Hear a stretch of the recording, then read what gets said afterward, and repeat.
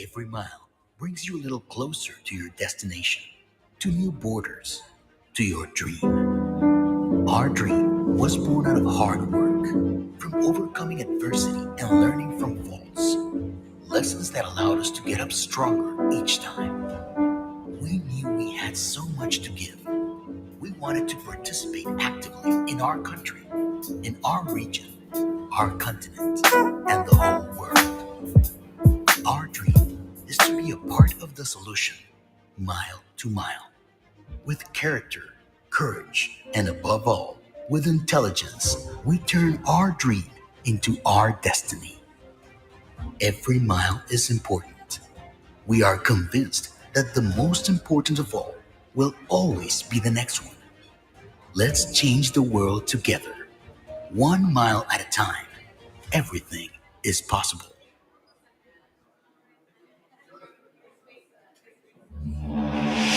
Hit it.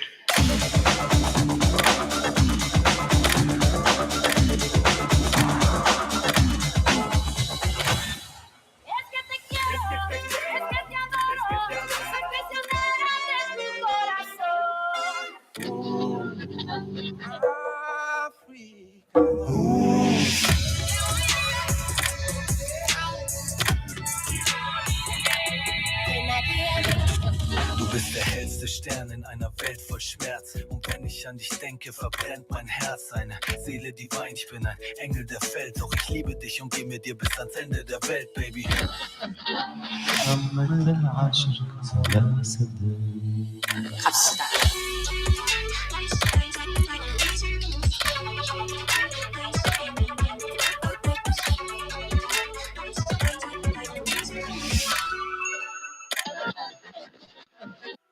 Since our founding, AES has been a pioneer in energy innovation. From the first battery energy storage solution to the world's first AI-enabled solar robot, we've always been at the forefront of change. Why does it matter? Imagine installing faster, bigger, and safer solar panels, using artificial intelligence and machine learning, making the grid smarter, keeping the lights on with state-of-the-art weather forecasting, empowering data centers by co-creating first-of-their-kind solutions. These aren't just what-ifs. At AES, we're using advanced innovations to power people and businesses with 24/7 renewable energy. AES is not just pioneering, but transforming the industry. Join us on the leading edge of the energy transition. Out here in the AI Wild West, bad guys only want one thing. All right, ladies and gentlemen, hand over the customer data and nobody gets hurt. And they'll do anything to get it, even daytime robbery. Let's get out of here, come on. That is. Unless. Unless what? Unless you never let them on board in the first place. Don't get robbed by bad guy AI. Salesforce AI never steals or shares your customer data. In an era of exponential risk, navigating uncertainty is more complex than ever. Our mission is to help customers across Latin America navigate this challenging landscape.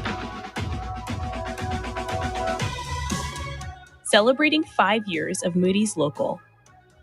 From Argentina to Mexico, from Peru to Brazil, we support customers in 13 vibrant markets. Over 1,650 of you and growing. With our team of over 150 dedicated professionals, Moody's Local is the trusted authority for domestic credit ratings and risk analysis. Our commitment to local communities supports our deep understanding of financial markets across Latin America. Our strength lies in our people, their engagement, and their passion. 5 years of excellence and innovation. Here's to many more. Did you know that tomorrow won't wait? Castillo Hermanos builds the future today. Our actions cause changes that generate progress. Progress means eradicating malnutrition. Progress means that education is available to everyone, promoting recycling by adapting a sustainable circular economy, promoting a country's culture and talent. Progress means preserving the environment through reforestation and renewable energy, dealing with emergencies caused by natural disasters, health, or food crises. Castillo Hermanos. It's now. Tomorrow won't wait.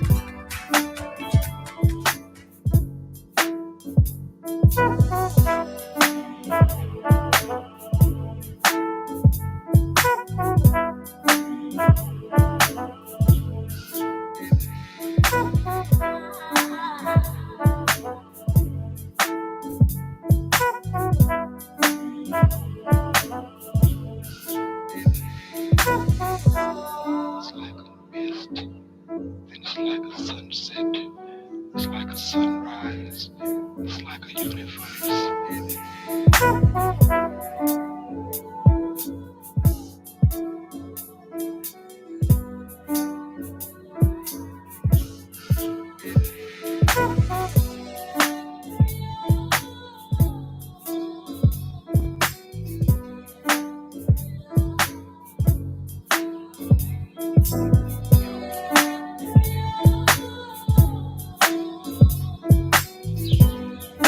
Energy is more than electricity. It is the force that drives innovation, powers industries, and connects communities. At Atlas Renewable Energy, we deliver clean, reliable, and competitive energy. We build the foundation that enables high-growth sectors in Latin America to thrive sustainably.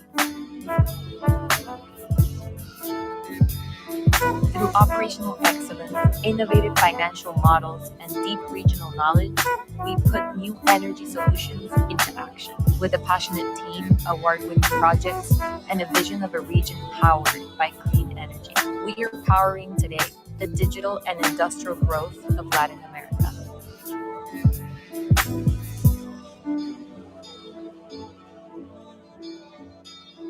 Inter has been making an impact in America's cities. The first company with Latin American roots to name a major arena in the US, Inter Stadium, and to now help people move in Miami and beyond. The Interbikes program will have an impact on the millions of visitors the city receives each year, helping people get from A to B. Add that to live events and community gatherings, with a splash of coffee and music mixed in. Inter is proudly helping hundreds of thousands of clients in the US with financial and lifestyle solutions, from buying their first home with a mortgage to accessing credit with the Inter Passport credit card, from investing in stocks and ETFs to earning cashback within their shop. Inter, over 300,000 customers in the US and growing. Come with us on our journey.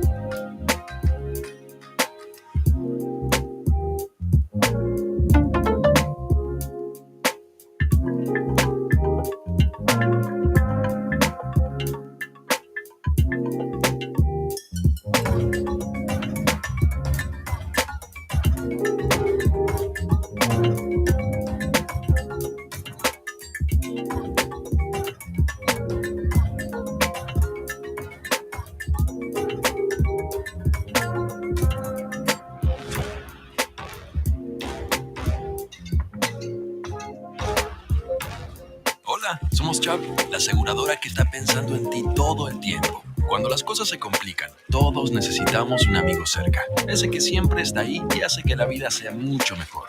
Porque llega a salvarte cuando te ahogas en tus problemas. Da la cara por ti y te ayuda a explicar lo inexplicable. Cuando algo se interpone en tu camino, siempre te ayuda a llegar. Y si metes la pata, te pone en tu lugar. Ese amigo que cuando llueve sobre mojado, está ahí para salvarte. Que siempre sale en la foto contigo. Y que pase lo que pase, está a tu lado. En Chubb no pretendemos ser tu mejor amigo, pero sí tu mejor seguro.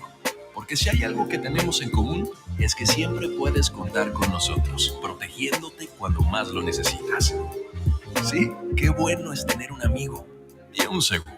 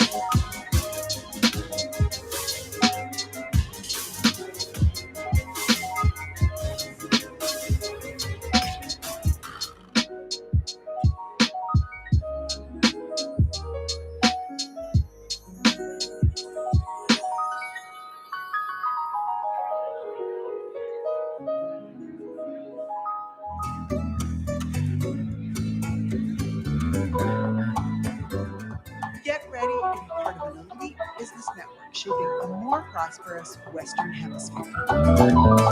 Founded nearly 60 years ago by David Rockefeller, the Council of the Americas can be your gateway to new markets, better relationships, and a deeper understanding of Latin America.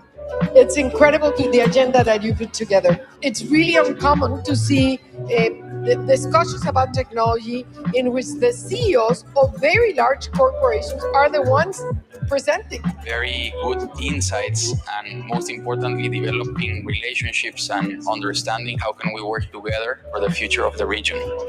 Through more than 160 private events and conferences in 8 countries last year alone, our members engage with government officials, CEOs, and top experts, building solutions to the most critical issues affecting the region. Whether meeting presidents and ministers in our New York, Washington, or Miami offices, joining exclusive and industry-focused missions to Latin American countries, or being part of CEO and CFO forums happening across the region, our community of more than 200 corporate members shapes substantive dialogue on topics such as artificial intelligence, healthcare, and sustainability in the Americas. When you become an individual member of the Council of Americas, you really have this access to people in the private sector, people in the public sector, in a way that would be very difficult to replicate elsewhere. Share strategies at our symposium and Bravo leadership forums with hundreds of senior business and government leaders gathering in Miami. Learn about what's framing U.S. policy on trade, energy, and democracy in the region at the Washington Conference on the Americas. Get fresh insights on regional events from influential voices in Americas Quarterly. The richness of our content doesn't just come from a minister or a president sitting and talking to our members. It comes from listening to everyone at the table. What sets us apart is our ability to bring everyone together. We build new relationships face to face. The council is a constant in the sense that administrations and governments come and go, but the council is always there. This is an opportunity for companies and countries of Latin America to come together and engage. And engagement is the most important thing to understand one another. Join us. We connect the Americas.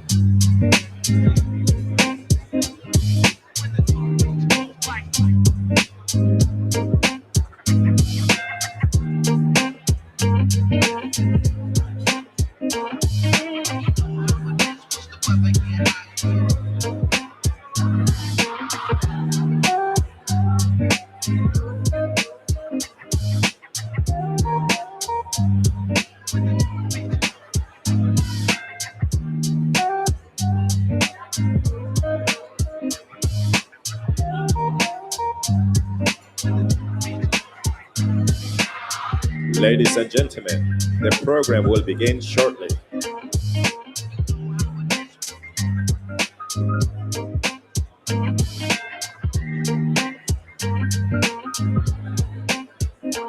Ladies and gentlemen, the program will begin shortly.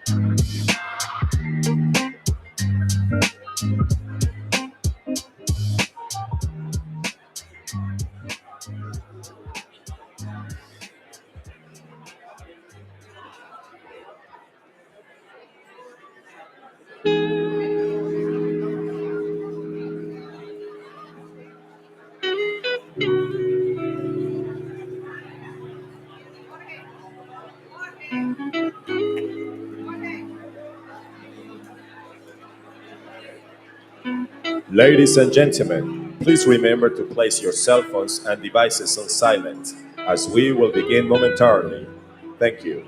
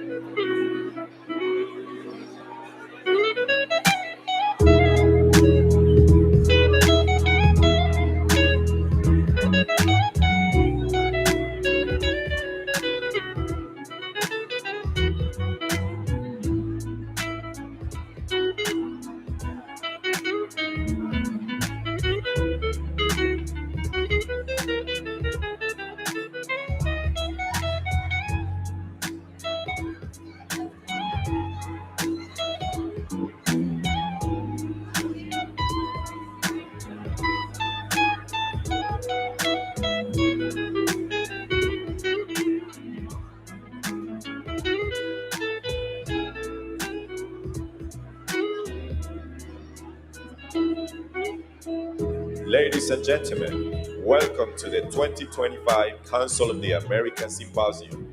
Please join us in welcoming to the stage Maria Lourdes Terán, Vice President of the Americas Society, Council of the Americas, and Chair of BRAVOBiz Awards.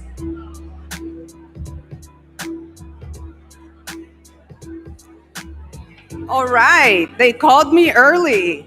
This is I think it's going to take us about 5 minutes. Huh? Can we all take a seat? Okay, they called me up, so go get them. Good morning, everyone.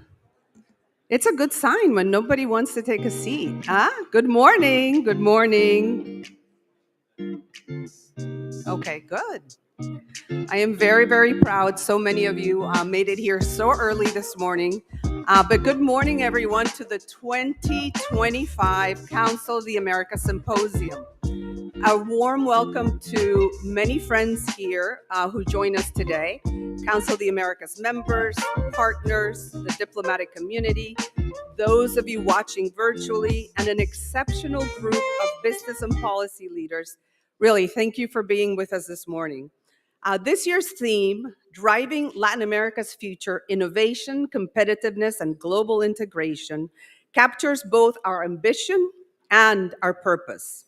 As we look towards the region's future, we reflect on the remarkable path that has brought us here. Today, you'll hear from some of the region's most iconic visionaries and leaders, those that are rewriting the rules of business.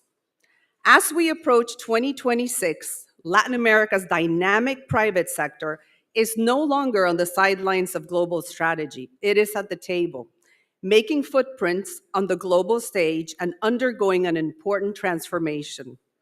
But we must also be clear that while Latin America's potential is vast, it is not guaranteed. Structural inequality, infrastructure gaps, regulatory fragmentation, and the threat, as we heard this morning, of backsliding in democratic norms pose real challenges.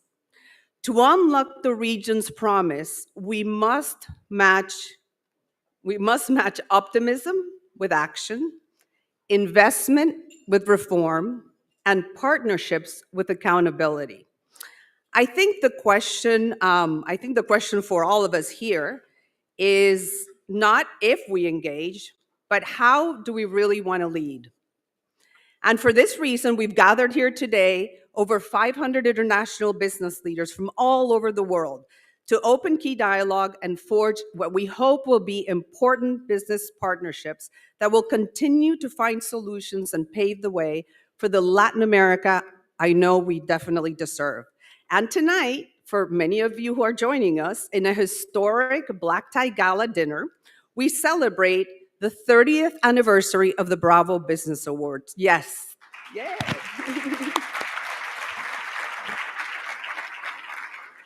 Can you imagine? It's 30 years as the only platform to recognize excellence in leadership in Latin America. And we are really honored to have here throughout the room with us this year's honorees, Chairman, President, and CEOs of Corporación Multinversiones, FedEx Latin America and the Caribbean, Embraer, and Mercado Libre. 45 speakers from the globe will address some of the most important issues we face in today's very uncertain world economy. We start with a view on the shifting geopolitical landscape and what it means for Latin America. Then we hear from some of the largest multilatinas in Latin America, century-old companies that have not only survived, can you imagine this, through 100 or more years, but have also thrived through constant reinvention. We hear from trailblazers behind two of the region's most valuable companies, Mercado Libre and Nubank, and we celebrate global players like Embraer and Corporación Multinversiones, proving that Latin American companies can lead on the global stage. And we close the day with key private sessions around the critical infrastructure needs for AI adoption and a special roundtable with the Ministries of Economy of Trade of El Salvador, Guatemala, Costa Rica, and Central America on Central American integration. I want to give a super huge thank you to our speakers who are here lined up, but thank you to the extraordinary Council of the Americas team. They have worked passionately, and I mean passionately, the entire year to make today a reality. I know, hopefully, I see some of you here, Cindy, Luciana, Lorraine, Natalia, Andres, Iliana, Gabriela, Sophie, and Lucy. I think they deserve... Yes. We have made it through the first 5 minutes, so this is good. And a special thank you, of course, to the 2025 sponsors and partners, because so many of you have been with us for over a decade. CAF Development Bank of Latin America and the Caribbean. This is a really great long list, so you're going to have to be patient. Amazon, Chubb Latin America, Inter, LLYC, Atlas Renewable Energy, Bank of America, Castillo Hermanos, Moody's, Salesforce, the AES Corporation, I told you it was really good and long, BlackRock, FedEx, Grupo Mariposa, McKinsey & Company, Americas Quarterly, Bloomberg Línea, CNN en Español, El País, Estrategia y Negocios, and Examen. And if anybody wants to join next year, you can come see me. Now we welcome our first panel of the day, Latin America's Opportunity in Today's Evolving Geopolitical Context. Featuring, by the way, as you'll see throughout the day today, many of our speakers are actually past Bravo honorees. So this year, 2025, Bravo Dynamic Leader, I don't know if you want to start coming up. Yeah, come on up. So maybe I'm going to say it backwards. No, let me say it the way I'm saying it or I'll get it wrong. 2025, Bravo Dynamic Leader of the Year, Luis Vasconcelos, President of FedEx Latin America and the Caribbean.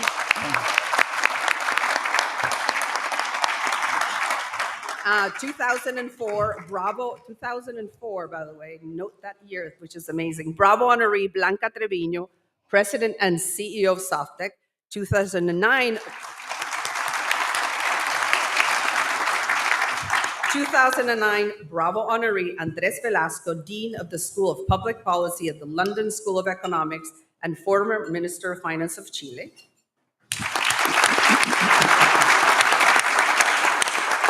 Shu, I hope I say your last name right, Niata?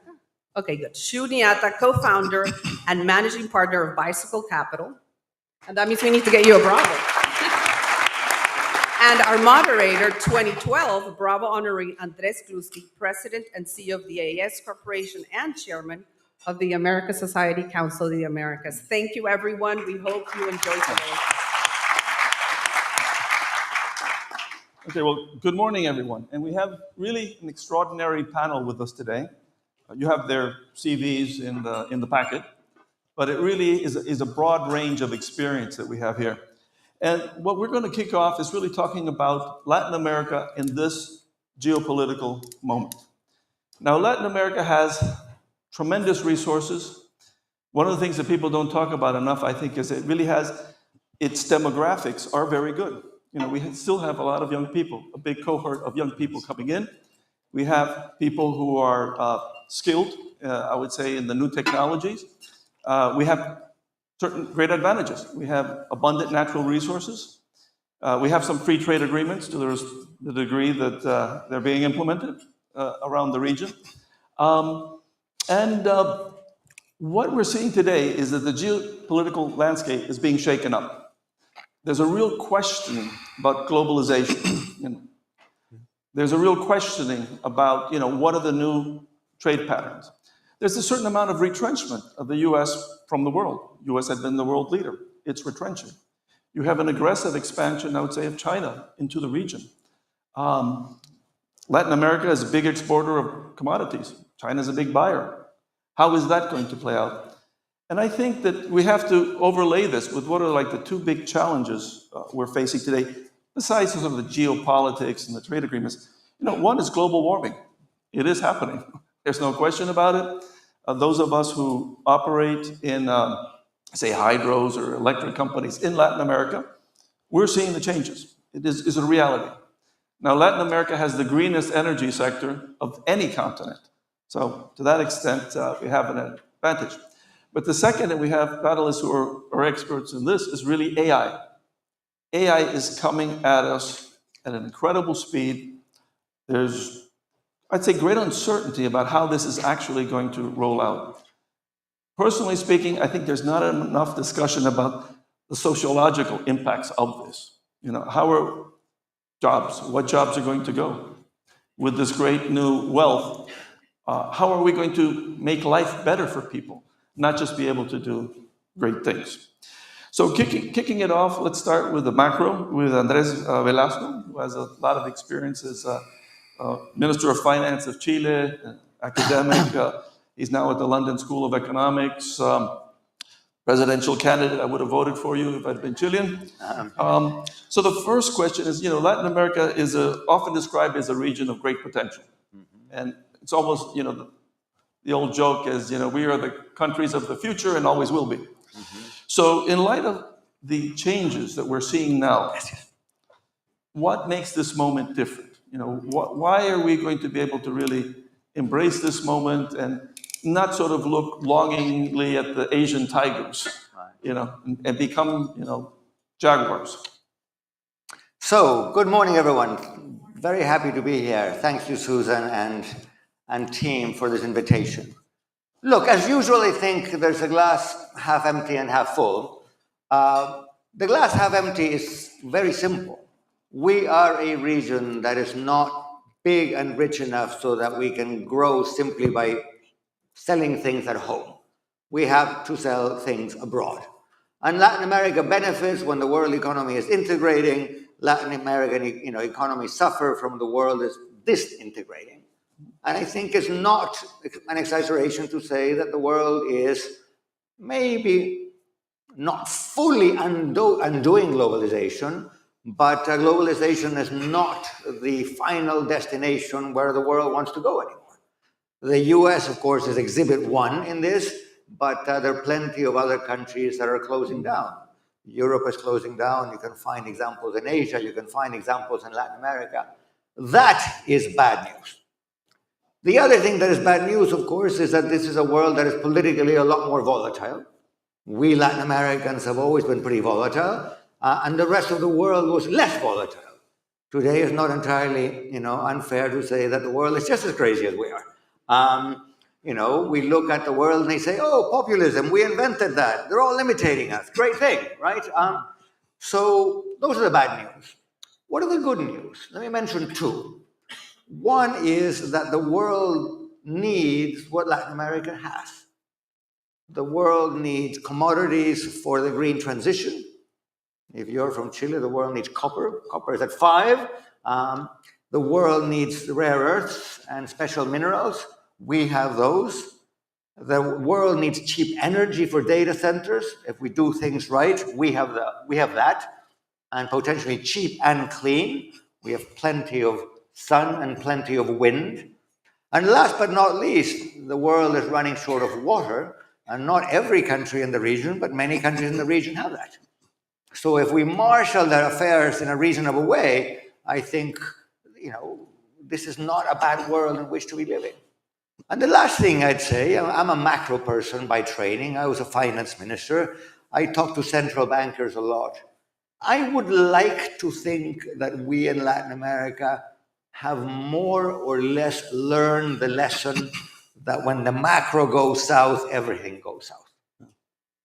The fact that we have learned that lesson is not immediately self-evident. If you look at the numbers, Brazil is running a fiscal deficit of over 7 points of GDP. Colombia is, at 6 and something. But there's enough awareness in the business community, in the economics community, in the political community even, that inflation is undesirable, that if you're a politician, if there's inflation, you're going to lose votes.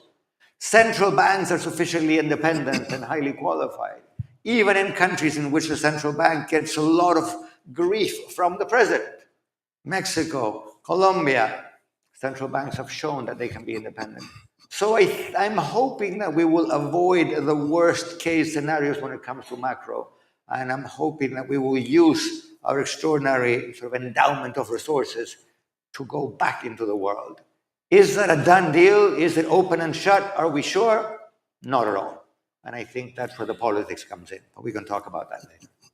Okay. Now let's talk to Luis and talk about how is FedEx adapting to the change in logistics, supply chain strategies in Latin America, and responding to this deglobalization to some extent. Yeah. I'll speak to that in light of innovation, and I'll use Mexico as an example.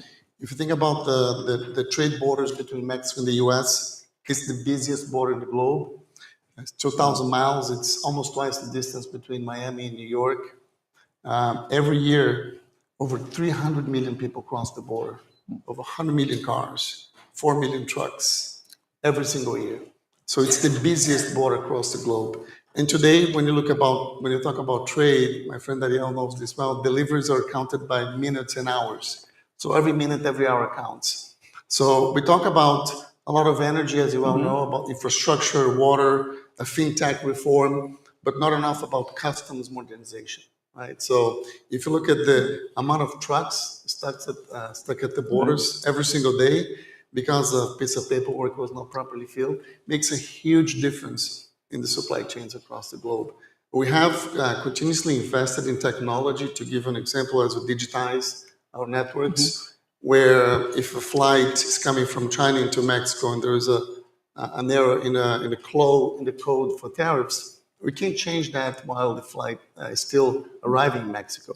But as it lands, we need the customs to be as modernized, as digitized, so the supply chains can globally intersect.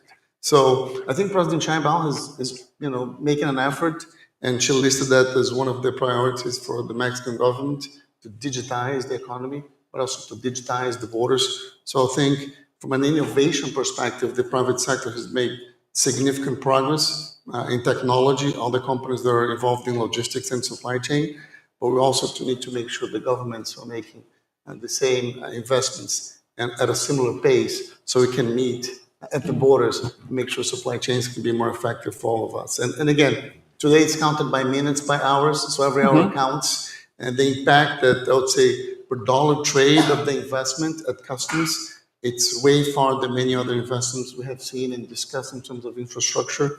So the private sectors are making those investments. I think the governments are now bringing that in light of making this a priority. Dominican Republic is doing the same. Some other countries across Latin America are doing the same. But I know it's going to take time. So we need to continue to have that dialogue, those conversations. I think the Council of America does a great job helping us stay closer to administrations so we can continue to press on that dialogue. And given that the U.S.-Mexico trade is so enormous, is the shutdown affecting you in any way, or are those employees exempt from the shutdown? Yeah, we tend to say that from a trade perspective, trade always finds its way.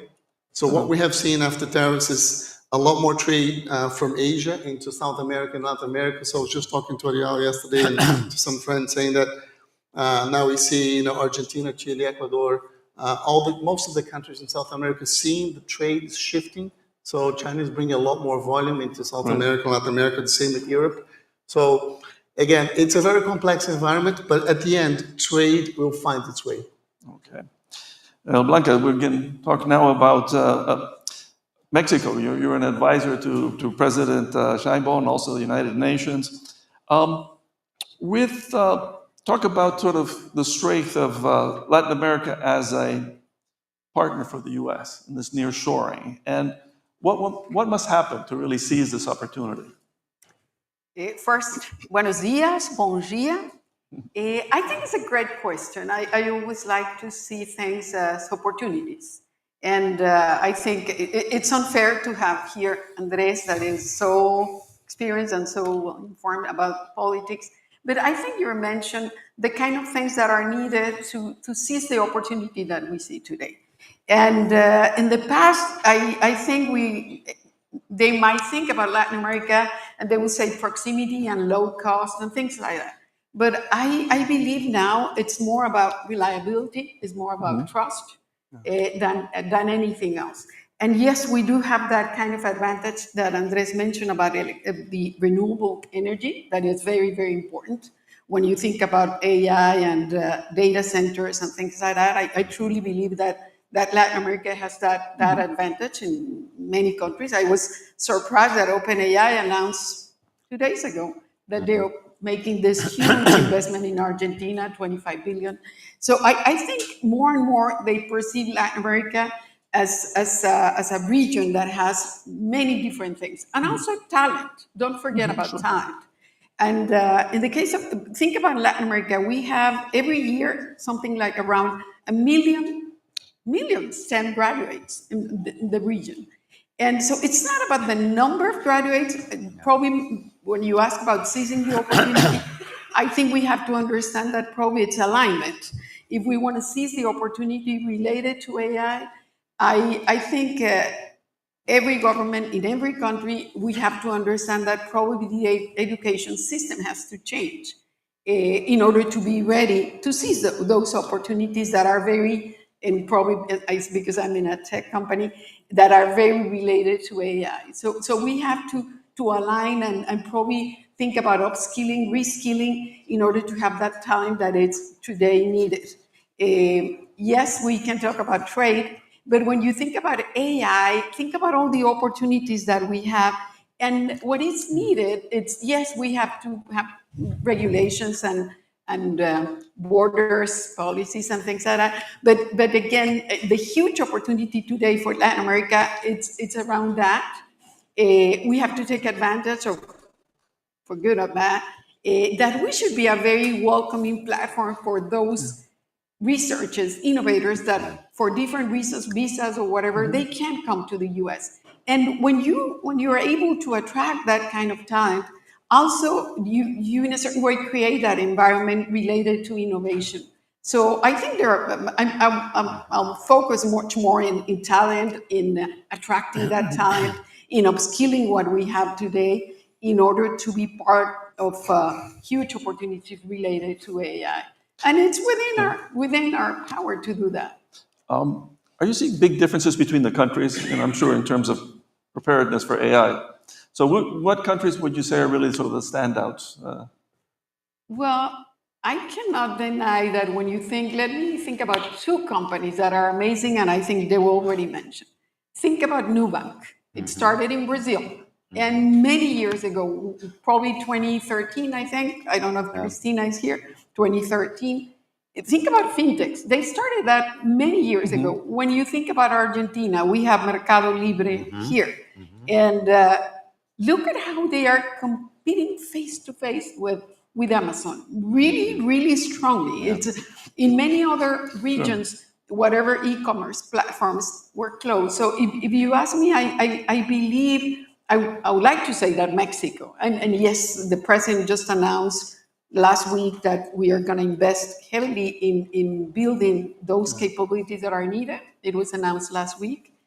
But if I'm going to be very honest, I would say probably Argentina is there, Brazil is there. When you take a look at the companies, from my perspective, that's the best sign of showing success around that. So I would like to say Mexico. Hopefully next year. If you ask me next year, I will say Mexico. Not today, but I'm going to use those examples as a very good sign of the way they're. It's not AI, not necessarily AI, but it's the way that they have been able to build those kind of innovation hubs or those kind of opportunities. AI sometimes is a little bit of a buzzword. You know, it's all the digitization and working on the internet. Okay, Shu, you have a very interesting background in terms of working at SoftBank. I also heard you were a professional music producer as well, combining a lot of things, Rhodes Scholar.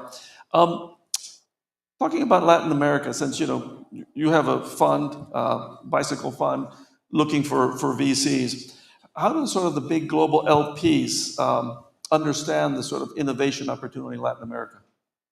Thank you. Nice to be here. First of all, you'll notice there are two Andres, not just one. And then Blanca and Luis, and then Shu. I'm Kenyan, which has nothing really to do with Latin America, but I'm one of the biggest champions of Latin America and have been investing in the region since 2018, so for 7 years.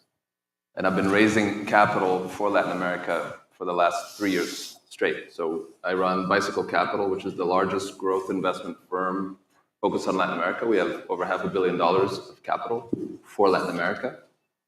And raising that capital globally has been completely instructive. I'll just share two things.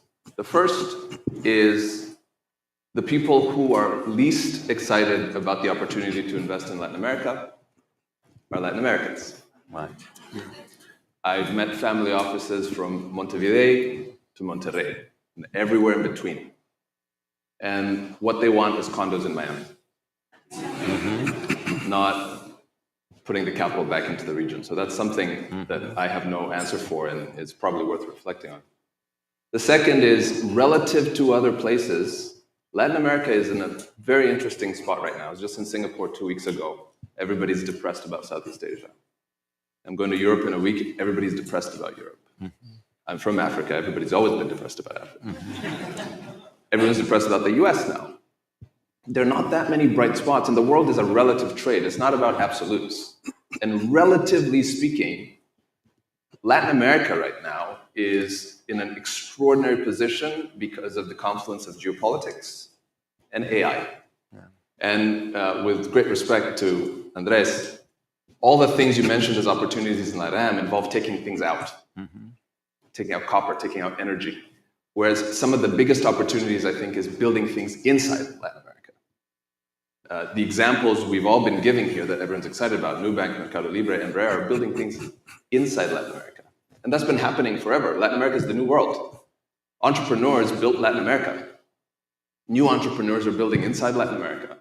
And if you apply capital to those groups of people, not just the young entrepreneurs, but the old entrepreneurs, I think the phrase of multilatinas fascinates me, this concept of companies that endure over generations. They run Latin America. I mean, these families run Latin America, these companies run Latin America. It's not the governments. And the AI opportunity to me is as simple as that. We talk about AI in broad terms, but it's too fuzzy a concept. I think the opportunities in LATAM is not to invent AI, it's to apply AI. And to apply AI in companies that already have presence in the economy and distribution, because all AI is cheap intelligence.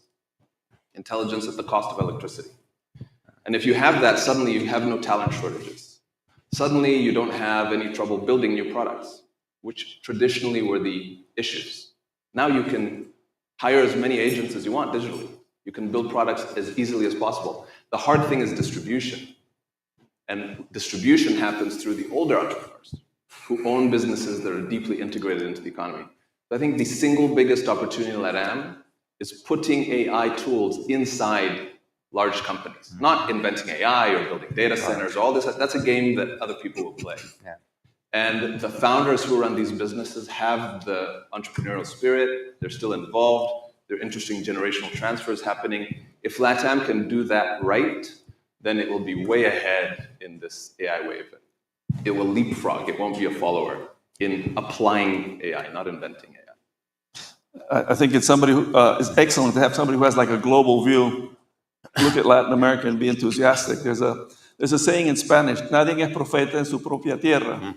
Nobody is a prophet in his own land, you know. So, but it's also that's Silicon Valley, by the way, as well. Yeah. All the big founders in Silicon Valley are not from there. Of course. Outsiders are much more clear often about the opportunity. Yes, because you're caught in the weeds.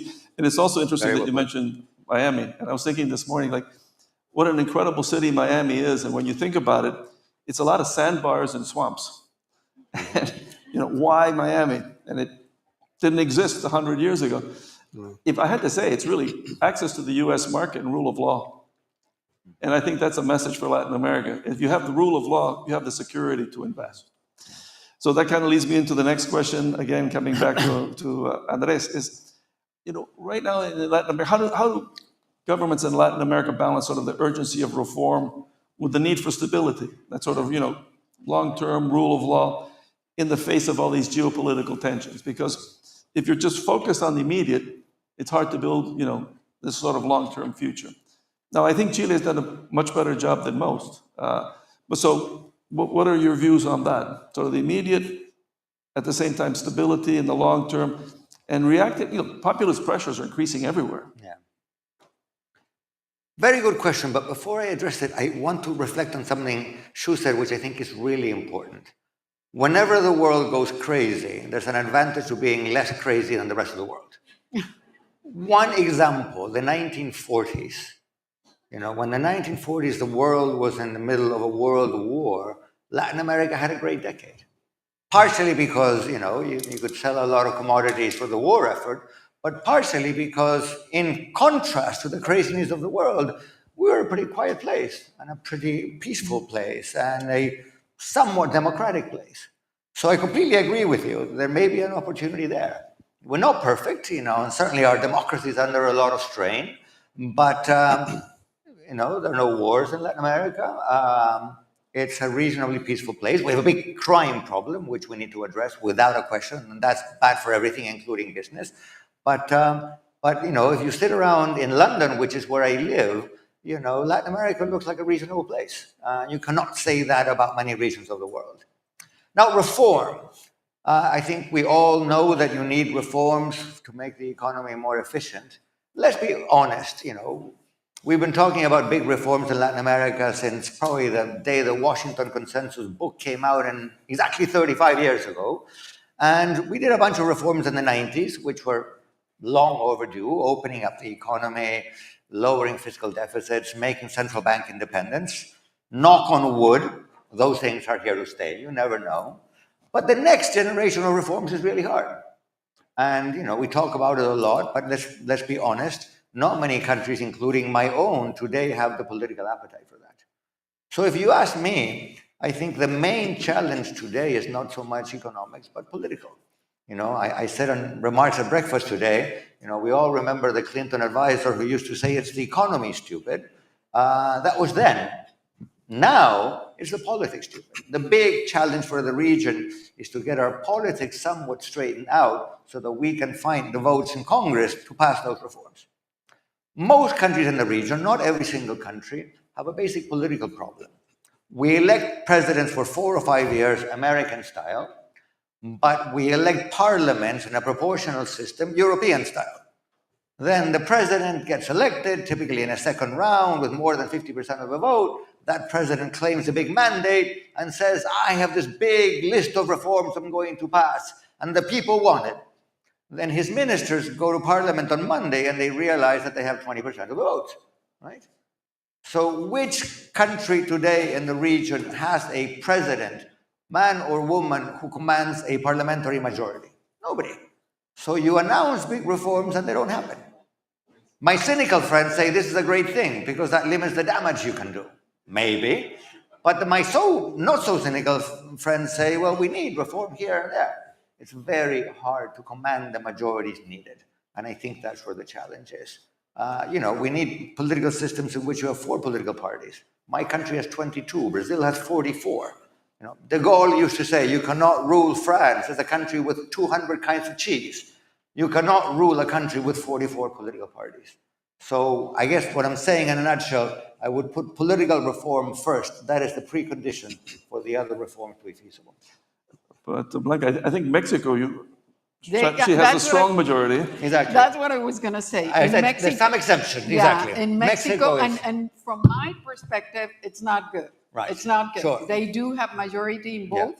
Yeah. And yes. the kind of I was mindful of that exception. The kind of policies that they're approving are crazy. And going back to what you mentioned, Shu, about who and I don't get me wrong, because I'm from Latin America and from Mexico, but it is concerning because then they don't need to, in a certain way, discuss and reach agreements and really discuss what could work and could incentivize investments. Again, because they do have that majority, they don't even take the time because they will say the people want this. So look at the judiciary reform that they just approved last week. And if I ask investors, they'll be very concerned. The judiciary was not last week, it was like a few months back. But last week they approved whatever, I don't remember, but something that again goes against the confidence that it's needed. And I want to say something related to that. It is true that in Latin America, probably one of the things that I emphasize reliability, but it's also confidence. Confidence about anything that is that we don't want to be just following, but leading and believing that we can do that. If it's apply AI, it's true. But I believe one of the reasons why we don't have that confidence, among many others, really trust that we have the time and that we have resources, but it's also how the politics is going to play, right? In Mexico is different than what you said about the other countries, but both are concerning, I believe. I believe that's one of the reasons why we should work much more in confidence in order to have what you described, because it is true. It is true. If you go to Monterrey, I'm from Monterrey, or you go to Chile, or you go to Argentina, there is always this discussion about politics, not all the other things. Yes, we do have resources. Yes, we do have talent. But confidence related to politics, it is something concerning. Can I just say one interesting thing about Mexico? Yeah. Please. Great thing about Mexico, not just interesting? Yes, please. Something good about Mexico, No, right? I'm all optimism. So you're not going to get negativity from me. The B2C fintech opportunity in Mexico is one of the big unclaimed prizes in global venture capital. Big economy, under credit, it's just hanging there waiting to be captured. Nubank did it in Brazil and many others, but Mexico is still waiting for a champion. Mercado Libre and Nubank are racing to do it. The list of contenders in Mexico to build the Nubank of Mexico, if you exclude Nubank, are a Russian team, a German team, a Chinese team, and an Argentine team, which is fascinating to me. Yeah. And they've raised hundreds of millions of dollars to do that. So again, it comes back to the point of sometimes you just need a fresh perspective to come in and say, this is obviously an opportunity. Let's go find the money and let's come and build. And the macro, you have to be aware of it, but it can't put you down so much. And I think part of the issue is in Mexico, I was talking to friends in Mexico, in Monterrey included. Every Sunday they go and they have lunch with their family and their family's family, big lunch, where they have to explain what they're doing with their lives. And when the table is dominated by your tío and your tía saying, oh, but the politics and you'll never be able to, and this and that and the other, no one takes risk. And that cultural overlay is what you're liberated from when you're an outsider. Mm-hmm. True. I cannot deny that because it is true. It is true. I would like to ask Luis really about the small and medium enterprises. Because there's a lot of focus on the big companies, but I think is what you were saying that there's much more sort of trade, you're seeing much more trade happening between Latin American countries because to some extent the American market is less open than it was before. So how are you seeing that as what are you seeing? Because you have a privileged view about the small and medium enterprises in Latin America and, how are they evolving in this environment? Yeah. The SMEs are a topic that is very close to our hearts because we work very closely with small and medium companies across the region, but also across the globe. We operate in 220 countries. So we see trade moving, shifting every single day across the globe. But if you think about the data points, which is important to give context, specifically for Latin America, 99% of the businesses are small and medium-sized companies. 60% of the jobs are created by small and medium-sized companies. Close to 20% of the GDP is allocated to small and medium-sized companies, but only 10% of trade is allocated to small and medium-sized companies. So look at the potential. 10% of trade and 60% of jobs. So for every percentage point that the trade will increase with SMEs, it's a percentage plus in job creation, right? So if you see examples across Latin America, for instance, of SMEs that were able to expand, for instance, because of technology. We see flower producers today, whether they're in Ecuador or in Chile, that can deliver flowers, fresh flowers, in any domicile in the United States within 48 and 72 hours. So they don't rely on the intermediaries anymore because now they can rely on the technology. They can open a website, a small farmer in Ecuador and Colombia, the website is up and running. Anyone in the US can double-click, purchase a bouquet of flowers that could get their doorsteps in 48 to 72 hours. We have examples of artisans producing alpaca ponchos in Argentina, exporting to Luxembourg. The small wine producers in Colchagua, Chile, exporting to Poland. So the digitalization of the economy, but also of the supply chains, has incredibly helped the SMEs. I think the governments have also tried and still trying with Pro-Chile, Pro-Dominicana, Pro-Colombia, trying to promote more trade and facilitate trade. I would think AI will also play a significant role, especially when it's more pulverized and more accessible to smaller companies. So the game will be a little bit more leveled in terms of access to information and digitized trade. So again, it's a topic that's very close to our hearts. We've been working closely with the regions to provide more information, more technology, to see more growth within SMEs. There's a huge untapped potential also in regional integration. We don't trade as much within Latin America. If you look at regional integration across Europe, it's between 65-70%. The same in Asia. In Latin America, is only 15%. So we don't trade as much with each other because there are so many complexities within the customs and trade barriers, which I truly believe technology will continue to play a significant role. So we're very optimistic on SMEs. We continue to invest in SMEs. Again, it's a topic that's close to our hearts. I think there's a huge untapped potential because those are the entrepreneurs fighting the fights every day in a game that's still unleveled. And the more access they have to the technology, I would say that 10% becoming 15%, it will be huge in terms of growth in GDP for the economy, and also an important social aspect because you bring more of the informal economy into the formal economy, so people can benefit more from that. I'd like to ask Blanca, I mean, one of the things that, are you seeing sort of like using engineers, because of the internet and being able to do it offline, sort of, distance is dead. Are you seeing that? Because my own company, we use a lot of talent in Argentina. And, a lot of things that we used to do in India, and same with programming, we actually do it better in Latin America and in Argentina. And the great thing, they're on the same time zone and, more, let's say, a lot of our companies are in Spanish, so there's a lot of cultural affinity. Are you seeing more of that happening?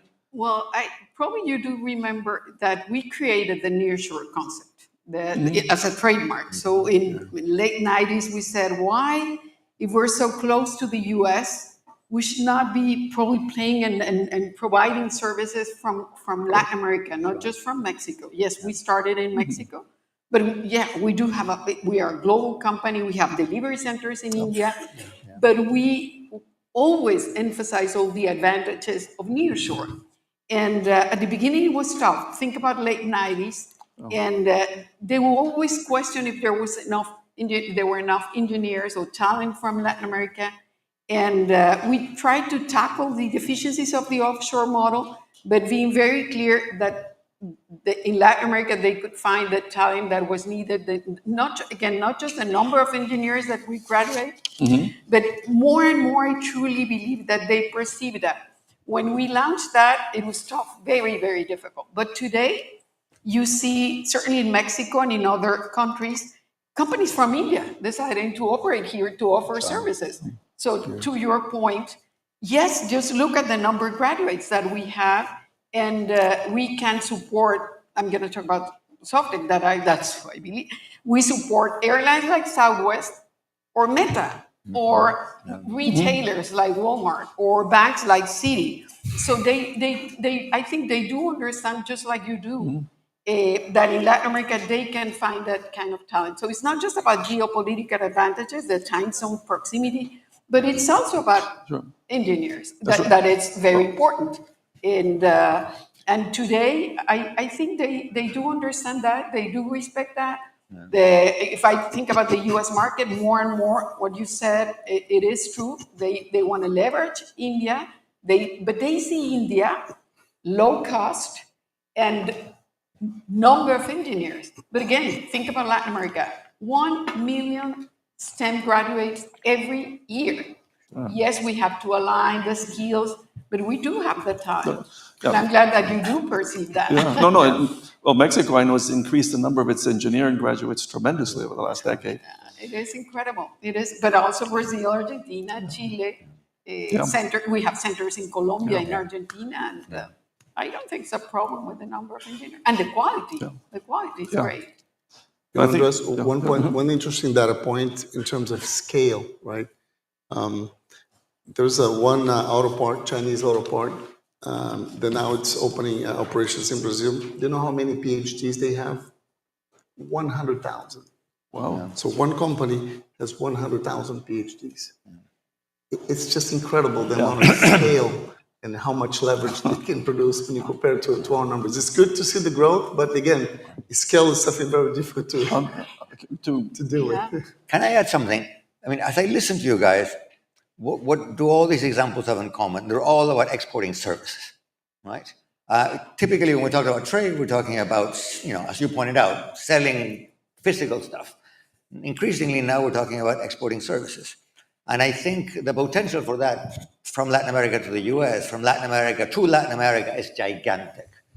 Now, I would add one other potential, which hasn't, you talked about India a little bit, so partially. To what extent can Latin American companies that get good at providing a service in Latin America use those skills to provide them elsewhere? If we are good at providing, services in a somewhat more, volatile environment with, not so good infrastructure, well, if you can do it here, maybe we can do it in Turkey, maybe we can do it in Africa. And I was talking to a friend who works for a Uruguayan company that, grew up doing payments in Latin America, and suddenly they realized they could do payments in Nigeria, and they're doing very well. So you're absolutely right. We don't simply want to be exporting copper or bananas. And so the question then is, to what extent these services that we get good at, whether financial services or transport or design or engineering or applications of AI, you're absolutely right. We're not going to be, pioneers of AI. We have to be, to what extent these applications, if they work in Brazil or in Mexico or in Colombia, can we sell them to the rest of the world? Because let us not forget, total Latin American GDP is way less than 10% of world GDP. So ultimately, we want to sell to the remaining 92% of the world.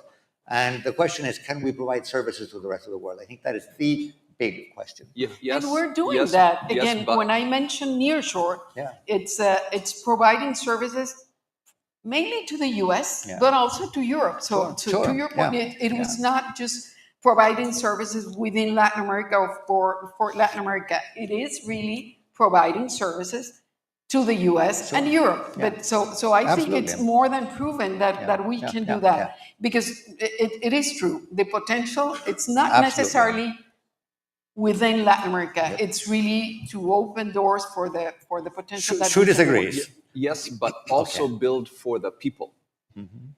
Mercado Libre is a $100 billion company. They don't export a single thing. Nubank is a $70 billion company.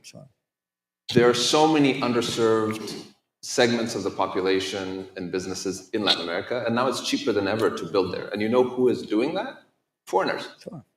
Chinese companies expanding into Latin America now is at the fastest clip since anything I can remember. If you go to any country, you see the BYD signs everywhere. Meituan, a food delivery company from China. Didi, ride-hailing company from China. J&T Logistics, United Imaging, making MRI. They're all coming to Latin America to do business there. That means those markets are meaningful for Chinese companies. And so why shouldn't they be meaningful for internal teams to build for as well? So I get the export push. Maybe instead of but, I should say and build for the populations in Latin America. I agree with you, but I want to stick with my but here.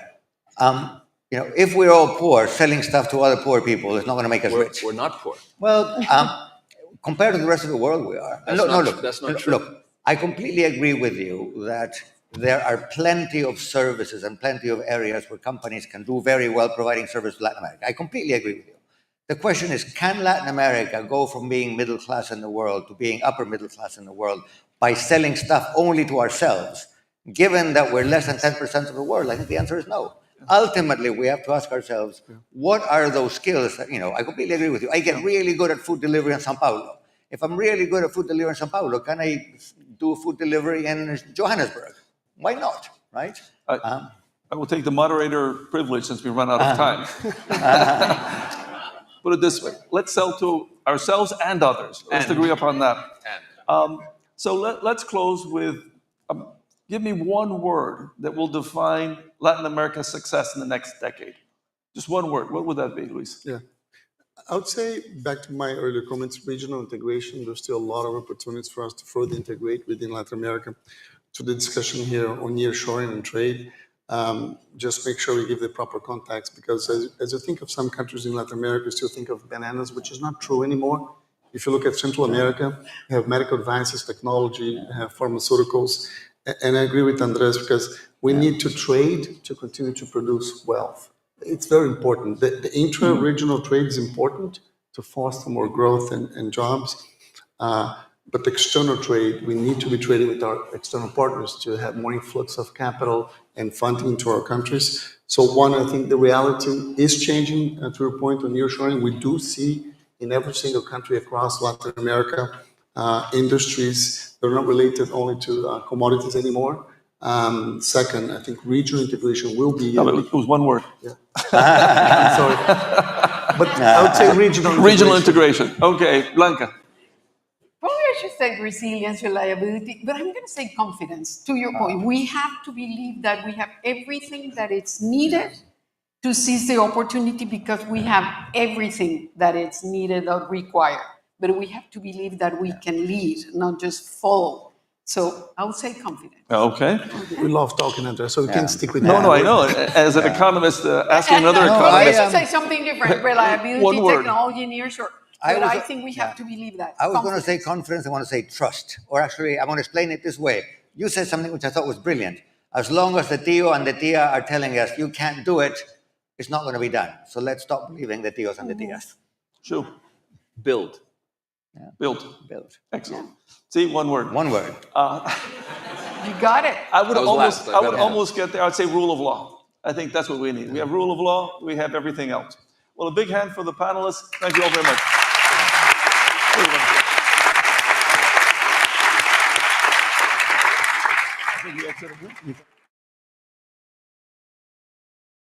Gentlemen, we now present the Bravo Dialogue, Legacy and Leadership, a century of Latin American excellence.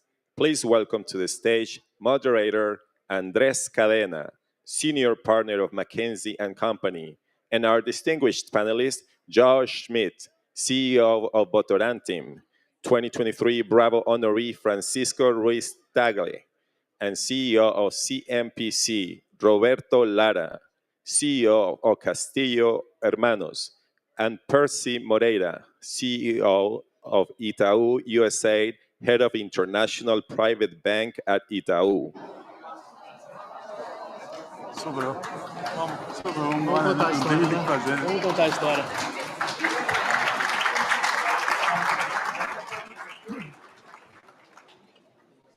Hello.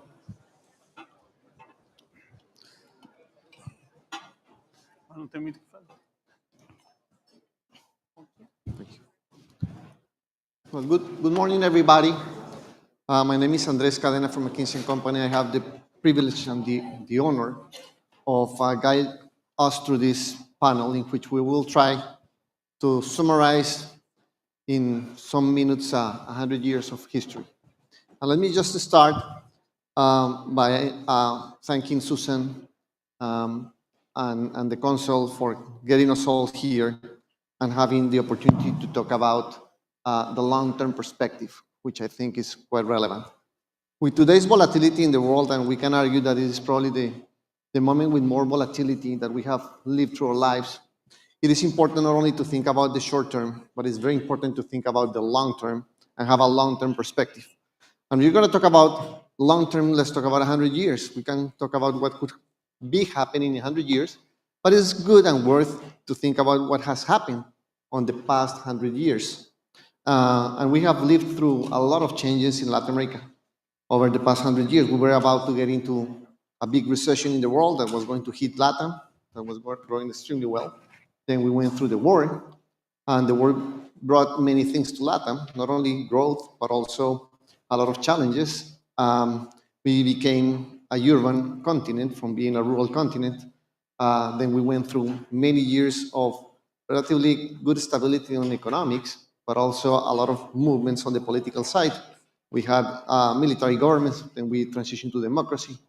Over that period, we had closed economies, then we opened the economy.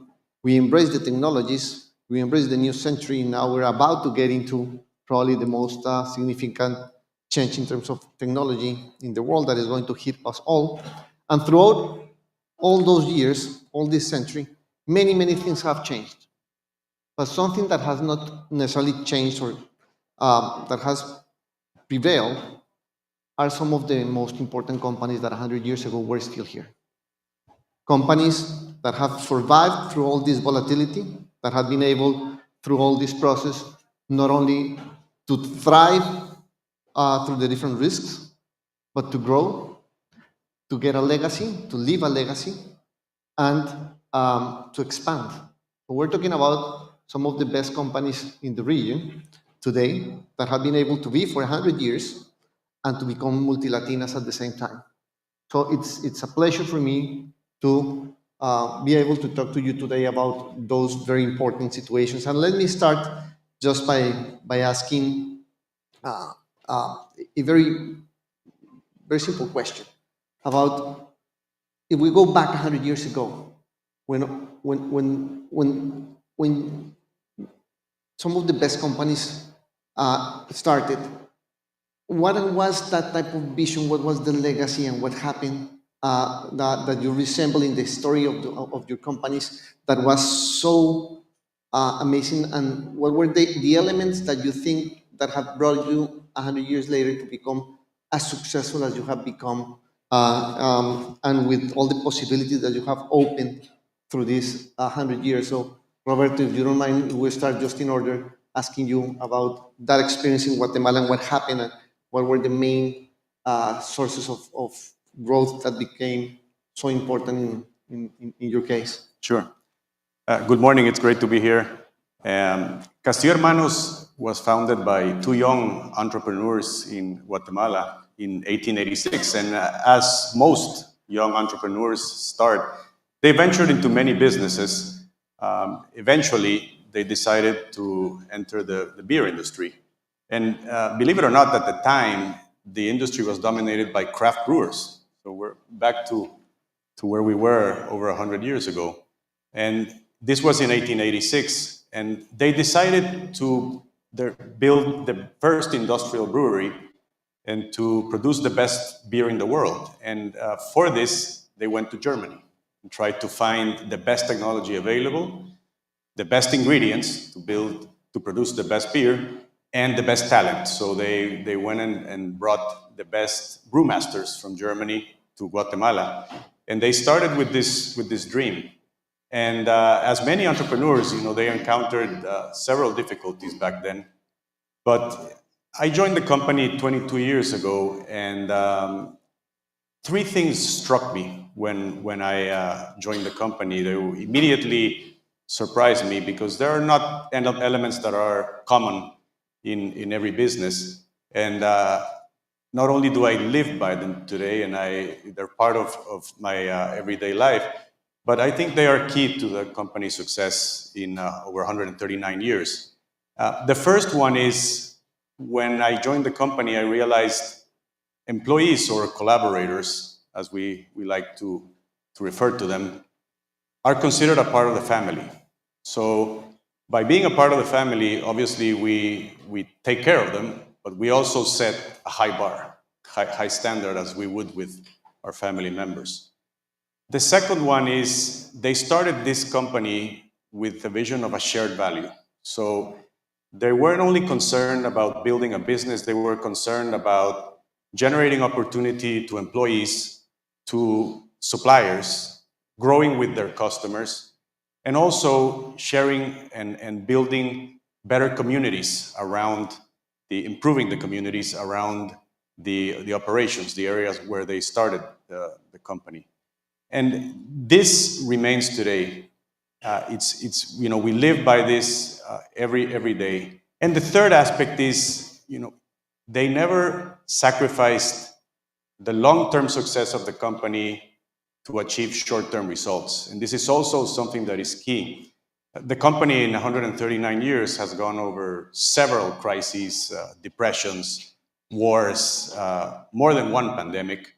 And they always had this vision of, these things will pass, these challenges will pass, and the company has to remain strong and has to find opportunities, these crises. That's when companies can leap into the future and take advantages of situations where sometimes companies pull back. So something key to this was to be very conservative on leverage. So the company has never believed in debt. in the long term. Because obviously when you face a crisis and you have leverage, well, it makes it very difficult to not only face the crisis, but also take opportunity from the crisis. So I would say that summarizes some of the aspects that I believe are different from other companies. I came from New York. Imagine that's where results are pretty much what matters, and that's it. Now we have to balance a lot of things all the time, on top of uncertainty, of course. But this is what helps a company thrive over the long term, in our experience. Thank you. Francis, you come from Chile, from a company, also a centennial company that has been not only extremely successful in your country, but also become one of the most important ones in your industry globally. What is behind CMPC? How did it start, and what is the story behind that? Well, thank you very much for inviting me here. Thank you, Susan, Maria Lourdes, and Andres. Well, first of all, I would say that taking into account what happened at the beginning, our company, CMPC, was founded in the year 1920. At that time, Chile, of course, was a kind of a very poor country, and it was founded in a rural area. And I also want to remark what happened at that time, and it has to be with social, economic vision of the founders. Very much involved with the community. They were really interested in the progress of the community with an important social vocation. And it means that they understood at that time if they wanted to be really successful with their business, they need to, as you said, to work on a shared value model.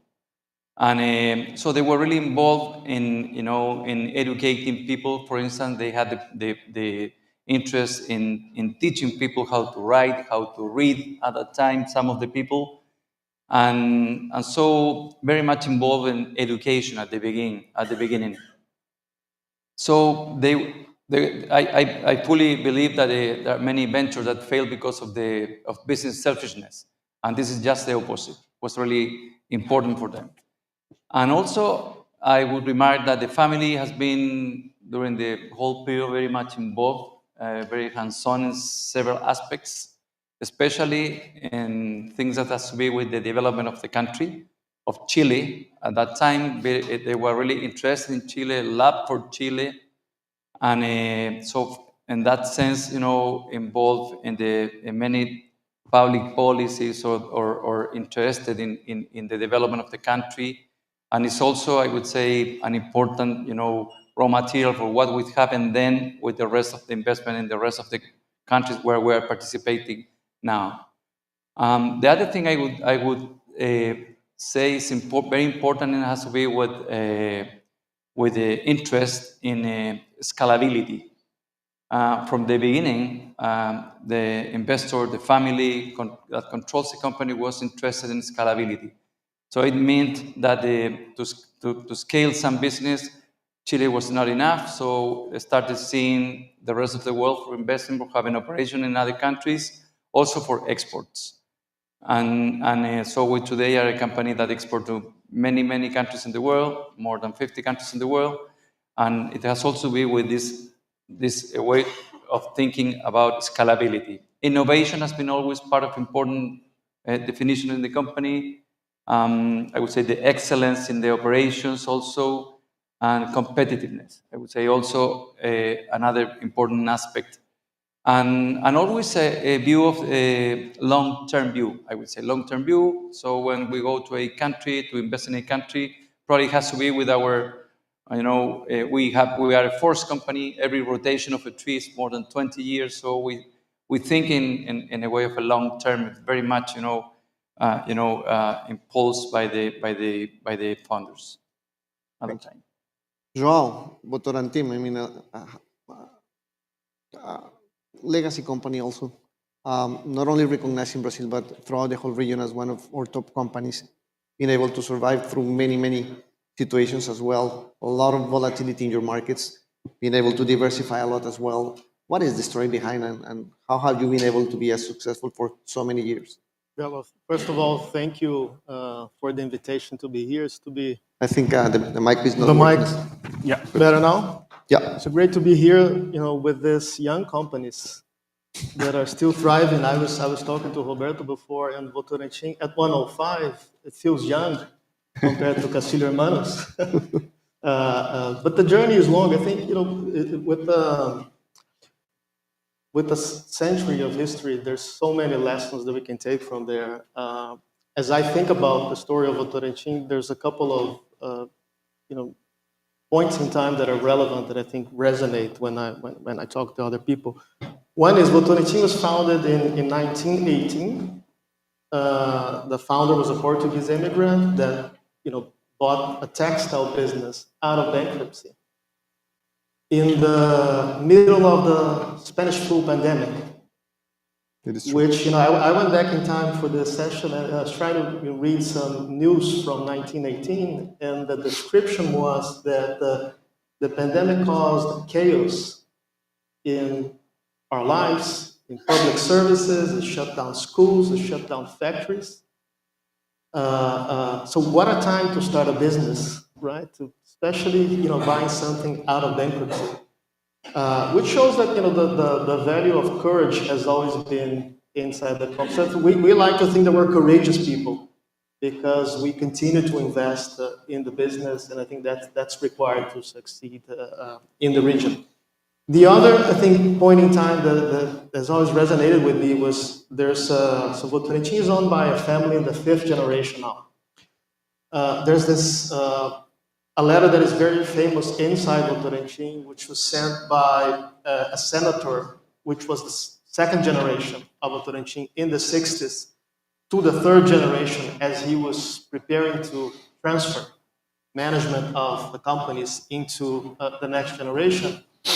And the letter says basically two things, which I think are still valid to this day. One was that he said, my sons, you should always have a diversified portfolio.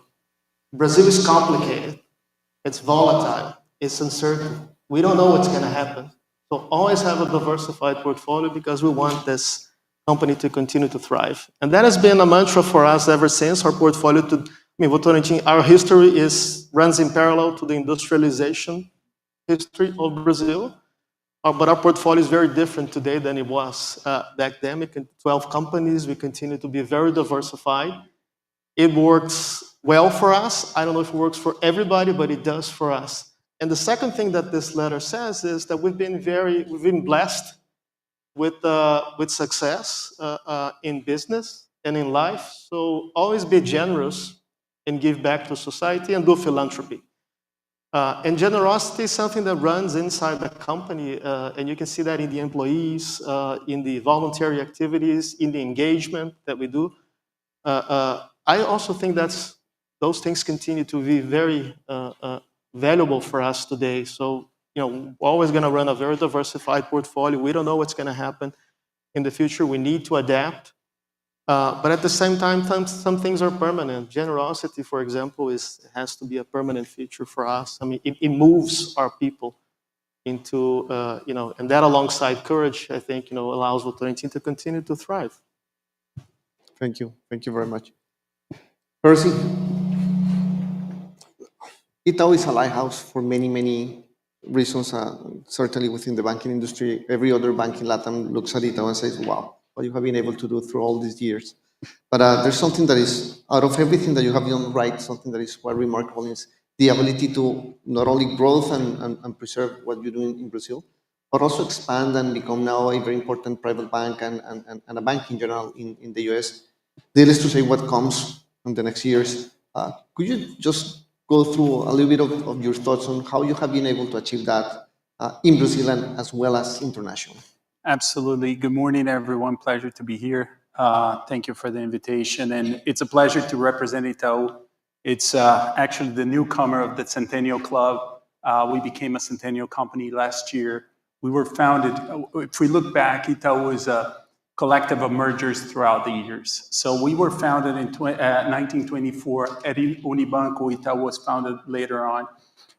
with a clear purpose of bringing financial ability for people to banking.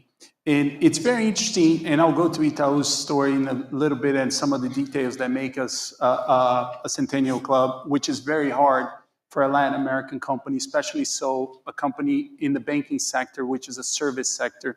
But it's very interesting. I hear my colleagues here in the panel speaking, and a lot of the common traits of a Centennial company I see regardless of the business we are running, which is a very strong culture, a very strong adaptability of times, and resilience. Because we are in Latin America, things change very fast. So we need to be resilient, we need to have a strong culture, and we need to adapt all the time. So I think Itaú has that as well. So we're founded in 1924 with the intent of bringing finance to people. I think back in the day, it was interesting that you had to go, if you had a banking account in a branch, you only could borrow money or lend money in that specific branch.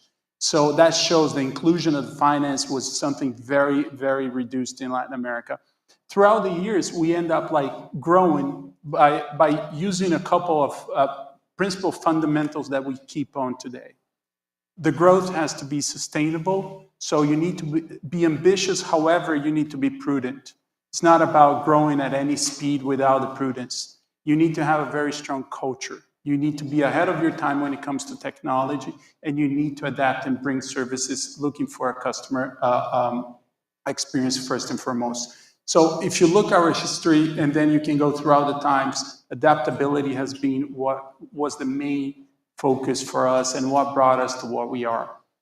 And the other part of this business, as you alluded to, is we started as being the largest Brazilian private-owned bank to become the largest Latin American private-owned bank. So geographic diversification is also key for us because the needs on the financial sector in Latin America, they're very similar at core.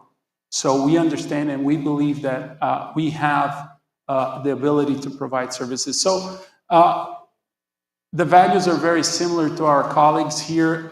We have adapted over time, and more than anyone, financial industry has been faced with a lot of challenges when it comes like to newcomers that are born very native digital and so on and so forth. And I think we have done a tremendous transformation from a cultural perspective in order to bring a legacy bank into the modern times. So that would be, in a very, very brief, our history, but more than the history, what made us become a Centennial company.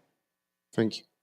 It's interesting. I was noticing that these companies are not only Centennial companies and very successful companies, but they have had the ability to go through all these changes and maintain a lot of values that come from families. They are family-owned companies that are probably on the third, fourth, fifth generation of leaders, professional as well as shareholders, that continue to have a long-term vision throughout all these years.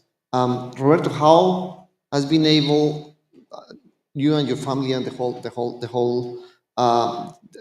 company, to keep that legacy and the values and the vision for so many years, several generations of leaders, professional leaders, family leaders, that have been able to align themselves for so many years? Good question, Andres. And in our case, we're a family company that still is where the family is still involved in management. So that is not typical anymore. We have a board that has majority shareholders, and we have, including myself, 32 executives working in the company in the different businesses. The group diversified from beer onto non-alcoholic beverages, food products, packaging, real estate, and retail.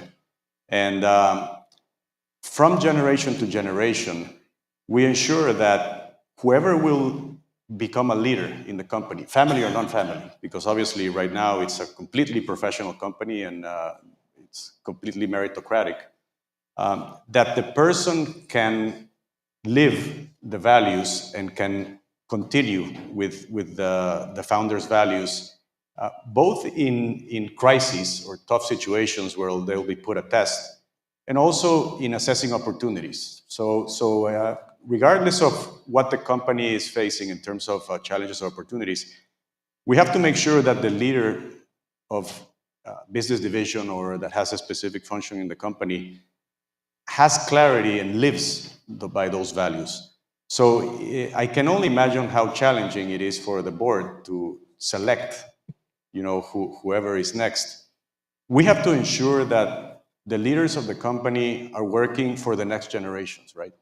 So we're not working for us, we're working for our successors, for whoever is going to be in our shoes 10, 20, 30, 100 years from now.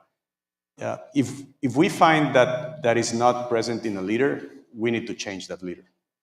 And we need to have clarity on how we set objectives, how we set incentives, so that the system is aligned and there is clarity on what we can do, how we can do it. And we usually have to go back and think, what would the founders have done in this situation, with this opportunity?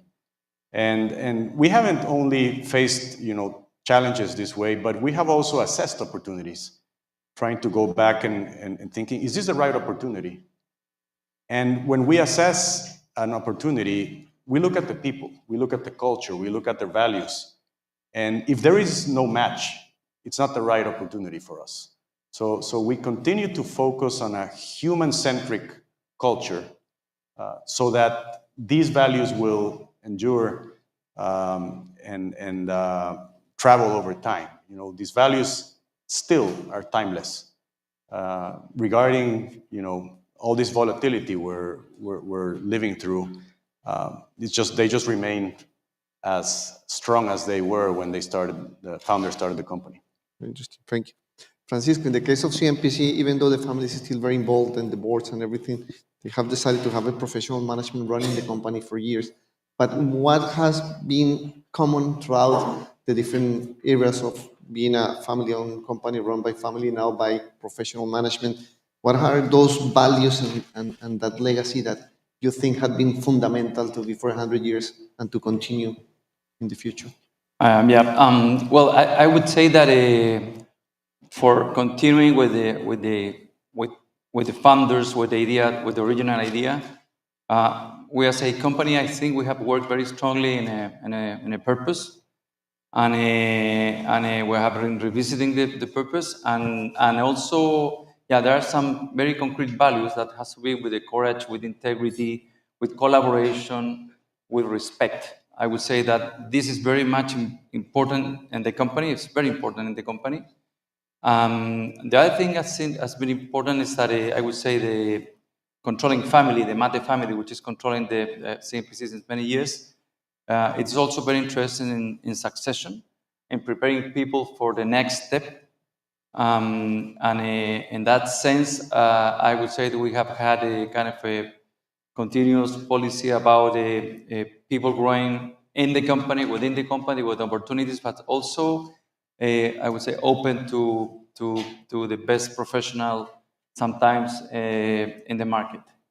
The other thing is important, I would say, is that our company, as I said before, has grown through investment mainly in Latin America with operations. We have operations in 12 different countries. We export to more than 50 countries, as I said before. But when we enter a country, we invest in a country, we are really concerned, or we dedicate too much time to understand the local culture. We are not necessarily exporting the Chilean culture to the country. We try to respect the local culture. We are really involved in the country when we invest there. And we also work with people, with local people, has been also, I would say, a very important definition for us. And also, I said before, scalability, competitiveness, and excellence in operations, very close to the clients. We, as probably 7 years ago, we revisited, we did kind of a change in the strategy of the company. We defined 5 different pillars One is sustainability, growth and innovation, client, competitiveness, and talent. And we have been very focused in working in each of them with KPIs and following them in every board meeting where I would say the controlling family is still very much present. Thank you. Joel, you were saying something that among the key success factors for Votorantim throughout 100 years, some of them are that desire or obsession, even I would say, to scale the business, to grow faster, to grow bigger, and at the same time to diversify your portfolio and make sure that you adapt better. And it takes a lot of courage in your industry. It's a lot of investment that you have to do in order to become scalable in the business. What have been like the most important moments in which Votorantim has gone through that, and how you have been taking decisions, making decisions to scale up at that level and to diversify in 12 different businesses throughout this 100-year history? Yeah, one I think very interesting aspect of your question is how do we make decisions, right? Votorantim is a private company, wholly owned by a single family in the 5th generation. So as you can imagine, in the 5th generation, there's a lot of people, right? 100 people. Yeah. And I think the family has been wise over time to focus a lot on governance and how decisions are made. And especially with the separation of family matters from the ownership to the management. And not mixing those things. I mean, having separate, places for those things to be discussed. And evolving the governance to adapt it to what is required of the business. So I'll give you a couple of examples on that. In the early 2000s, the 3rd generation stepped out of the business, and the 4th generation who stepped in had to make a decision to also step out of the executive functions, and they all moved to the board. So Votorantim has been professionally managed for about 25 years now, with the shareholders sitting at the board, obviously very engaged at the board, and with the selection process for board members that values meritocracy within the pool of family members that is available for that. But again, very much meritocracy driven, even inside the family.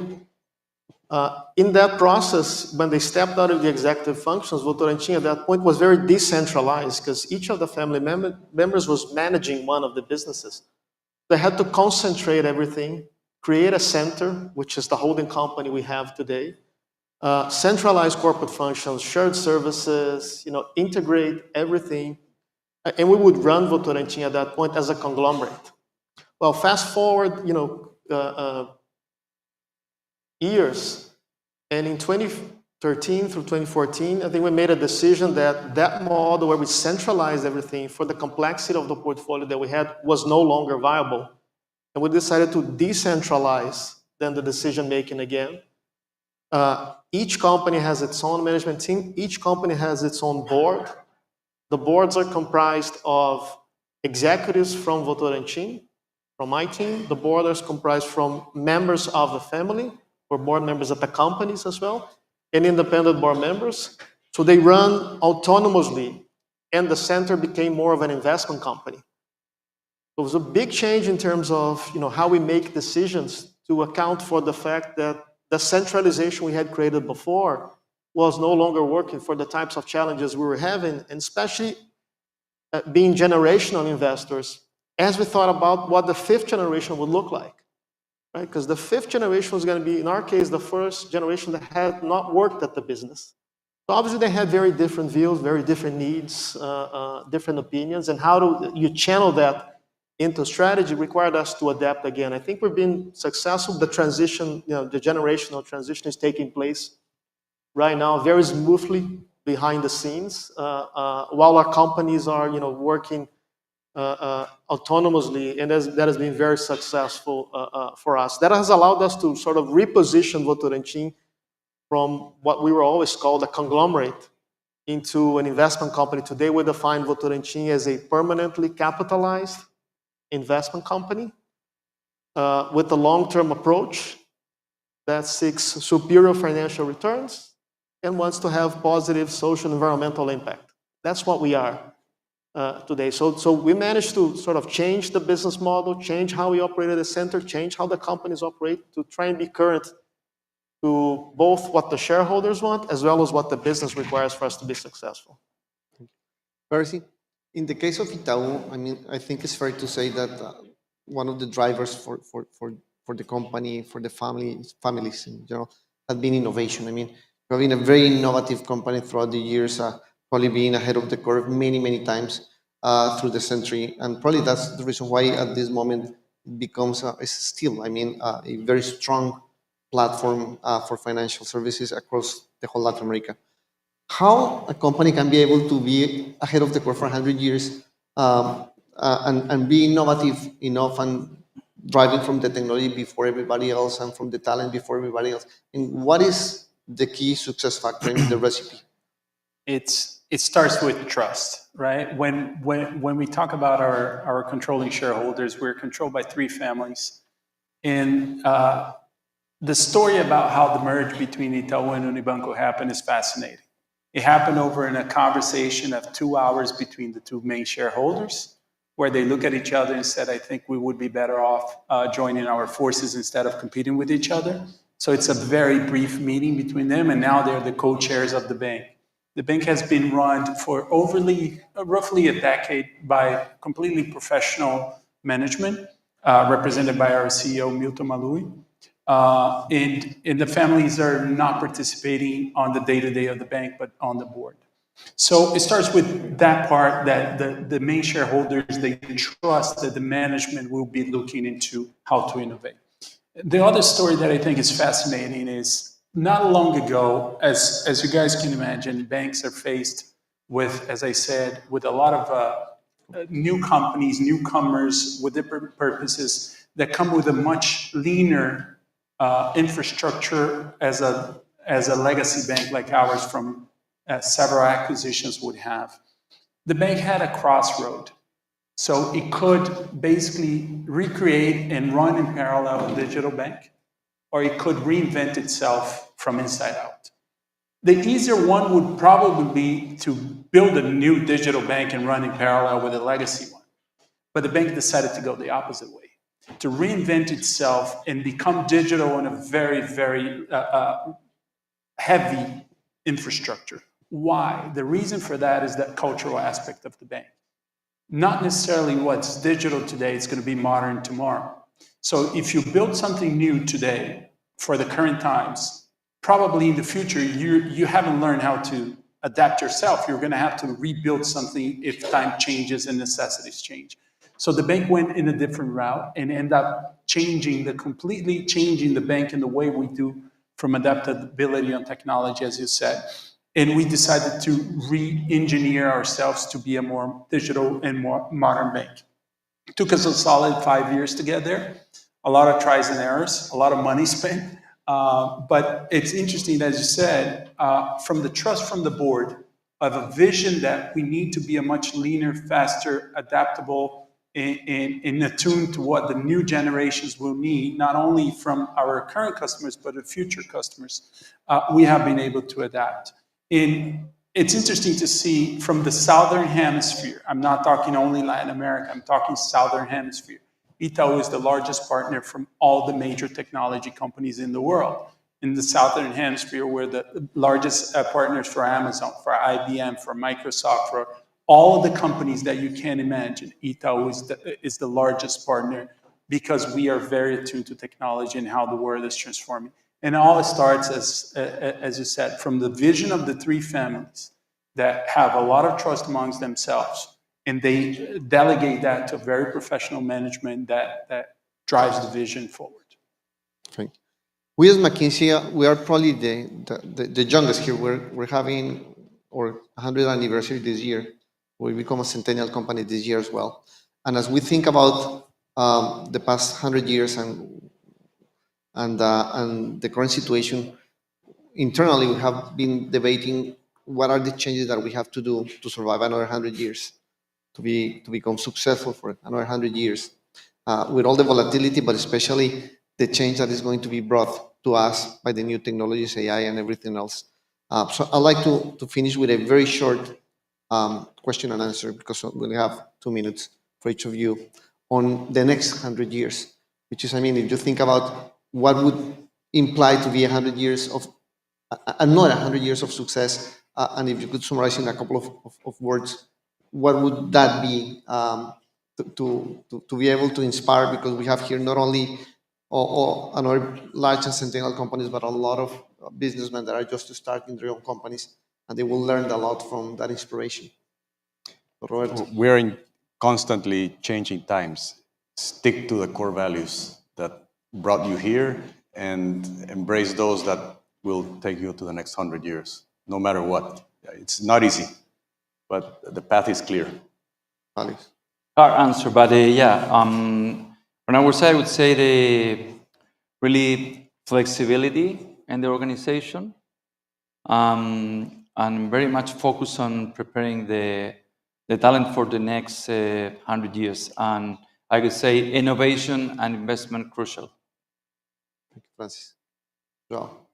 So from an industrial group into a more diversified portfolio with banking, infrastructure, energy, real estate, pharma, more recently, the portfolio is changing a lot. And I expect the pace of change to continue. What I'll be looking for that is permanent in the future for us is the 3 core values that we have, which are integrity, collaboration, and courage. Those are the permanent things that, and it's our role at the center to make sure that those values stick at our companies. And with that, I think they can thrive with, adapting to the challenge that they see. Thank you. First. Very quickly, I think obviously the culture, the values, they have to sustain because it's what brought you here. It's really hard to think about 100 years when you don't know what's going to happen tomorrow because technology is evolving so fast. However, I think one of the characteristics that is important for a company to keep on growing is not be afraid of making mistakes. You got to keep on trying. If you make a mistake, just regroup and go ahead because things are going to be adaptable over the time and you need to be fast in deploying the new technologies, deploying the new aspects of the business, however, with a core value of what brought you here. Perhaps at a future panel, we can talk about mistakes. Yeah. Because I think we have plenty of them with 100 years. Yeah, we'll take that for the next year. Well, thank you very much. It's been a privilege to hear these stories from four of the most important leaders in the region. So join me in a big applause to all of them.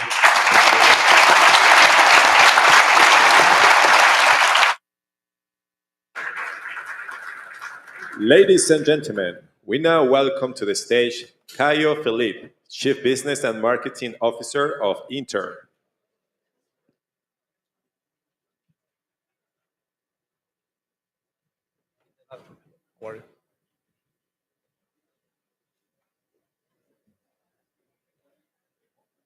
Oh, hello. Good morning, everyone. So glad to be here. I see that this room is getting better and better every year. It's the third year that I support Bravo.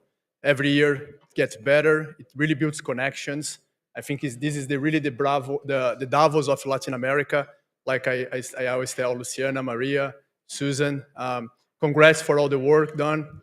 Like many of you here, I'm an immigrant in this country, like 50 million other people, and I'm glad to represent Inter, which is a company that migrated to the US a few years ago.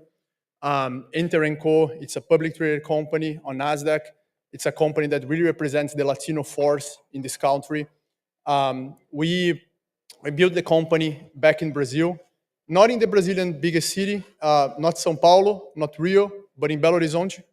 And we were able to generate billions of dollars in value to investors, to clients, and to the community giving back.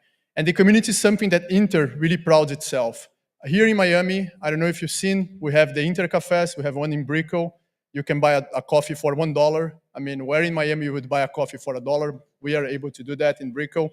We're putting another one here in the Coconut Grove, in the Grove Station. And we are doing something remarkable as a Latin American rooted company is doing it like us. We are putting the Interbikes in Miami. So there is only another bank doing that, which I'm sure you guys know who they are. And we're going to have orange bikes going around Miami to support the community, thousands of bikes starting in Miami and exporting this project to other cities. But all of that wouldn't be possible if João Menin, who is our CEO, he hadn't moved to the US a few years ago with his family. He didn't have to, but he believed that entrepreneurship is the epicenter here. So he moved here. Last year, he was honored at this stage as the most innovative CEO representing Inter. And I'm here today to bring a message. While he couldn't be here, he sent us a video, and I would like to show you guys.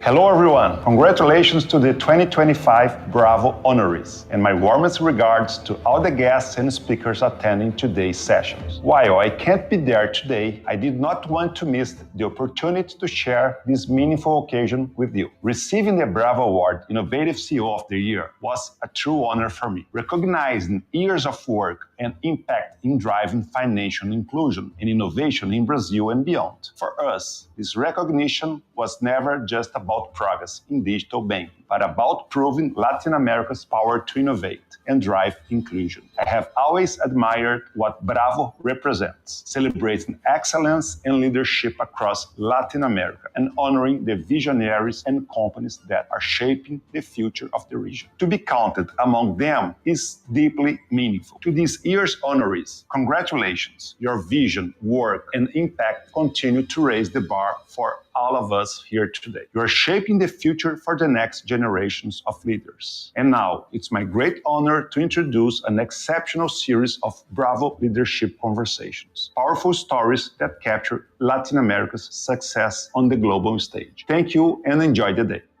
Hello, everyone. Thank you so much. Enjoy the Davos of Latin America. Hope that Davos don't trademark and copyright me, but it really is. Thank you so much. Have a good day.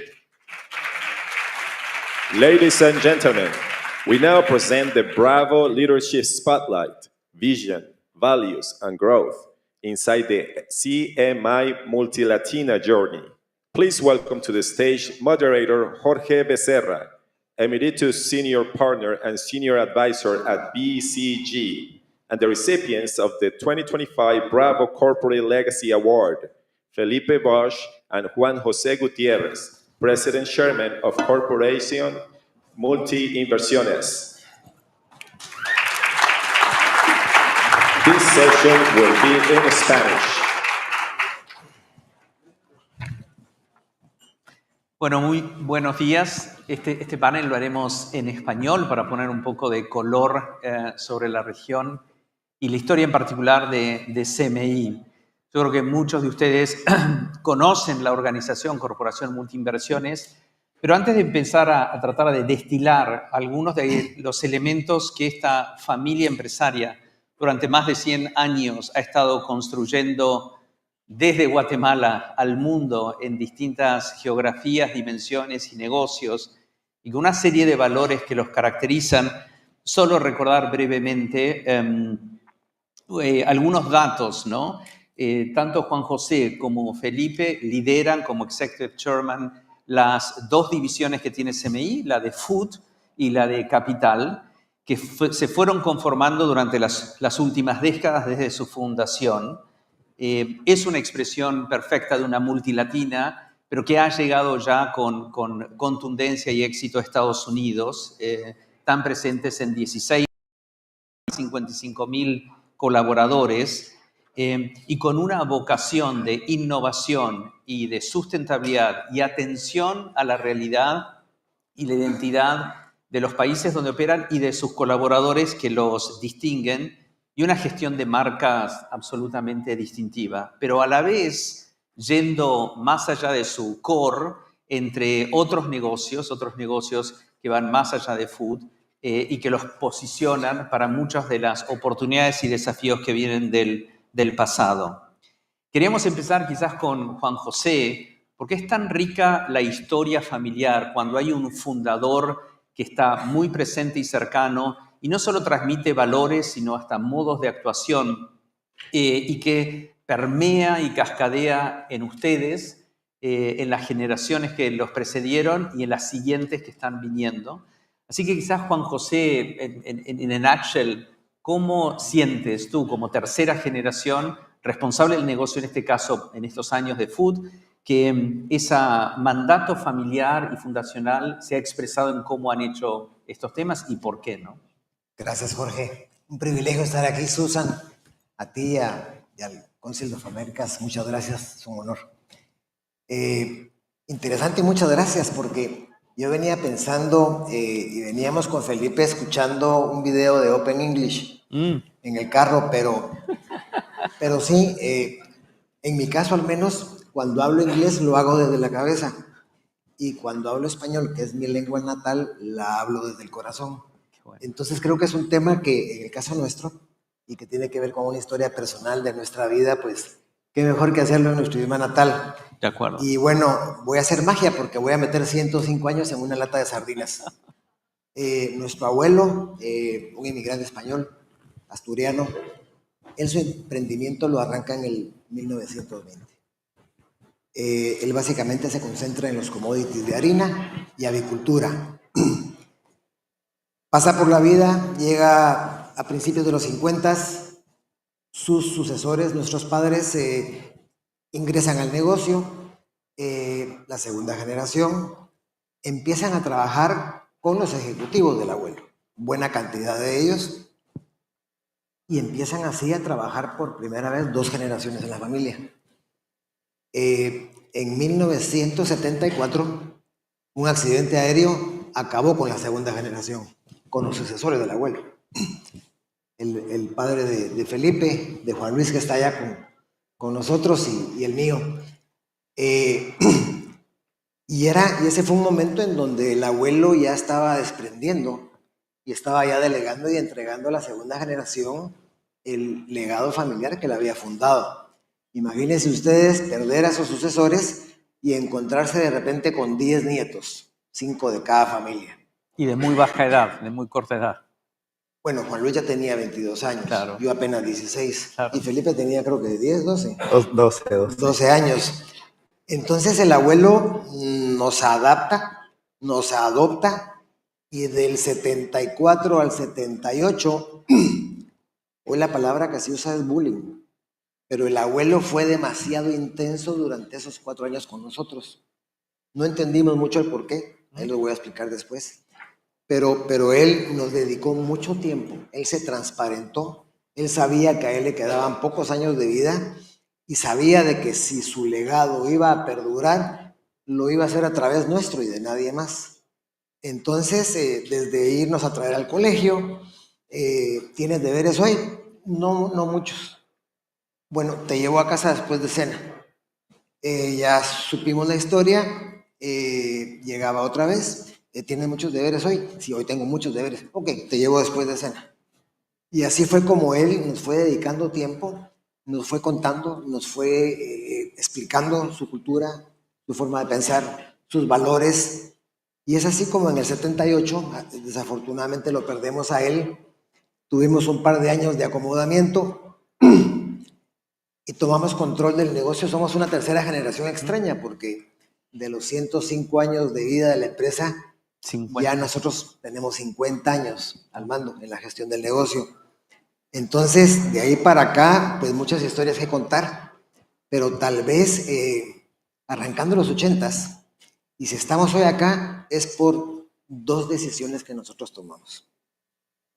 La primera fue que efectivamente mi abuelo perdió la segunda generación, pero quedó uno de sus hijos, a quien él pasó a la cancha pasiva del negocio, claro, como accionista, protegiéndonos a sus nietos huérfanos. Y en su momento, recién arrancando, ya el abuelo muerto, se nos propone partir el negocio. Quedarse él con la parte de harinas, nosotros con la parte avícola, y nos tomó 3 días tomar la decisión de esto no es lo que el abuelo quería. El abuelo siempre, dentro de lo que nos dijo, fue diversificación, diversificación. Cuando un día un negocio está malo, el otro está bien, dijimos no. Esa decisión fue crucial. La segunda fue, somos tercera generación. Sobre nosotros carga el mito de que somos la generación que destruye los negocios, el legado del fundador. Y dijimos, no, corporativicémosla. Desfamiliaricemos la empresa, y cuando al poco tiempo nos dimos cuenta de que no podíamos salir del negocio, tomamos la decisión de convertirnos en una empresa familiar del primer mundo y organizarnos de esa forma. Qué bueno. Súper relevante esta síntesis y muy oportuna el tema. Quizás, Felipe, puedas contar, haciendo un poco el fast forward, cuando está esta decisión de cablear los modelos de gobierno y la formalización de estos acuerdos que iban a sustentar los siguientes 100 años, ¿cómo se dio ese proceso y cómo sientes que hoy y han evitado el karma de la tercera generación, que era la que destruía el pasado, ¿no? Sí, no, muchas gracias, Jorge. Muchas gracias al cónsul de Américas, a Susan y a todo el staff. Muchas gracias. Y es bueno siempre reencontrarse con amigos que teníamos algunos días de no vernos. Y bueno, de ayer en la cena que pudimos conversar un poquito y rehacer esos lazos de amistad. Yo creo que, o sea, en un negocio familiar tiene que suceder algo que no todas las familias lo tienen como en el tope de sus prioridades. Y yo le llamo el gran acuerdo. En términos legales le pueden decir el protocolo familiar. En otras familias se usa un tema carta magna. Pero al final es un gran acuerdo. Y si ese acuerdo pasa realmente por una situación en donde se haga de forma profesional, que se le dé el tiempo a los miembros para plantear sus inquietudes, sus dudas, en dónde me toca a mí estar de aquí en adelante, voy a salir yo, en qué momento lo hago, y perder esa incertidumbre y lograr lo que también, que es un concepto para mí fundamental, la previsibilidad, que en inglés no sé cómo, ya me ayudarán los pero la previsibilidad, no puede pasar un día más sin que yo sepa qué es lo que va a suceder en 2 años, en 5 años, dónde va a pasar las cosas en 10 años. Y hasta donde pueda llegar esa previsibilidad, mejor va a estar la familia, y eso quiere decir que mejor va a estar la empresa. Entonces nosotros nos metimos en este tema ya en el año 2002, la primera vez.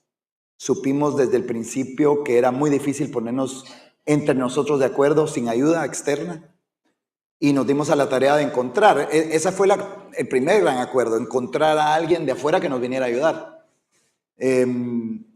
Cuando llegaron las ayudas, hubieron pláticas, no me recuerdo, pero fueron meses y posiblemente un par de años desde que empezamos hasta que terminamos. Y de ahí surgió el primer protocolo familiar. El primer protocolo familiar que amarra a una junta directiva, obviamente, pero que al final, quizás lo más importante es que amarra una institución, por decirlo así, una institución donde solo los dueños van a estar.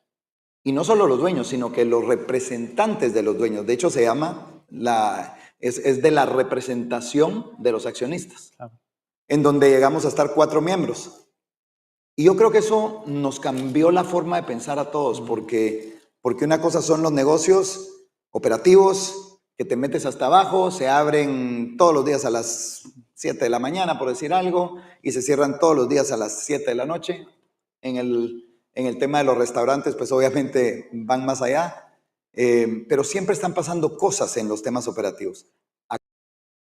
Acá en la parte de gobierno pasan las cosas un poco más lentas, y está bien. Uno tiene que tener y aprender a tener la paciencia necesaria para que eso suceda.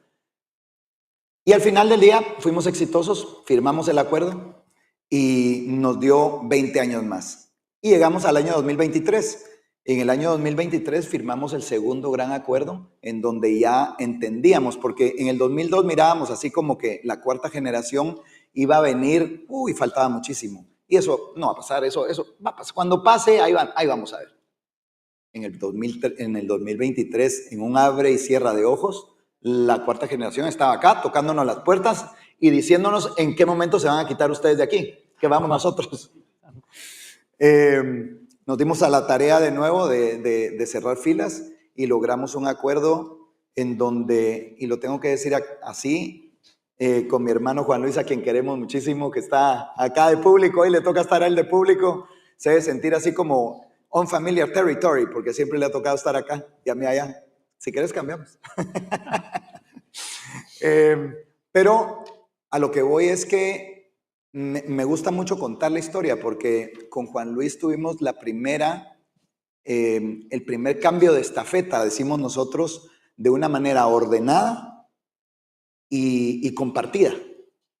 Los demás cambios de estafeta a nivel de los 100 años habían sido dramáticos, habían sido por crisis, habían sido por muertes. Se murió la segunda generación, hubo cambio de estafeta. Se pelearon los hermanos, hubo cambio de estafeta. Y en nuestro momento, hace 2 años, nosotros dijimos, por primera vez nos vamos a sentar y vamos a hacer que esto suceda de un hermano a otro, pero no va a correr sangre, sino que lo vamos a hacer de una manera profesional. Y yo creo que eso es de resaltar. No, totalmente. Y los que lo miramos un poco desde afuera y lo podemos comparar o referenciar con tantas otras familias que han pasado procesos similares, creemos que hay una historia distintiva sobre el cómo, el por qué, que viene de estas un poco mandatos del abuelo y de la abuela, y el cómo lo han hecho con esa vocación de darle sustentabilidad a través de acuerdos que han logrado. Nos van quedando pocos minutos, miremos los 6 minutos que tienen, pero hay quizás 2 o 3 historias que me gustaría que contaran brevemente. Una, en el caso de Food, como saben, es una parte importante del negocio, de donde se originó. ¿Cómo hoy imaginas que esto avanza, dado las coberturas geográficas, la historia de Estados Unidos, la evolución del concepto de food desde la granja hasta la mesa de los consumidores, la gestión de marcas, y dónde ves que están oportunidades y desafíos que hoy están viviendo? Y luego para Felipe será la historia de cómo surge quizás BCI Capital, que es de golpe un brazo distinto y complementario que hace a la estructura total y a la distinción de CMI, ¿no? Pero... Gracias, Jorge. Sí, tal vez el principio básico es entender de que la empresa debe crecer a la velocidad que crece la familia. Eso nadie lo dice, pero cuando la empresa no crece a la velocidad que crece la familia, ahí es donde empiezan los problemas. La generación nuestra es de 10, la que viene es de 34 y la quinta es ya de más de 60 personas. Entonces, si la empresa no crece a la velocidad que crece la familia, cada generación va teniendo una sensación y menor calidad de vida, digámoslo así. Desde que arrancamos nosotros supimos entendimos de que el único dueño de la empresa es el fundador. Los demás somos pasajeros, somos recipiendarios, somos quienes temporalmente tenemos que cuidar, fortalecer, engrandecer el negocio y prepararnos para en su momento lograr una sucesión colegiada. Básicamente en el por qué, en el qué y el cómo, y lo digo porque es así como llegamos a donde estamos hoy. El abuelo siempre nos decía, yo quiero que mi gente venga contenta y se vaya feliz. Miren, ustedes, su propósito tiene que ser tocar vidas y transformarlas. Entonces, nuestro por qué es de la cultura del abuelo y tiene que ver con generar con calidez familiar oportunidades que transformen vidas. Ese es nuestro propósito. El qué lo hemos logrado a través de una robusta estrategia, bien asesorados, por supuesto. Una robusta estrategia que año con año, de alguna manera, tuneamos y cada 5 años la visitamos con profundidad. Y el cómo tiene que ver con la cultura. Nuestra cultura, nuestros valores que vienen del fundador. Todo el mundo habla de cultura y cree que se puede comprar en el counter o se puede comprar a un creativo o inventémosla. La cultura nuestra viene de nuestro fundador. Y ahí es donde nosotros entendimos esos 4 años en donde él nos dedicó el tiempo que nos dedicó. Porque cuando hubo que traer, porque nos tocó a nosotros que traer a vida la cultura del fundador. Y nos tomó 5 días. Teníamos toda la información. Sabíamos todo lo que él quería, todo lo que él hacía y todo lo que él pensaba y esperaba de nosotros. Lamentablemente ya no pudo ver lo que hicimos gracias a él. Pero de ahí para acá,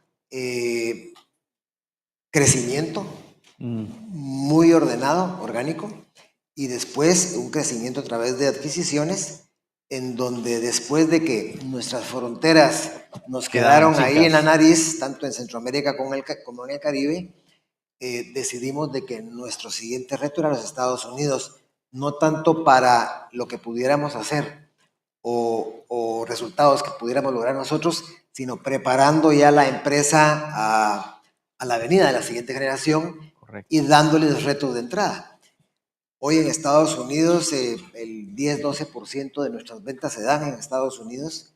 Tenemos ya 2-3 años de estar invirtiendo, tanto orgánica como a través de adquisiciones, más del 47-50% de las inversiones que hacemos al año, y más o menos un 20% de nuestros activos están en Estados Unidos, básicamente a través de Pollo Campero, en donde de los 450 restaurantes, 150 hoy ya están en Estados Unidos, y a través de una adquisición que hicimos el año pasado del Real Foods, que es comida preparada, refrigerada, con una planta en California, otra en Oklahoma.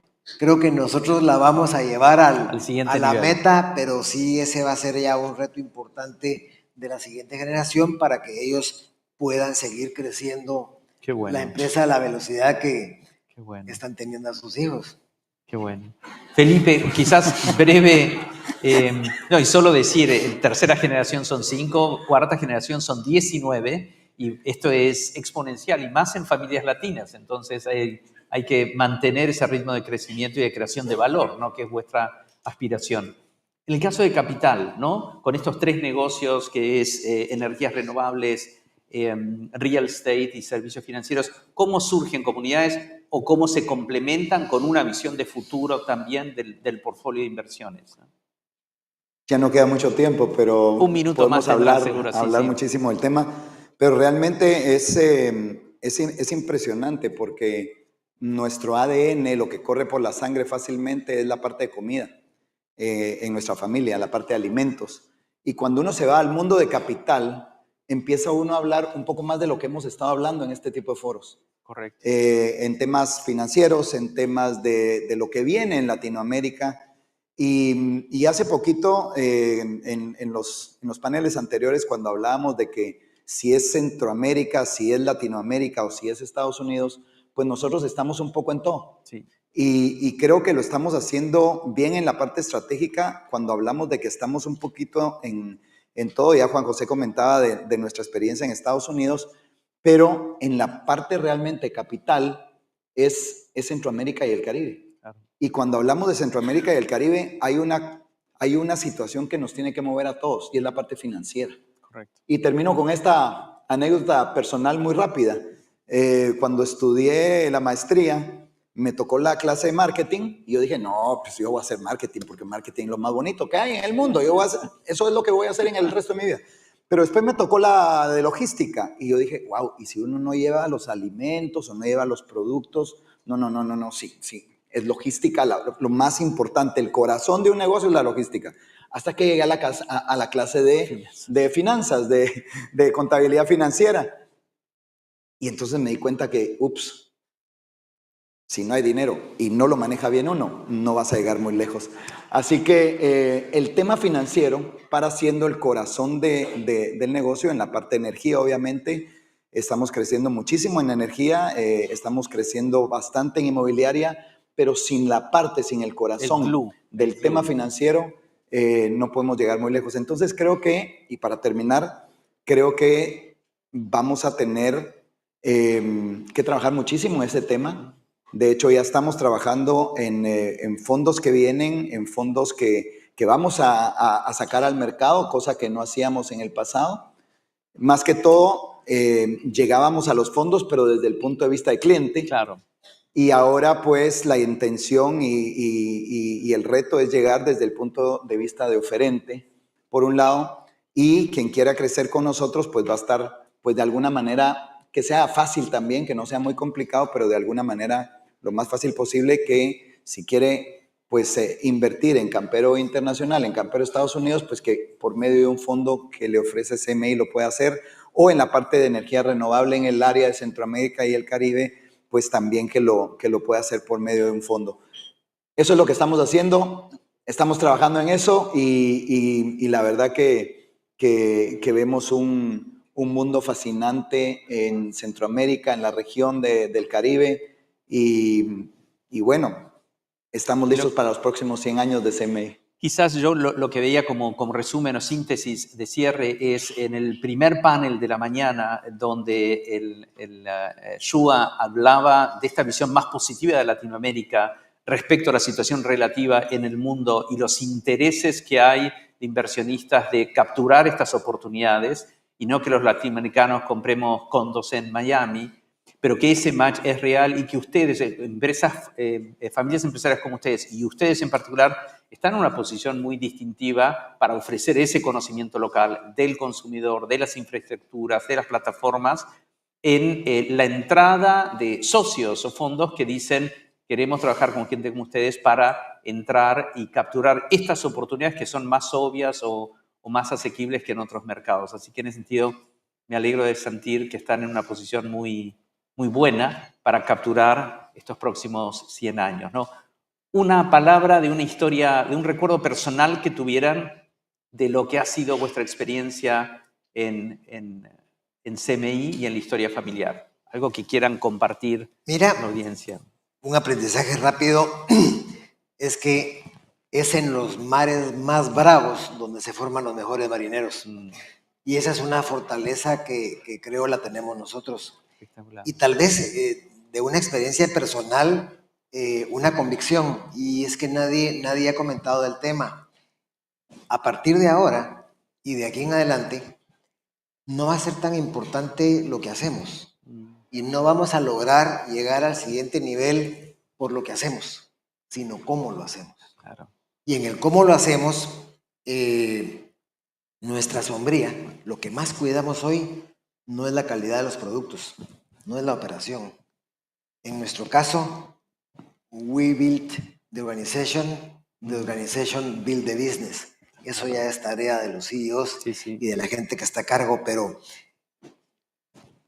el componente más complicado, el más difícil, el más intangible y frágil es la reputación. Claro. Y es que lo que más cuidamos hoy es la reputación. La reputación es lo más intangible, es lo más frágil, pero si se hace bien, si se maneja bien, es posible monetizar la reputación. Y no solo eso, sino usarla de blindaje, sobre todo en los países nuestros, donde empresas como la nuestra son atacadas por cualquiera y por cualquier cosa. Entonces, lo que nos va a llevar al siguiente nivel no es qué hacemos, es cómo lo hacemos, y de esa cuenta es que nos han venido muchas oportunidades de negocio, incluso de negocios en los que no estamos.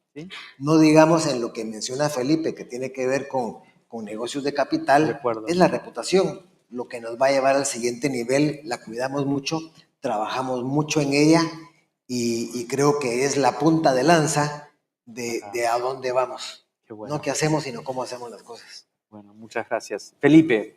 Muy corto. Quiero insistir en el gran acuerdo. Creo que esa es la base, obviamente, la reputación y lo que uno trabaje durante toda la vida, pero el gran acuerdo entre los familiares es vital. Sí. El cómo llegar a eso, el cómo tener esa previsibilidad y el cómo se hace ese gran acuerdo y que quede plasmado y firmado, eso para los que están hoy es sumamente importante, pero para la próxima generación, que es la que viene, es vital. Y yo los dejo con eso, porque creo que todos los familiares debemos de trabajar en el tema y estar con eso siempre en nuestro corazón y en nuestra mente. Buenísimo, y felicitaciones por el award que reciben CMI en nombre de ustedes. Gracias y también al Council. de Juan Luis por estos 120 años de trayectoria. Realmente enhorabuena y muchas gracias. Muchas gracias. Ladies and gentlemen, we now present the Bravo Leadership Conversation, Embraer. Redefining the Future of Air Mobility. Please welcome to the stage moderator Brian Winter, editor-in-chief of Americas Quarterly, and 2025 Bravo Transformational Leader of the Year, Francisco Gomez Neto, President and CEO of Embraer.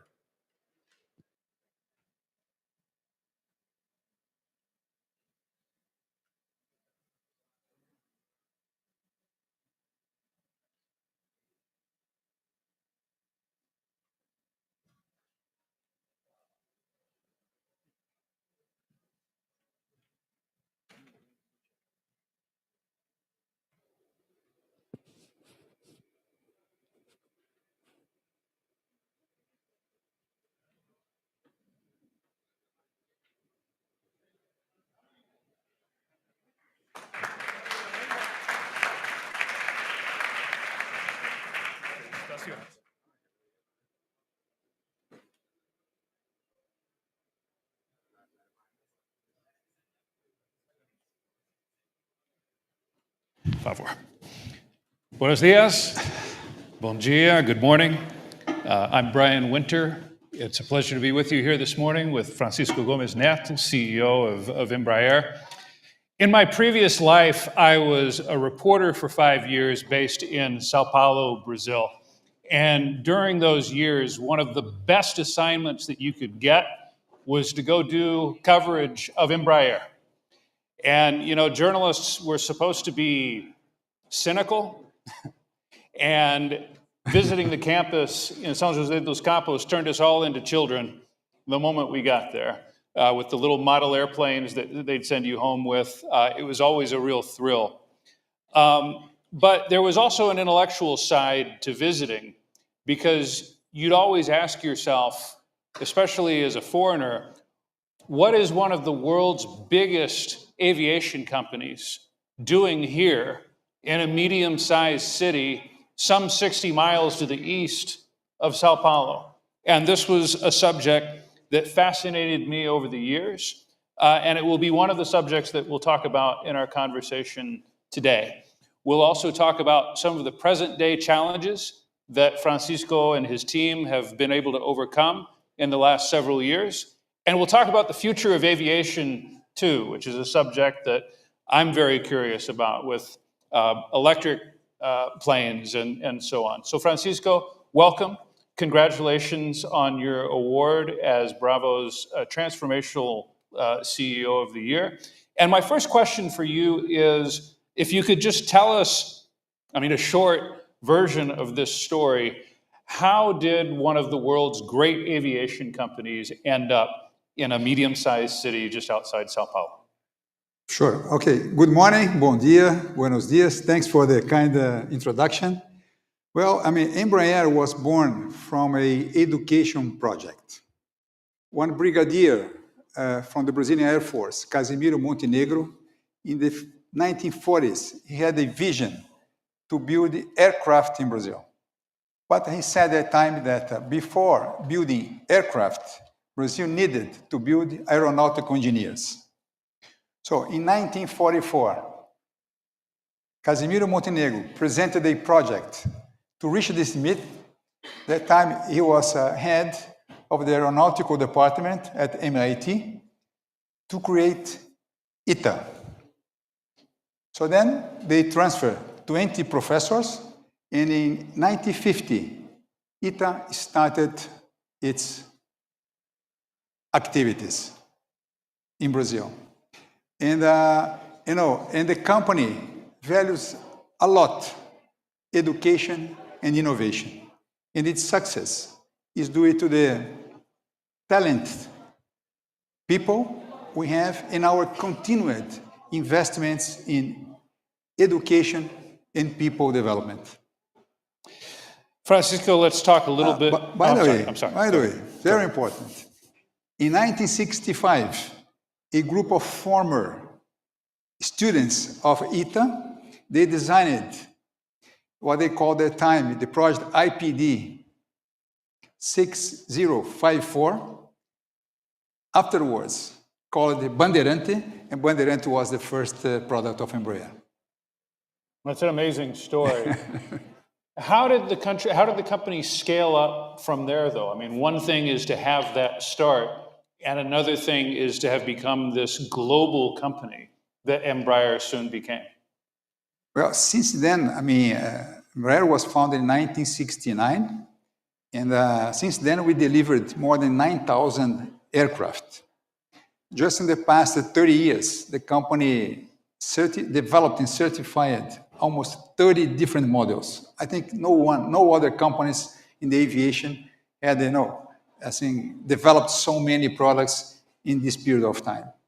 Well, maybe you can tell us a little bit more about that variety of products, because I think all of us who know a little bit about aviation, the first thing we think of when we think of Embraer is a commuter jet on a flight between, say, New York and Washington. But really, and as I learned during my years living in Brazil and visiting your headquarters, the company is so much more than that. Can you talk about some of your other segments? No, absolutely. Well, you're right. We are very strong in the regional aviation. By the way, in the US, we have, in the regional aviation, aircraft up to 100 seats, we have a market share close to 90%. So we transport our regional jets. We have almost 1,000 operating in this country, and we transport about 5 million passengers every month. And in airports like LaGuardia or Ronald Reagan, 1/3 of the flights is performed with Embraer aircraft. But our newest family of jets, we call E2, is a small narrow body with up to 146 seats. So it's not a regional jet anymore. And we have recently announced very important deals of this family with, for example, ANA in Japan this year, SAS in Europe, LATAM in Chile, and Avelo in the US. In executive aviation, our Phenom 300 is the best-selling, the most sold, and most desired light business jet in the world for 13 years in a row. In the Praetor, the mid and super mid-size jets are getting more and more attention and demand from operators, from companies and private buyers. Defense, we have the KC-390. The KC-390 has become the aircraft of choice of the NATO members and allies in Europe. It's a reliable, affordable, and really multi-mission aircraft. This is the one that's used a lot for training as well, right? No, for training is the Super Tucano. The Super Tucano. Super Tucano is the most popular light attack and training aircraft for military application. And finally, the eVTOL that you mentioned is an Embraer subsidiary that is developing the vertical takeoff and landing full electric aircraft that combines the expertise of Embraer in certifying, developing, and manufacturing aircraft with a startup new technology approach. And this will transform how people travel in the big cities. That sounds like something almost from the Jetsons. Yes, almost. But let's come back to that. I want to talk first about some of your more recent history. You became CEO in, I believe it was March of 2019. It was in 2019. May 2019. May 2019. Everyone in here immediately realizes what that implied. You took charge of an aviation company within a year of the beginning of the pandemic in a sector that was hit especially hard by everything that happened. And this is, this story is one that is pertinent to people outside of aviation as well. How did you get through that period? Well, Brian, great crises bring great opportunities to do things differently and achieve different results. And when I arrived at Embraer, I found very talented people. By the way, some of them are here today. And very modern and competitive portfolio of products. So my focus was on unifying the company, starting with my team, and inspiring belief in a turnaround. So then we built, in a very collaborative way, 2020 strategy that was a 5-year plan with a focus on doing the basic things in an extraordinary way. Focus on doing what really matters with a strong discipline in execution.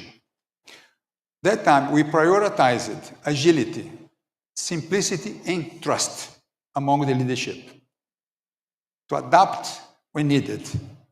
And of course, we celebrated the great achievements very often with our teams. In a short way, this is what the way we did. It was much more than that, I tell you, but... Well, you know, we have dozens of CEOs in this room today, and I was wondering, you know, if there was anything that you learned during that very difficult period that taught you something personally about leadership during a crisis like that. No, absolutely. It was, we faced very, I'd say, turbulent times. But the beauty of a turbulent environment is that you have no time to philosophic discussions. You have to focus on what really matters the most. So, and then we knew when we were, back in 2020, when we were building that strategy, I mentioned in the question before, that we needed the right behaviors from our people to execute that strategy. So then, also, in a very collaborative way, we came into 5 behaviors that we call that time, still call, cultural behaviors. Number 1, one umbrella, one team, no silos anymore. Second, take responsibility for financial results. We offered advanced finance training to almost 100 executives that we call that time 100 CEOs. Number 3, be honest to listen and to talk. So we want to build a culture of giving feedback, a culture where, I mean, to talk about problem is not a problem. And at Embraer today, actually, I mean, worse than a bad news is a bad news that arrives late. Number 4, address complexity with simplicity. You know, in our opinion, complexity is the enemy of execution. The companies are very complex. So we really fight against complexity. We try to make things simple that everyone can understand and help to make it happen. And finally, the number 5, passion to make a difference. You know, we compete with companies multiple times bigger than us. We buy parts from companies multiple times bigger than us. So to attract their attention and support, we have to do differently. And if you get a chance, as you got, to visit one of our operations, you feel how proud, yeah, that's true, how proud and passionate our people are about what they do. And the foundation of this culture is safety first and quality always in everything we do. So these behaviors have helped us a lot until today to drive our actions and execute our plan. And I tell you, Embraer now is running forward in a full speed. Francisco, you got through this difficult period of 2020 and 2021 for the reasons that you mentioned. We're now in October 2025. And in some ways, things are easier. But one constant theme that we've heard this morning is that the world is changing underneath our feet. Can you offer us some observations on how you see the world changing, what it means for your company, and any kind of insight on how companies can get through a period like this one? Well, Brian, we have a clear strategy to support a sustainable growth, driven by efficiency and innovation. We have achieved remarkable results in terms of sales, revenues and profitability, while we keep improving our operational efficiency. Looking forward, we expect a substantial midterm growth. I mean, we are targeting to be a two-digit billion-dollar revenue company before 2030. Where are you right now? This year should be between 7 and 7.5. That's a lot of growth. It's a lot of growth. But in parallel, we are making strategic investments in new technologies to prepare the company for a more ambitious long-term growth based on a new generation of products. So this is the way we are doing right now, and we see the future for Embraer. Embraer is going to grow substantially in the medium term until 2030, and we are preparing the company, for a more ambitious expansion based on new products in the future. Looking outside the company at the world, I mean, do you see us evolving toward a world where regions are more separate from each other than they are today? I mean, do you agree with some of what people have been saying about globalization, not completely reversing? This is basically what Andres Velasco said earlier, not completely reversing, but yet evolving. Well, aviation is already very global, very global. Our products are very global. Our company is very global. Yes, we are based in Brazil, but we have operations in many different countries. So our aircraft, we buy parts, a lot of parts in the US, we buy parts in Europe, we buy parts in Asia, and the other companies do the same. So, I mean, I don't believe the aviation, and we don't have so many companies building aircraft in the world, so I don't believe in our segment we will see a lot of regionalization and so on. I mean, we have just a few minutes left, and I was hoping, as much out of personal curiosity, that you could tell us a little bit more about the electric vehicle that would take off vertically, and anything else that you have in your development pipeline that could point to what the future of aviation will look like for all of us. Yeah, of course. Well, we have a roadmap to support this decarbonization process. Starting today with our new family of commercial jets, the A2, that they are very efficient, 30% less fuel burn compared to the previous generation of commercial jets of Embraer. Then we are investing in this eVTOL, this electric vehicle that is an aircraft. I mean,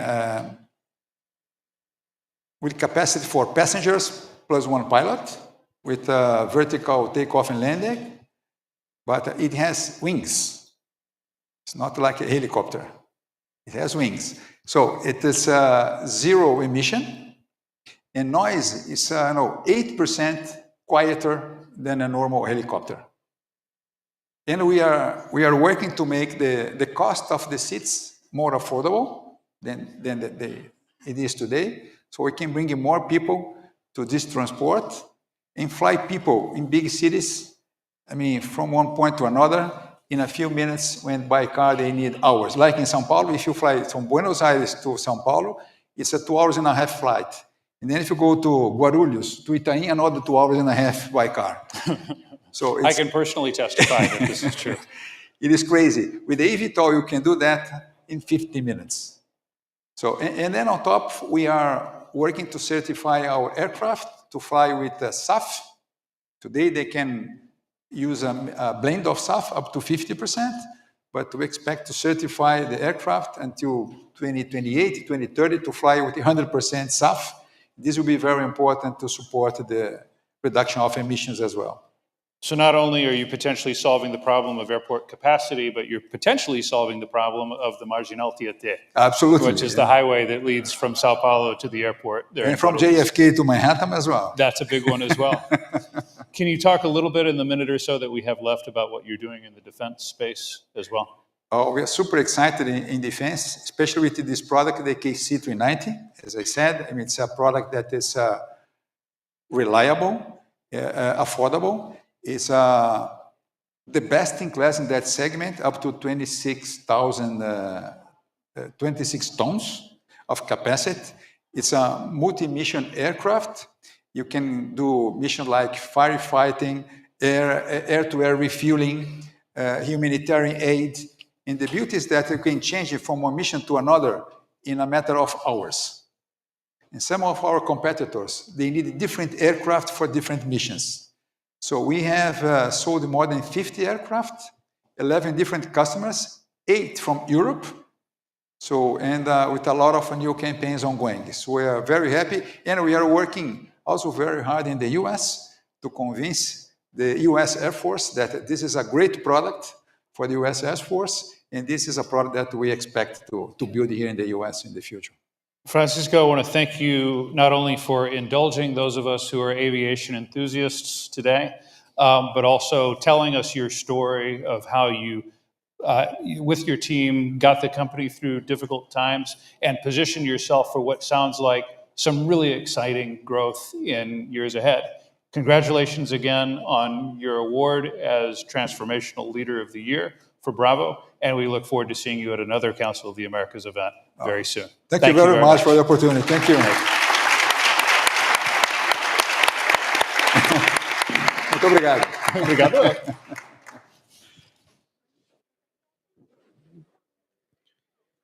Ladies and gentlemen, we now present the Bravo Talk, Artificial Intelligence, a once-in-a-generation economic opportunity. Please welcome to the stage Jaime Valles, Vice President for Asia, Pacific, and Japan at Amazon Web Services.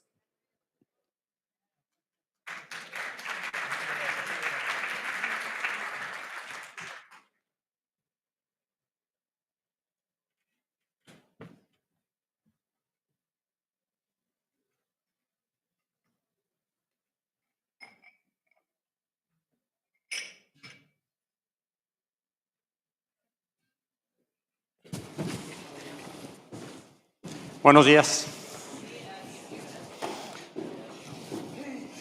Yo debería hacer lo que hicieron mis predecesores y hablar en español, but I have no idea how to speak about technology in Spanish yet. So I'm going to do my best to do it in English, which is kind of complex topic when you have an Spaniard born in Spain, lived in Mexico over 26 years, moved to Miami, then moved to Singapore, learned Japanese, go back to Miami, then go back to Singapore. Obviously, I realized that I forgot all the Japanese that I thought I knew, and then try to speak English today. But it's a great honor to be here. I have to tell you, so in addition to loving the opportunity to actually interact with all of you, it's a great opportunity to see my friends, because as I said, I was based in Miami for many, many years. So the topic is simple. It's Gen AI. It's about technology. It's about transformation. It's about innovation. So what I'm going to do is first try to answer Andres' question this morning. Give me one word that, in your view, makes a difference in being successful in Gen AI, in a way to transform everything we do. In my word would be leadership. Leadership is what makes things happen. We've heard a lot about culture. We've heard a lot about people. And that's what I'm going to be trying to talk of. I believe Shu said something like this. If LATAM is able to use technology to build, then XYZ. To the best of my knowledge, LATAM is this room. Here, we have the key owners of key companies that everybody follows. Here we have some of the most successful startups that grew to become major digital native companies that I can tell you in Asia, a lot of people follow. Here you have some of the most important legacy companies in terms of many, many years, I think they call it centennials, that actually made a big difference. So it's not about LATAM building. It's about this room, all of us building using the technology to make something happen. And that's what I'm going to do my best to share with you today. There are 3 topics that I would like to remember, then I will add a 4th one. Yes, we are in this very historic tipping point where AI will transform everything we do. The way we work, the way we build, the way we live, the way we actually envision the future. It is the fact that technology will enable that future and that transformation. The second topic that for me is critical is true transformation. It's not only about technology. Technology is only the enabler. Because guess what? Technology is going to be changing. It's going to be progressing. I believe it was Percy that said something like, technology is going to grow. We're not going to build the bank just in the world of technology today. It's the culture that matters. That's Amazon's view on the topic. Technology, transformation requires a lot more than technology. It is about culture, talent, the skills, and an innovation mindset. And the other one, the journey has already begun, but it's very early in the journey. We don't know exactly how this is going to evolve, but I can tell you it's going to move very fast, it's going to move very secure, and it's going to enable a major, major, major transformation. And I'm going to add a fourth one, because after being like the fifth or sixth speaker, after all of these great people in front of me said, what is the new idea that I would throw to the table in addition to these three, that guess what, I'm sure all of you already heard before. And the only thing that I would say is a hypothesis that says Gen AI is the technology that exponentiates, and I hope that word exists, exponencia en español, leadership. Because it's what can take leadership to a new level. It's what can really transform the way, the speed, the innovation that we drive in our companies. Because leadership, in my view, is the pillar that will allow, enabled by technology, the difference that we're really looking to make. And that is what we should be talking, and what I'm going to talk about. And I'm going to share in this view that hopefully, A, it seeds an idea, or B, drives communication, because we have a whole day to talk about what happened and we're going to learn from each other. That's the beauty of this council. So I would invite you to think about leadership and everything that we're going to be talking about. Jaime, you're really going to show another slide that says that industrial revolution, internet, and AI is the next one? Yes, I have to. But I'm going to bring a different view on the topic. The important is, in our view, the speed of worldwide adoption. Let me give you one example. When the internet started, in our view, there are two topics that actually accelerated adoption of the internet. One, Netscape. Anyone remembers Netscape? Used to be a browser before Explorer. That is when actually consumers started to use technology. And the second was, very important, the topic, something called Java. Java is what allowed technology to develop new applications that's transforming the internet. Guess what? It was invented in 1995. The company was Sun Microsystems. I was in Sun Microsystems in 1995, and I had no idea that Java was going to transform the whole thing the way it did. Because it's like Gen AI today, it's going to grow, it's going to transform, and it's going to really build in the way we use the technology based on dreams, imagination, and the capacity to take risks and innovate.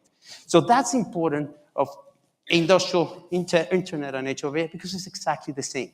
But the most important thing is AI is adopted worldwide immediately. And that is super important. I can tell you the level of frustration. I was in Sun. I was a country leader in Mexico at the time. Technology would take years before it got to Mexico. But today, it reaches immediately. It democratizes access, democratizes opportunity. But I was with the CEO of Techcombank 2 weeks ago in Vietnam. Techcombank is one of the largest banks in Vietnam. And he said the following: it democratizes services. Why? Because that bank, using Gen AI, could provide mortgages to 75,000 customers that would have never received a mortgage, because it connected dots that humans were not able to connect before. That's what it is about. It's democratizing access, opportunity to companies, but also to consumers, because it allowed a lot more opportunity. Now, Jaime, what about some examples? Well, obviously, I need to talk about Amazon. And the most important about Amazon is it's really about productivity transformation. In fact, I had the opportunity to talk to several CEOs all the time. When they bring the topic of Gen AI, the first question is, what do you want to do with it? What do you want to do with the Gen AI? And the first answer I get is speed, transformation, productivity, innovation, growth, everything anchored by customer experience. In this case, it's really about productivity. When you think that just by using Gen AI, you save 4,500 developers years saved in a very narrow project, you can imagine the opportunity that you have across the company. And 260 million of efficiency gains. So again, it's just examples when you start to use the technology. Mercado Libre, which by the way, congratulations, I understand they're awarded today. And Mercado Libre, that has been for many years a customer of ours, I can tell you they understand that it's about customer experience. We always say everything you do in Gen AI, work backwards from the customer. If we don't transform the customer experience, I think we're really missing a huge opportunity. And the example of Gen AI is how do they use ads in order to improve access for consumers like us to the SMB companies that are working with Mercado Libre. Again, it's really driving opportunity, access, but in this case, leveraging the ad technology in order to make that difference. And I can give you many, many, many other examples. Now, this morning, in the first panel, they were talking about startups, innovation, Latin America, Asia, Europe. All I can tell you is, in Asia, Latin American companies are super respected. When I moved to Singapore 3 years ago, after 7 years having the opportunity to establish AWS in Latin America, I went to Indonesia, I went to Thailand, because I had a walk around and I said, I come from Latin America, I've been 7 years in the company. You would be shocked that several banks and fintechs, the first thing that said is, are you working with Nubank? So they are present. Coupang, you can call it the Mercado Libre in Korea, is actually trying to connect with Mercado Libre because they want to learn about the innovation. Startups, the interesting thing about startups is out of the 80 startups that were selected for something we call the Gen AI Accelerator Program in AWS, 22 come from Latin America. And the process is super strict. It's not that you make the decision based on friendships, because that means over close to 1 million or up to 1 million in credits to launch your startup without asking any equity. So there's a lot of opportunity and ideas across Latin America. What ideas never stop. So let me give you the opportunity of flying to Miami and landing the day before yesterday. 3 a.m., I was really awake. And I got this lovely email from our team in Indonesia, said the following: Jaime, we just broke the Guinness Worldwide Record in a hackathon developing new ideas in 1 day. 10,800 and adding. What's the important thing of this? All these ideas, all these projects were delivered by children, youth, 17, 18-year-old in 11th and 12th grade. Ideas are endless.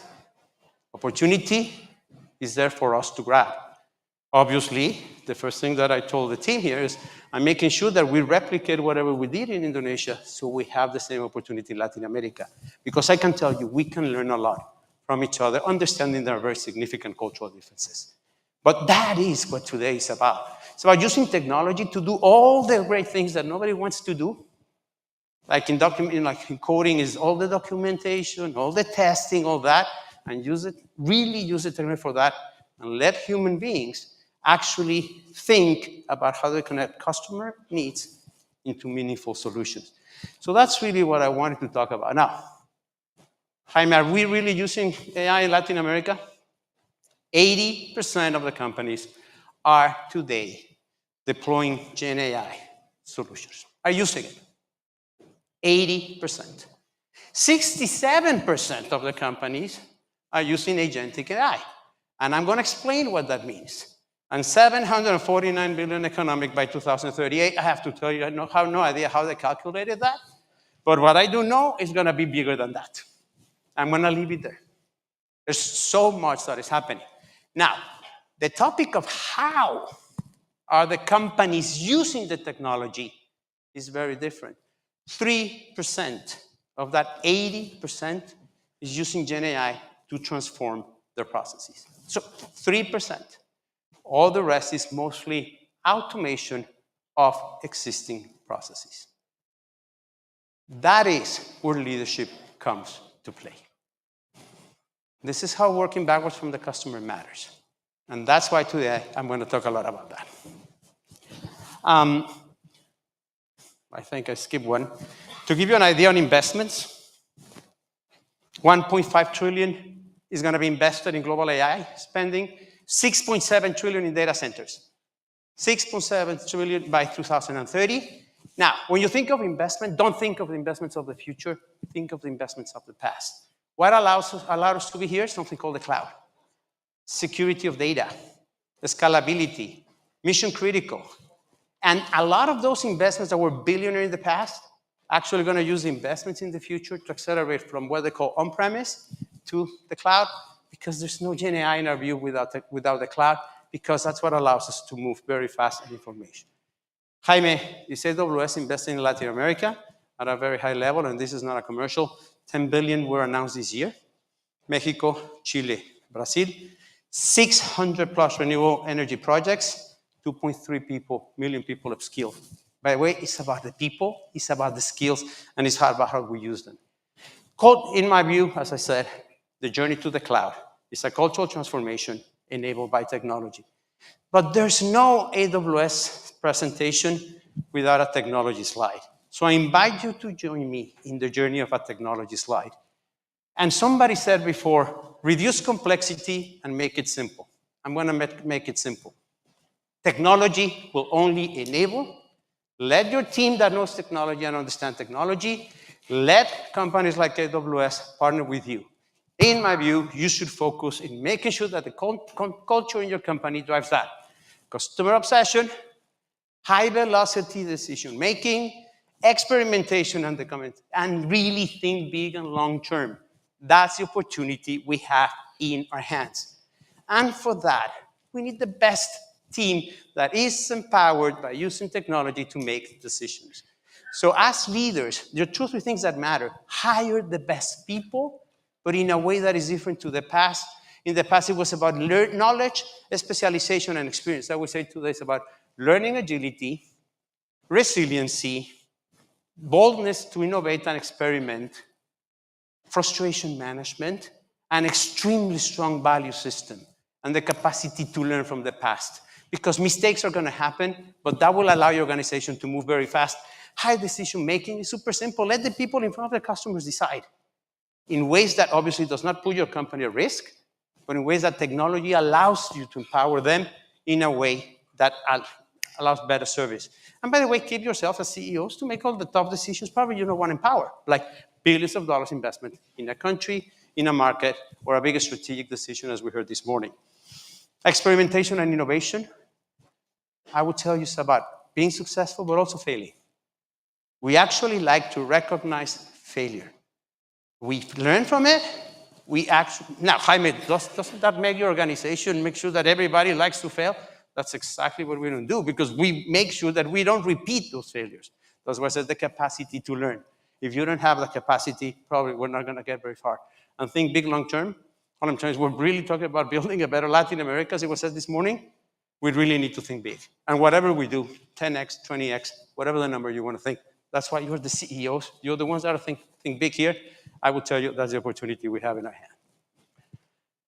There's no Amazon presentation without a quote from Jeff Bezos, but I would say the most important thing is customer obsession, agility, have the best people, innovate and experiment is what we call day one. If you don't try that, very soon we're going to be falling behind. Leadership. I said that was the most important day. I will tell you, move forward with a bold vision and purpose. This morning, most of the presenters talk about purpose and talk about culture. That's exactly what we're talking about. Being bold means taking risks, not only with all the information at hand, but the observations that tell us that our customers are looking forward to that. Create a culture of fearless innovation. And that includes experimenting, that includes failing, but learning and continuous iteration. That's, in our view, what technology is about. And then foster a builder mindset. I think it was you that talked about building. That's exactly what we need to do. Get yourself surrounded by the best builders, because everything is really to be built in this world where everything is going to be transformed. I'm going to finish with 6 observations. This came out from a session with McKinsey, that I understand there's several of you from McKinsey here.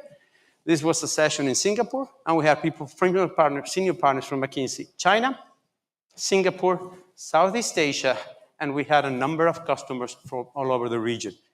These were the learnings that I learned from that session, and I'm just sharing them with you. Hopefully, I've been able to transmit all of this already. Focus on transformation, not just automation. Work backwards from the customers. Leaders lead by example. One of the biggest learning from that session, by the way, was shared by a Latin American Chilean that is the CTO of the largest bank in Australia, said, as a leader, I want the CEO of the company, the direct reports, to use that technology to build. So we understand what it means. That's the meaning of being a builder. I can tell you, I have no idea how it's going to turn out. In 2 weeks, we have myself and the team going to build something with all the available tools that are in GenAI today. And I can tell you it's going to be a remarkable experiment. And I know that whatever happens, either we succeed or we fail, we're going to have a remarkable time and we're going to learn a lot from the experience. It's about learning opportunity. Build and develop the right teams. Please invest in your team. Let them play. Hire builders. As we said, learning agility is key. Resiliency, a strong value system. But if you hire builders, let them build. The closer to the customer, the more successful you're going to be. Obviously, work with the right technology partner. And I can tell you, that's all I'm going to say. AWS has many, many, many years of experience, and we're investing billions and billions of dollars in Latin America. And we are really looking to help, not only from the technology point of view, but also from the culture, business, and people view. Lastly, and I love this one, start with your risk department first. Get them to play with the technology. So they realize everything that is done in order to keep your data secure, everything that we're doing to protect in the terms of guardrails and how that technology is used and how it's done to localize it. And I'm just going to share a small example with my wife. My son likes to drive go-karts, real fast go-karts. He used to compete. But before she gave me any approval, and you know that women make all the decisions in our lives. Before she gave me the approval, she said, I want to drive the go-kart first. The real one, the competitive one, the one that my son is going to be driving every week when he competes. Start with your risk department first, because that will allow them to see how the technology operates. So with that, I started talking about leadership. I think we have this great opportunity of building a major future, and it's an opportunity for visionary leadership. The age of AI, when we talk about AI, really demands leaders that can create an environment where innovation flourishes. And I have to tell you, many years from now, the same way that not everybody knew what Netscape was, we will not talk about the technology. We will not talk about the models. We will not talk about everything that we're going from a technology perspective that is moving super fast. All we're going to remember is the visionary leaders that understood the opportunity, that realized that it was about culture, people, and innovation, about taking risks, thinking big, and making sure that we build a much better Latin America together. Because what I can tell you, being in the other side of the world, Latin America has a huge opportunity to transform the global position in the world and how we do everything. Thank you very much.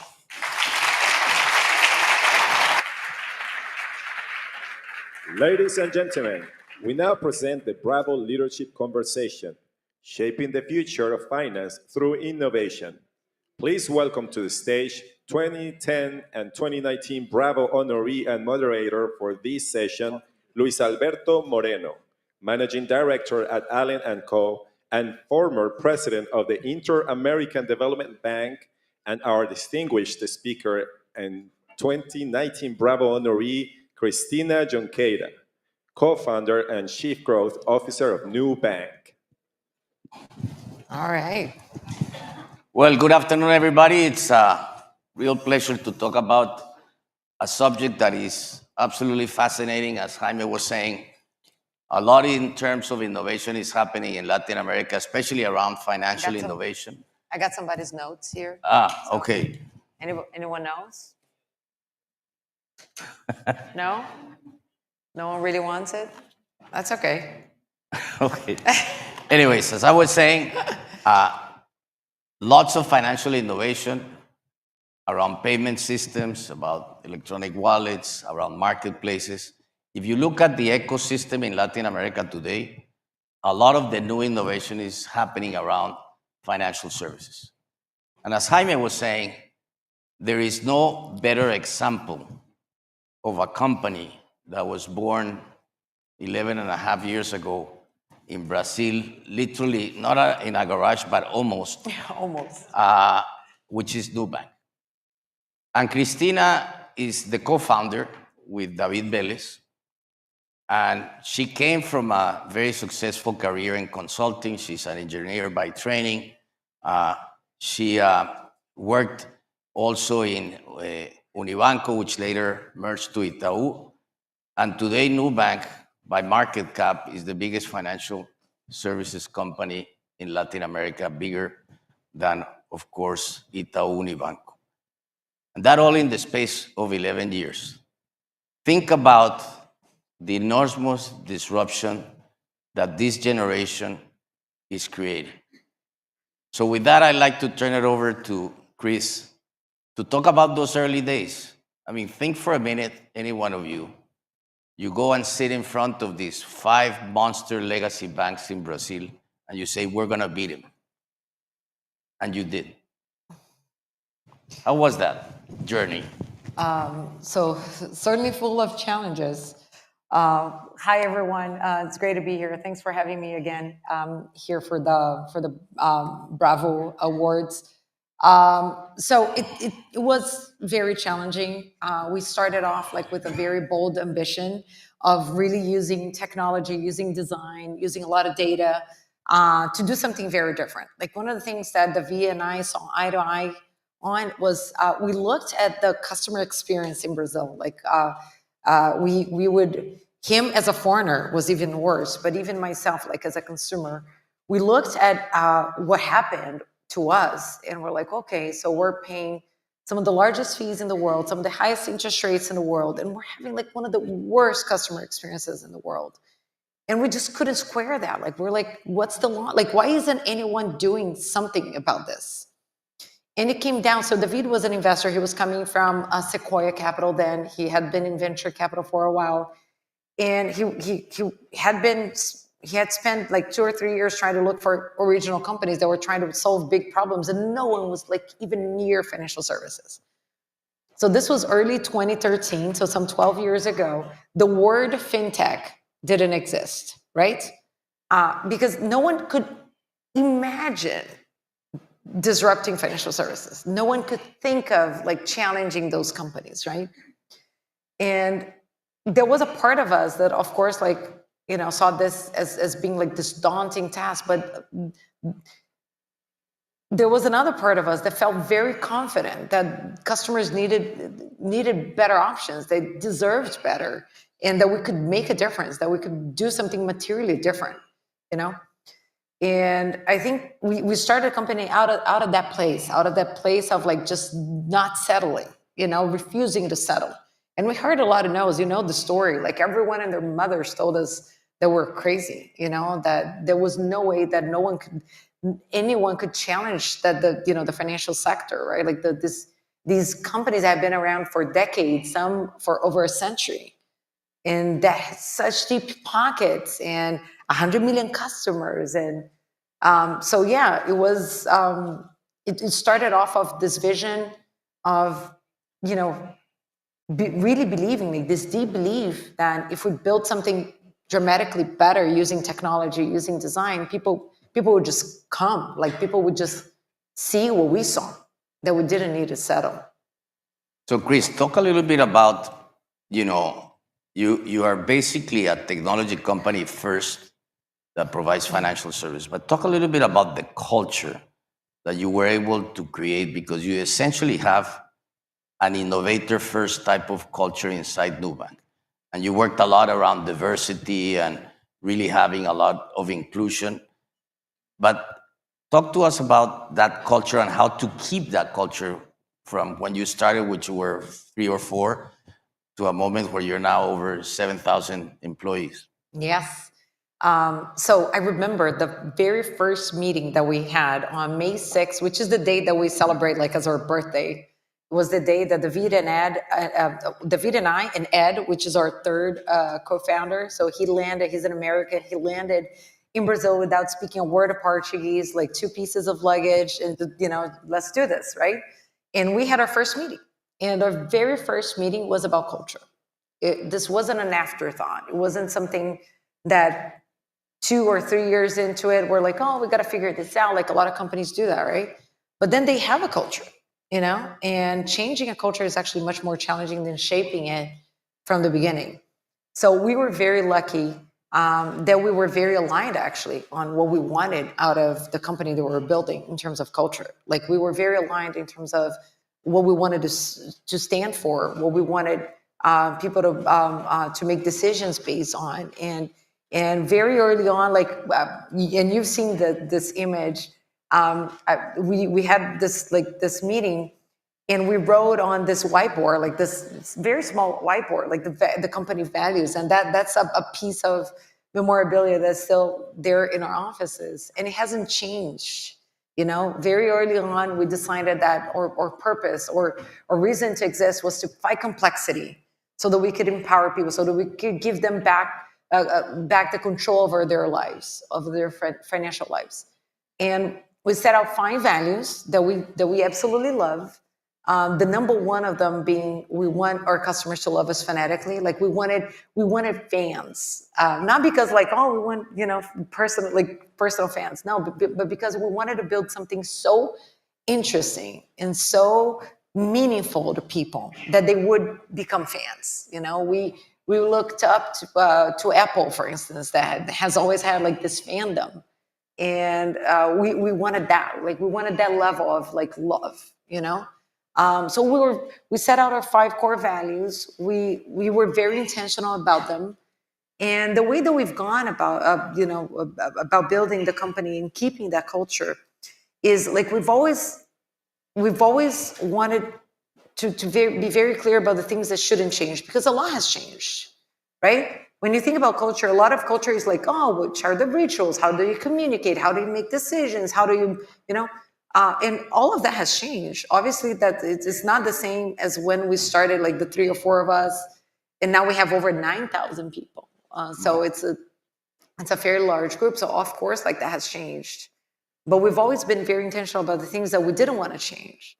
And that's our values, right? So what I can say is key things for that have been, first, make sure that we're making the big decisions according to those values and holding each other accountable to that, And the next thing is making sure that we're bringing in people that are aligned with that, because it's much easier for you to teach somebody their job, what is it that they need to do, but have somebody come in already with some alignment in terms of how you want to go about it, rather than bringing somebody that has a phenomenal experience, has a lot of interesting things on their background, but then try to hammer them into the box of your values. That's very hard to do, So let's talk about the technology part, and I'll begin first with something that is very unique to Brazil and to India, which is the payment system. Mm-hmm.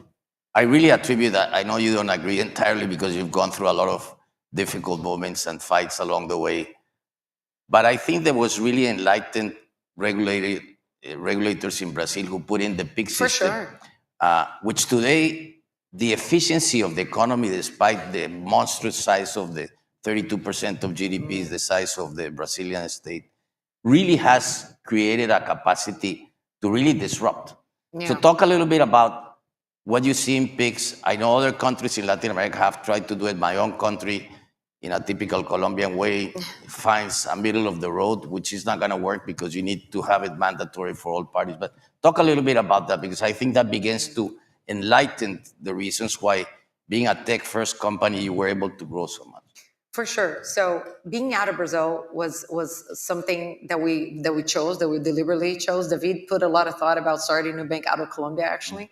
And of course, Brazil was a much bigger economy, but also one of the things that we benefited from was very good regulators, very competent regulators, and that eventually were very favorable to more competition, to more innovation.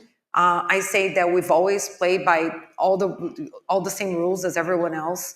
We didn't necessarily benefit from special licenses or fintech, whatever. It took us 5 years to have our first banking, it's not technically a bank, but it's a financing license. And we played by the very same rules as everyone else, but we did benefit from a regulator that wanted to make the financial system much more efficient, which is what you're referring to. And that has been truly beneficial for everyone, really. So PIX was a big catalyzer for that. So we were already growing extremely fast before PIX, but for certain that had an accelerating effect for everyone, really. So this has enabled payments at a massive scale that has been unseen anywhere else in the world. Roberto Campos, who's now also with us at Nubank, who's the former governor of the Brazilian Central Bank, who has been at the front of the PIX development. He was just telling us the other week that he never thought that we would see the volume of transactions that PIX is now holding. And of course, we were well positioned because of technology, which is your point. Because we were so good with technology, we were able to get ahead of the transformation that PIX brought into the financial system, to the point that 1 out of 4, almost 1 out of 3, actually, PIX transactions in Brazil go through us.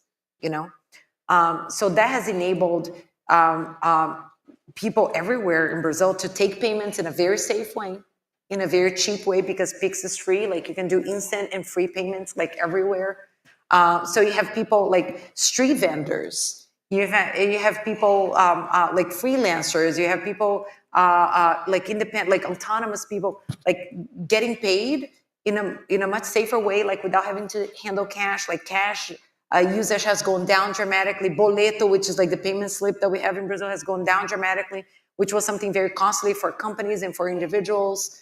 A lot of fraud also happening in Boleto. So it has brought in a massive efficiency into the economy. And it's something that we have been working with the Colombian Central Bank, with the Superintendencia Financiera in Colombia, as well as with CNBV in Mexico, because there's a lot of learnings there. There's a lot that all countries can benefit from.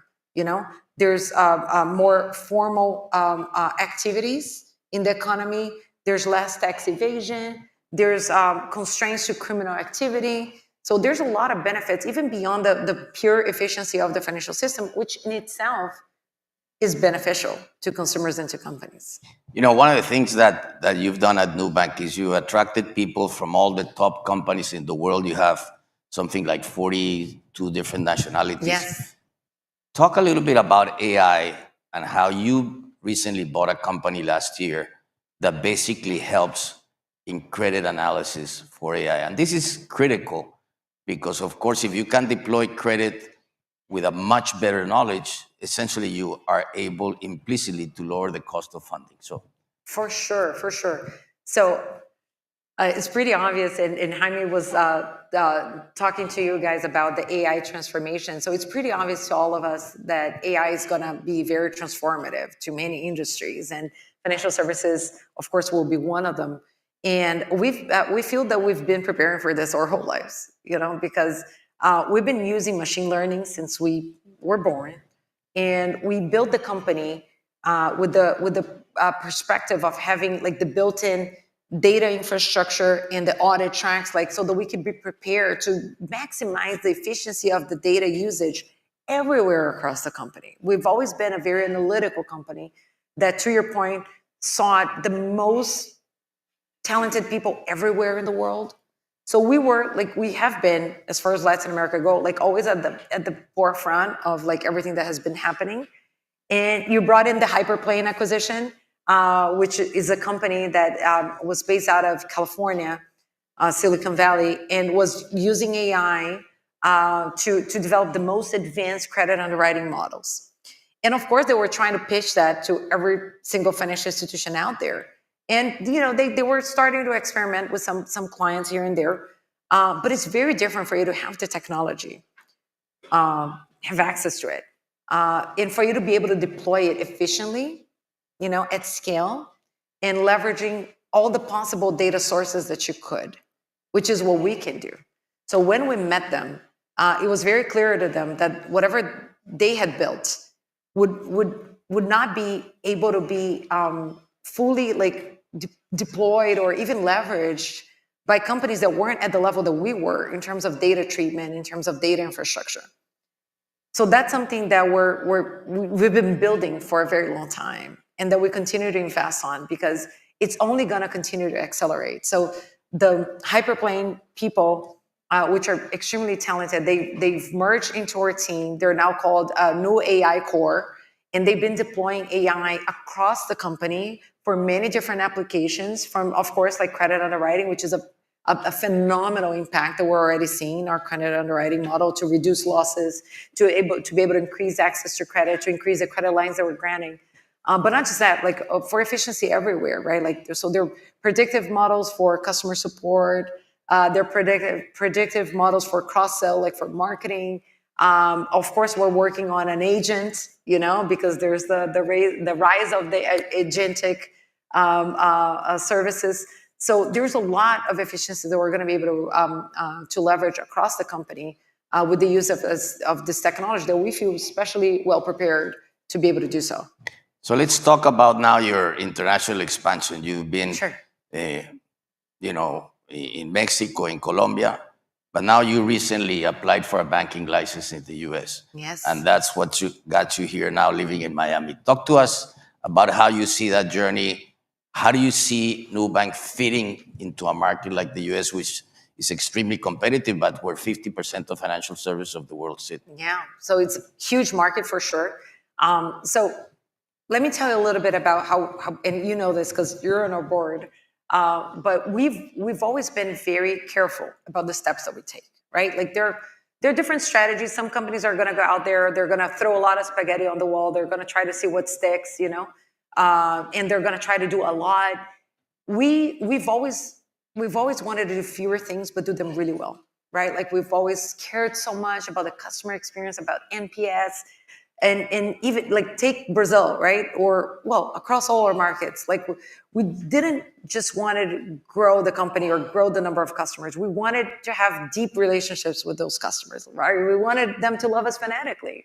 So we set out to be the primary banking relationship of our customers everywhere we go. So that's already true for 60% of our customers in Brazil, which is kind of like we're the number one financial institution that has primary banking relationships in Brazil, which is great. And that's the goal for Mexico, for Colombia, and everywhere we go, right? So when we think about international expansion, we wanted to take one step at a time. We wanted to earn our right, to take this next step. But obviously, when we look into the world, 1% market share in the US is like as big as some other full countries if we were to get 50, 60% market share. So it's impossible to ignore. At the same time, when we talk to customers, and we've been doing a lot of research, like we've been studying the market a lot, as sophisticated as it is and as competitive as it is, we look at it and we think, well, there's still a lot of customers paying very high fees. There's still a lot of customers not getting compensated for the deposit that they're leaving on their accounts. There's still a lot of complexity because people are managing savings accounts on one side, checking accounts on another side, like credit cards on another side. Maybe they have a personal loan somewhere else. They have their digital assets somewhere else. And that's a lot of complexity and a lot of transaction costs. And we know how to solve that problem, So there's that. There's also the fact that we have millions of customers of ours from Brazil, from Mexico and Colombia, living here, working here, reaching out to us daily and saying, Nubank, please, can you just open an account for me here? Because it's just so hard to deal with the complexity of the US financial system. And we would very much like to do that. So we wanted to earn our right to be here. We're going to do things, in a very thoughtful way. But we think our model, like the cost advantage that we've developed with our model so far, using technology, being great at credit underwriting, we believe that there's no reason why that's bound to Latin America, why that wouldn't be a good thing to leverage here, or frankly, in many other countries. That is a model, having the lowest cost to serve, having the lowest customer acquisition cost, having the lowest cost of funding, having like that cost advantage, that can be translated to economies of scale that we can pass on to customers as better value proposition. And like, we believe customers everywhere are going to want that. So that's what we're trying to do. We've applied for a federal bank charter with the OCC. We also, differently from other companies, we embrace regulation. We've always sought regulate, like we've always wanted to have the licenses. We didn't try to evade regulation. And, we've taken the first step here, and that's what we want to build. Well, thank you very much, Krista. I know many of you would love to talk to you more, but, as I listen to you, and as I see all these, entrepreneurs trying to disrupt things around Latin America, I'm reminded of a line by Gandhi, who used to say, in thinking about the enormities of challenges like this, he would say, they first ignore you, then they discredit you, then they fight you, then you win. That's your story. Thank you very much. Thank you.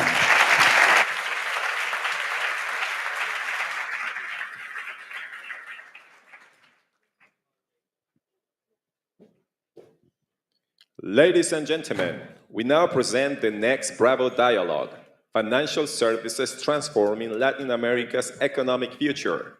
Please welcome to the stage moderator Alejandro Anderlich, Head of Government and External Affairs for Latin America and Salesforce, and our distinguished panelist, Analí Duarte, Head of Latin America for Global Payment Solutions at Bank of America, Juan Ignacio de Lorenzo, SVP and Head of Distribution for Consumer Lines at CHUBB Latin America, Antonio Silveira, Vice President for Private Sector at CAF, Development Bank of Latin America and the Caribbean, and Kiki Del Valle, Division President for North America at MasterCard.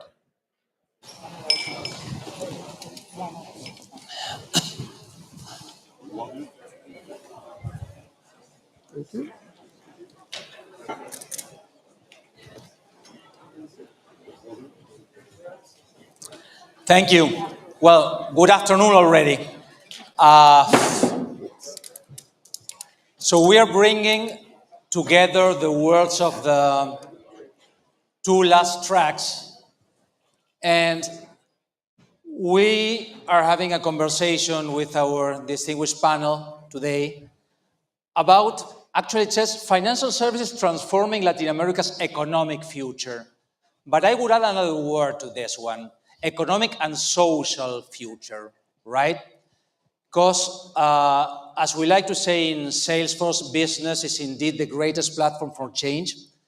And the financial sector is doing an amazing job these days to be the catalyzer of inclusion, social inclusion through financial inclusion. It is giving the possibility to businesses of all sizes to become relevant, not only big companies, but companies of all sizes and industries. And it is letting more and more people become part of the formal economy. So through financial growth, we are driving social growth as well in the financial sector.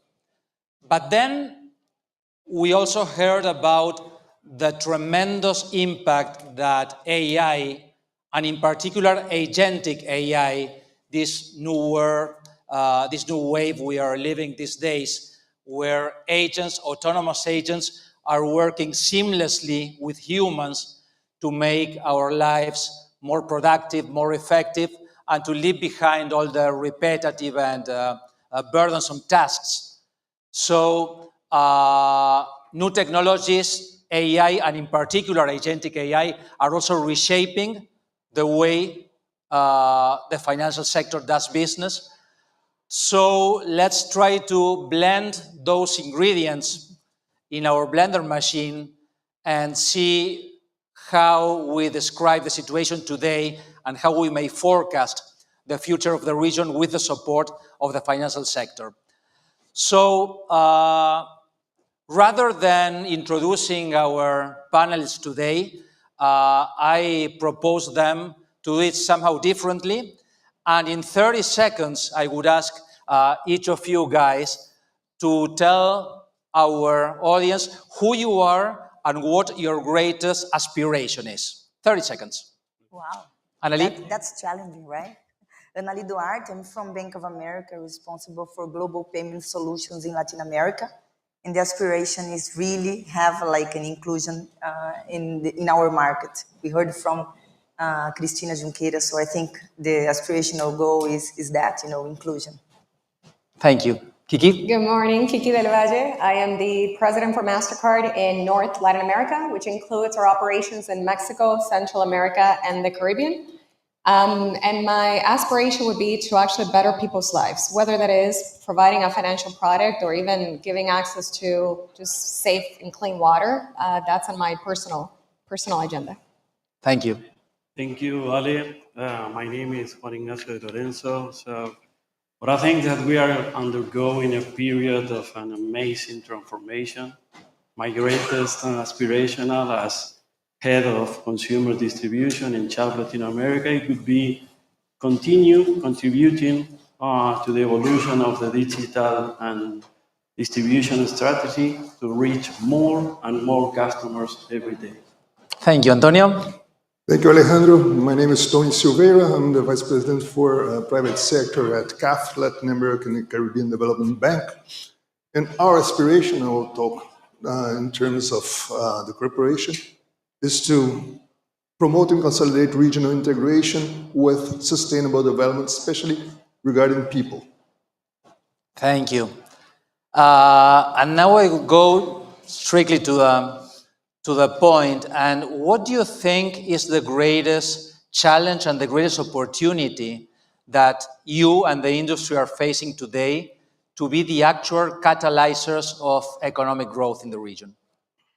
I think that mainly the challenge is to face the regulation, right? So the challenges with the regulation in different countries that we have in Latin America, but also the opportunity that we have with the financial services into this collaboration. I think when we have all together, and I think PIX is an example that Cristina already mentioned, but I think that when it goes to client experience, when we put everything together, the central bank, together with fintechs, big banks, digital banks, and companies like that, to provide a digital experience for the clients, I think that's the beauty of the thing, right? So I think that's the opportunity that we have in Latin America. We as Latino, we know how to get together and we know how to sit down and try to fix things. And we have a lot of creative, in our region. And I think that, entrepreneurship, I think that, we heard from Shu that Latin America is the place for building things. And if we can build different things, is in our region. But I think that the challenge is really to face also not only the regulatory framework that is, the backbone that is there, but also for many companies is really to change the infrastructure of their system. I think that's, one of the things that probably you're going to mention, but I feel as a challenge. I think we're living in a very exciting place in Latin America. We have the digitization of payments has really served as a catalyst for economic growth and a lot of transformation that we're seeing in our markets. I mean, from the emergence and the adoption of digital wallets to real-time payment solutions continuing to evolve to more competition that has come in. There's still a lot more work to do, but certainly we're seeing how this transformation has allowed for more and more people to come into the financial system. I don't think that today we have necessarily a challenge when it comes to financial inclusion per se.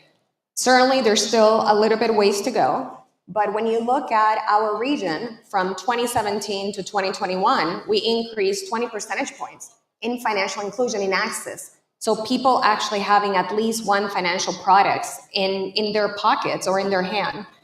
So that is no longer the biggest challenge that we have. Now we have a separate challenge, which is how do we drive usage for those people?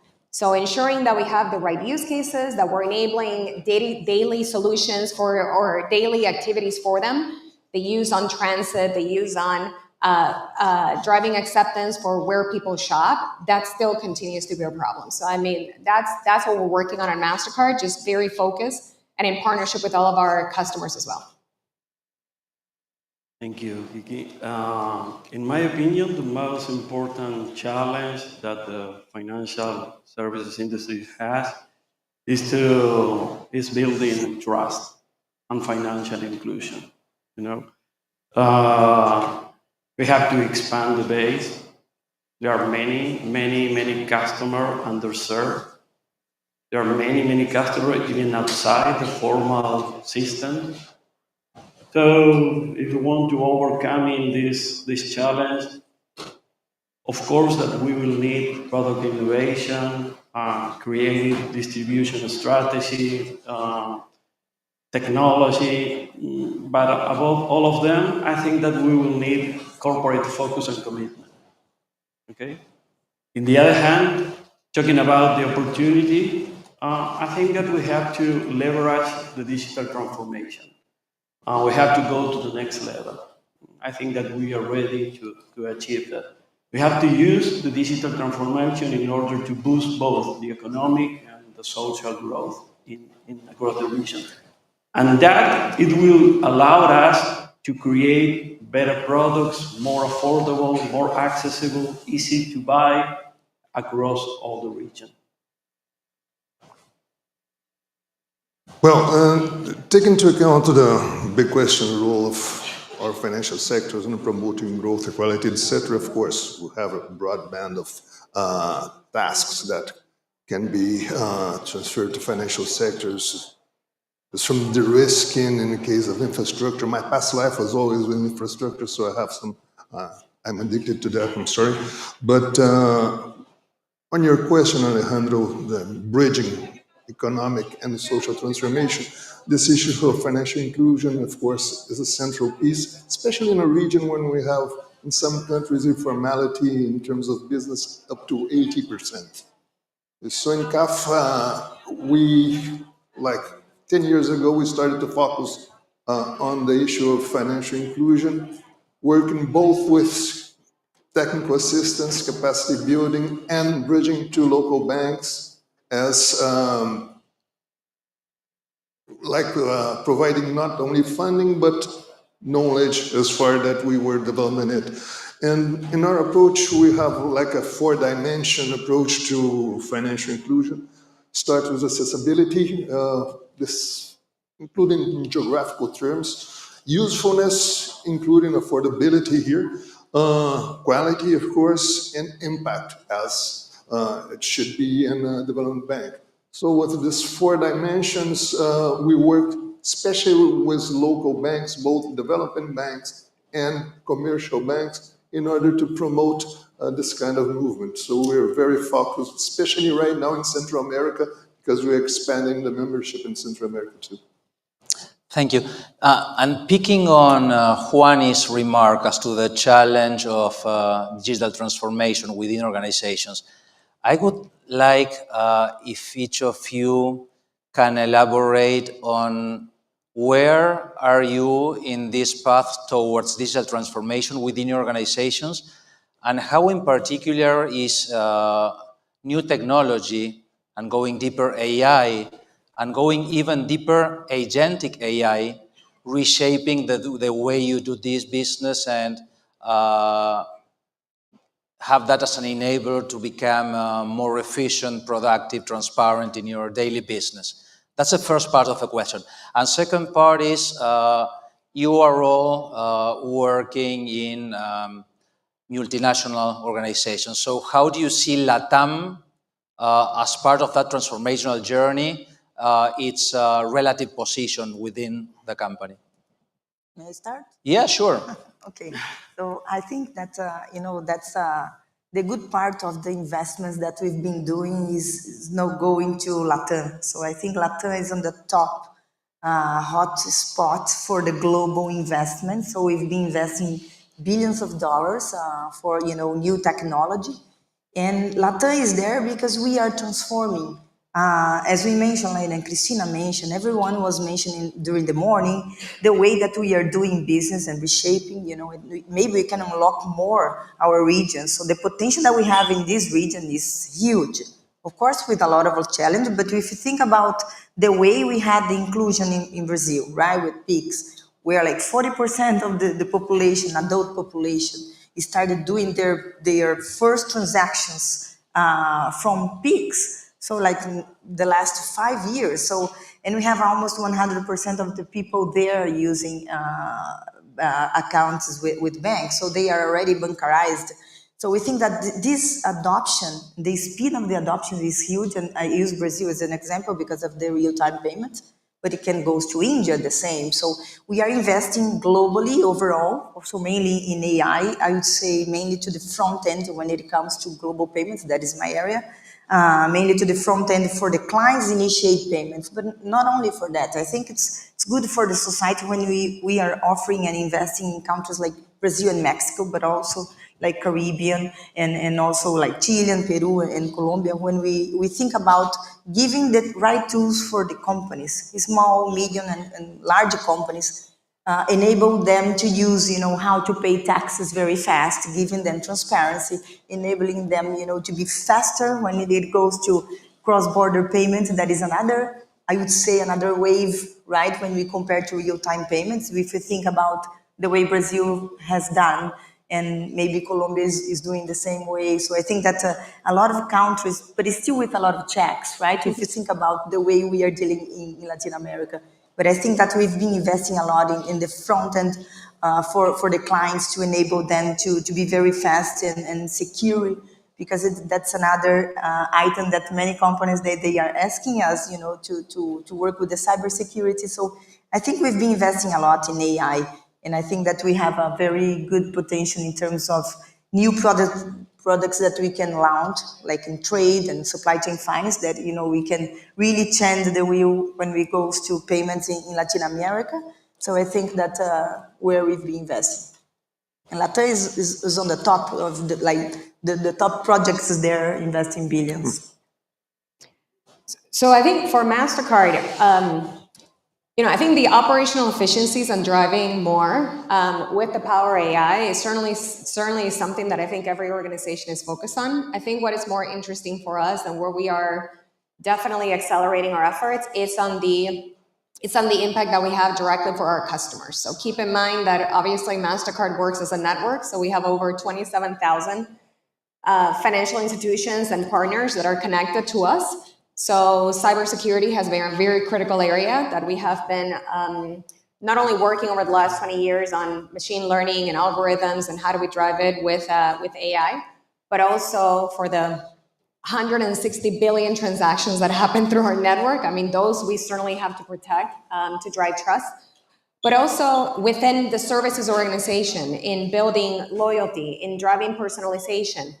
That has been a key priority. So about a third of our services today are already operating with an AI application. I think what's more, where we are really launching new solutions is on agentic commerce, and how do we enable the purchases to happen via agentic AI. So about 10% of the people, and this is a McKinsey report, are already starting their shopping journeys on agents. So you go to ChatGPT, you ask for what is a good itinerary that I can build next time that I'm going to San Francisco or Napa. And then from there, how do you actually complete that transaction? Well, today there's already solutions that we can deploy. MasterCard earlier this year announced Agent Pay in partnership with our acquirers, in partnership with the OpenAI platforms. We are in essence embedding what is tokenization. Is the same type of technology that we have used today for your Apple Pay and Google Pay to be able to bring those solutions where it's now programmable AI that is going to be allowed for an agent to conduct a purchase on my behalf. So that is live. That is something that consumers are now able to do. And what we have done is try to accelerate the timeline to launch, where in LAC, in Latin America, we will be ready to deploy early next year. So those are all solutions that we're working on to make sure that, in essence, consumers can pay in whatever way they want to pay. But that's the goal, that's the objective for us, and doing it in a way that is safe and secure, and with new data elements that need to be shared with all of our partners. So we need to communicate to the issuers and to the acquirers where the transaction is being initiated, so we have the right governance in place. So that's what we have actually been working on over the last couple of years. Well, talking about AI, Christina shared with us in the panel before a lot of interesting thoughts. AI is a fact, it's among us, it's here. We will see in the next few years how is the impact, but for sure it's going to have an impact. In my personal opinion, AI is here for help the financial services industry. It's going to help to better understand our customers, develop better products, better redesign customer experience process. Well, essentially, it's going to help us, in my opinion, to be more efficient and to achieve faster the way to the financial inclusion. Okay. Talking about CHAP and the new technologies, what I can share with you guys is that the new technologies represent the heart of our transformation process. We use digital thinking and all the market leaders' platforms in all our process. And talking about Latin America and CHAP Latin America, we have a strong digital structure here in Latin America with our own digital factories, running the implementation through CHAP Studio, that is our digital platform. So the fact that we can develop all these digital capabilities allowed us to offer through long-term partnerships with a lot of leaders in the market, our products and services to millions and millions of customers. Okay? So finally, I think that Latin America faces a huge challenge, but we in CHAP are ready through our digital factories to deliver, to achieve an exceptional integration systems to our partners. Impact of AI in CAF activity. Here I have to be quite direct and honest. In previous administrations, the investment in technology was like episodes. There was not a strategy. On the ongoing administration from the first day, when Mr. Diaz-Granado, our president, stepped in, we known each other from the IDB like 6 years before.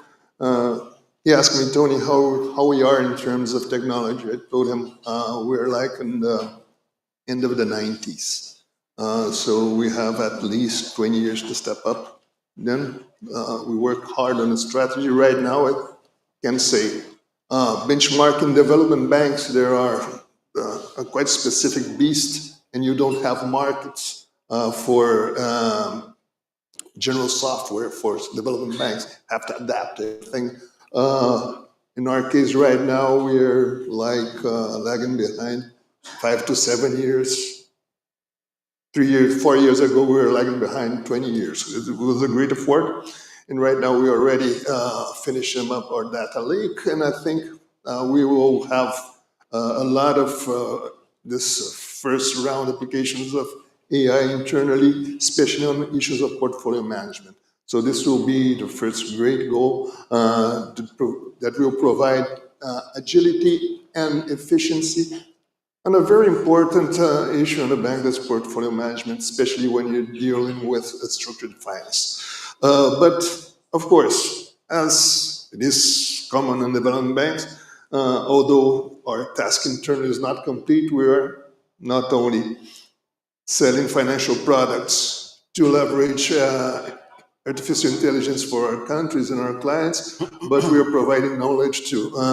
Here, I would like to mention specifically And not because the Minister of Economy of El Salvador is here. El Salvador is moving fast on the implementation of application of AI, both in education and in health sectors. And we are proud to say that we are partnering this with them.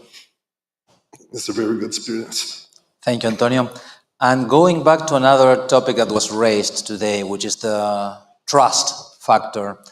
And since trust is created by walking the talk, would each of you be able to share with us an inspiring example of how you are driving financial inclusion and equality for all type of businesses through the work you are performing? I think when we are part of the infrastructure of a country, like, the clearing for pigs, we as bank, we need to be part of this. Otherwise, we don't give the visibility to the right clients, and they are being part of it, not only in Latin America, but I think like globally, we are really like talking about trust. And I like this sentence because it's all about investment and trust for companies, right?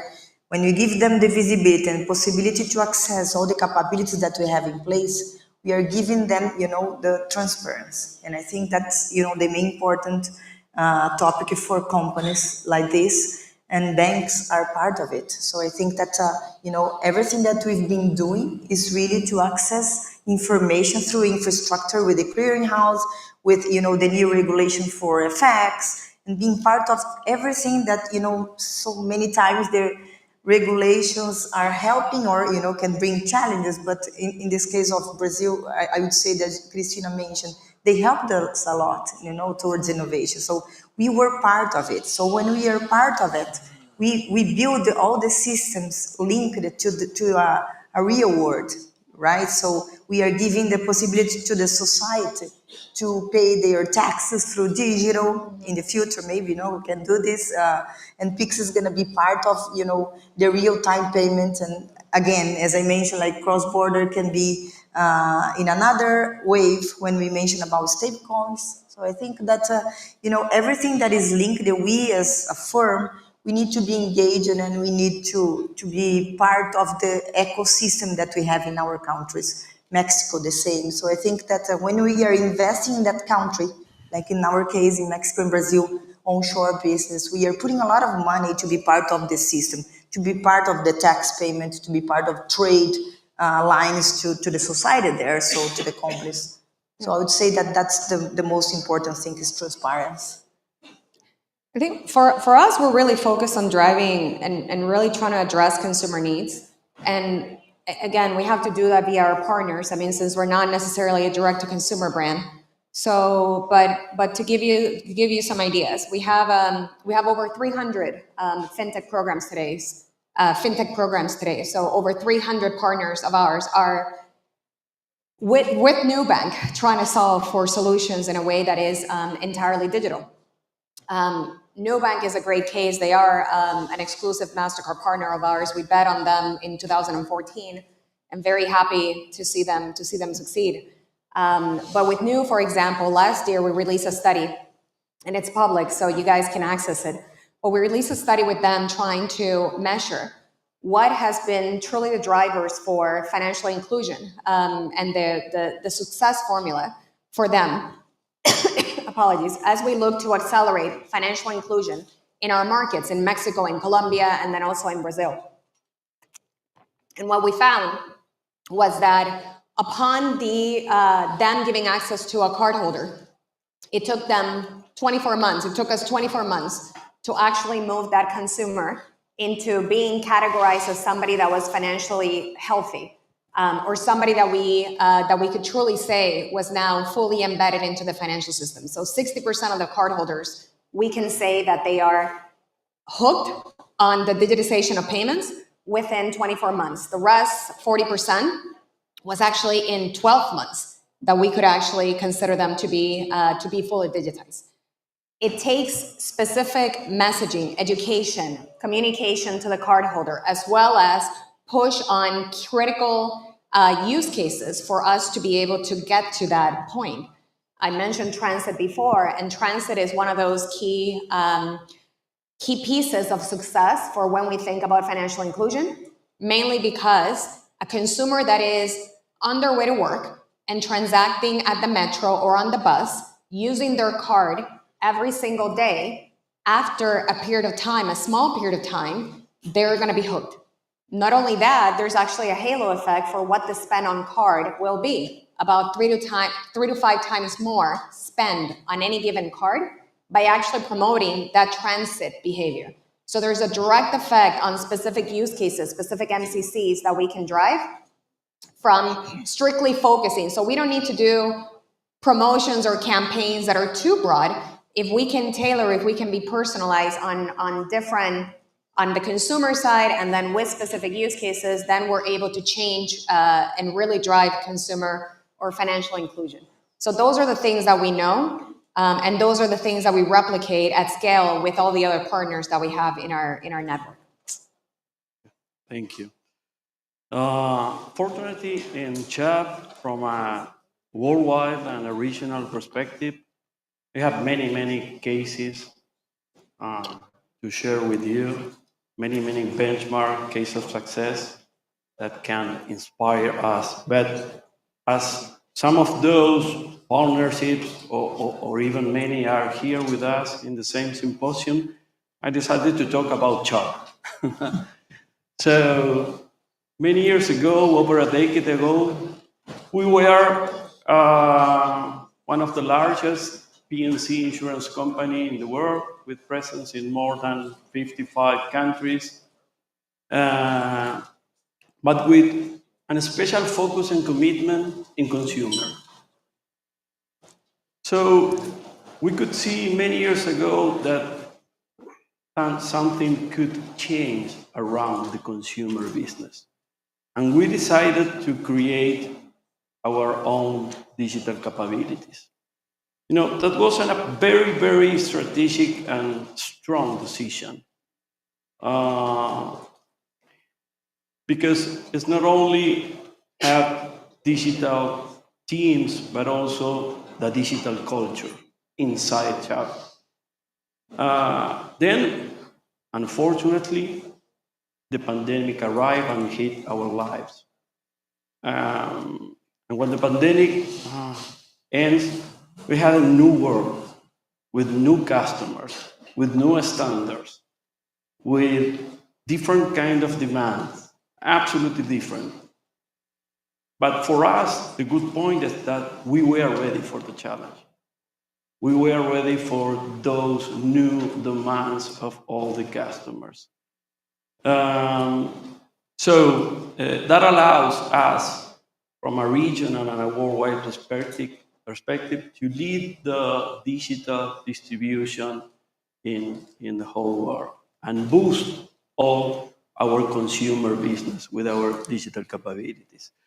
We have, you know, at those years, the matrix that leads our consumer business was the matrix based on underwriting, product, price, and commission, whatever.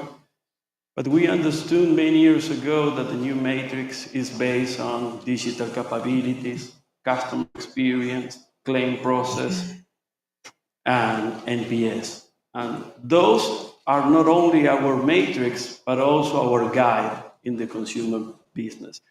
And what I think is that the companies that can manage those metrics are the ones that are going to lead the consumer business in the future, okay? Through all the partnerships that we have, I'm talking about only digital partnerships that we have in a worldwide perspective. Now we can reach more than 600 million customers. We achieve nowadays more than 50 million policies, end-to-end, 100% digital. Our CHAP Studio platform is active in more than 30 countries and support more than 30 different languages and support also more than 120 different currencies. So, and I think that we are ready for the next step, and we are ready to help our partners in order to develop their insurance strategy.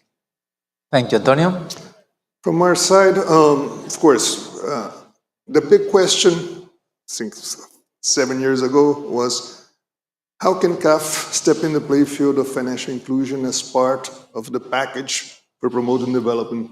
And here I have to commend the ideas that now our representative for Ecuador and our director for technical assistance, they came up with the idea of having a kind of financial inclusion laboratory. That is actually a contest that we do yearly since 2019, and has already impacted like 120 fintechs, and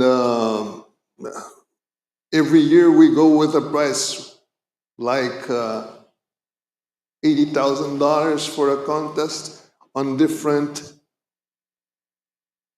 challenges inside the issue of financial inclusion. Last year, it was exactly, the contest was on AI solutions, digital solutions for financial inclusion. It was very rewarding process. We got a lot of good ideas, and what is good on that is that's not each year one separate team that goes to that. It's kind of cumulative, taking into account the last rounds of contests. How can we have a step further? And so last year was exactly what we're talking about here, and this year, taking that into account, where the contest go to how to achieve financial inclusion in rural areas. So, and this for us is very good because it's part of the knowledge that we bring into our discussions with commercial banks and with governments. Because, you know, this issue of financial inclusion has a lot of players. All the regulators have some concern on that. Central banks transfer to commercial banks some tasks on this movement. So we targeted this contest and we made our name through that contest. It was very rewarding. Thank you, Antonio. And to make it on time to close, I would go back to the 30-second challenge and ask each of you, now that we have most of the sector represented in this panel, how do you think the sector as a whole may work more collaboratively among yourselves, together with governments and also with the third sector, to enhance and accelerate that economic growth, working collaboratively rather than in silos? What would be your 30-second statement? I think it's a must. You know, I think we have the obligation with the region to sit down and think about what is the future. If you take the consideration that, for example, Bank of America is in 230 countries, so we think how we can leverage the expertise that we have globally and sit down with private and you know, public sector and think about what we can do in a different way to provide bank inclusion and change the society. So I think it's part of our obligation. It's a must. And I think PIX, again, I use as an example because it was a very good example of, you know, a great adoption, because we all sat together and we were discussing client experience. The end of the day is client experience, you know, what we can provide better for the clients. So that's a great conversation. So I think we should challenge ourselves to do better in this front. I think from my side, I mean, private and public partnerships are essential to unlock the transformation that we really need around Latin America. I would say that a key player here to actually take a step forward, in many cases we have seen them, is the state-owned bank. You know, state-owned banks actually unlocking innovation. We've actually seen, we're working with some state-owned banks that are actually very interestingly trying to break into new use cases. Banreservas in the Dominican Republic is focusing on remittances. Banco de Costa Rica is actually focusing right now on the elder sector, but really with identity products and payment products to help facilitate and bring additional value to those cardholders. Bienestar in Mexico, the same thing, 34 million cards that we actually have with them in that market, and we're trying to drive usage. So the government plays a very critical role, not just in the regulatory side, but also in helping drive additional financial inclusion for everybody across the entire markets and region that we actually have. So that's a call out, that's an invitation to work with them and really just innovate further with them to help bring additional value to the citizens. Well, first of all, let's focus on the barriers. There are too many. We have to remove it. If we want to overcome this challenge, we have to work all together. And government, social, civil society, private sector, and then continuous focusing the education and digital skills among all consumers. I think that this is absolutely crucial. On the other hand, there are another topic that, in my opinion, is very important. That is the collaboration between the leaders, the technology company, the fintechs, the e-commerce, the banks, whatever, and also share the data-driven. Share best practices, share know-how. It's going to help us in order to develop better products, more accessible, easy to buy, and all those things. Well, you know that financial sector is quite popular, not always on a good way, but I'm very sure that financial sector has to be and can be a very interesting conduit for promoting development and social inclusion in several ways. Here I can leverage on what Cristina Junqueira just mentioned on the interaction with the regulators that made not only possible, but leverage the expansion of new bank. I think this has to be brought into the governments, into the whole society. And if I can have a minute of marketing, I invite all of you to look at the back cover of the program and invite you guys for the last week in January, be in Panama for our CAF Entrepreneur Forum that will be 28, 29 of January. It's like 1 week after Davos, so you will be in a good temperature on average, coming from Davos to Panama. And this year we had already 2,000 participants. Next year we are looking to double it. There's already confirmed a state visit of President Lula to Panama 1 day before, and he will be with a bunch of Brazilian entrepreneurs participating on our forum too. So take the chance to make this advertisement. Thank you. Well, ladies and gentlemen, the table is set up. Thank you so much and hope you enjoyed the conversation.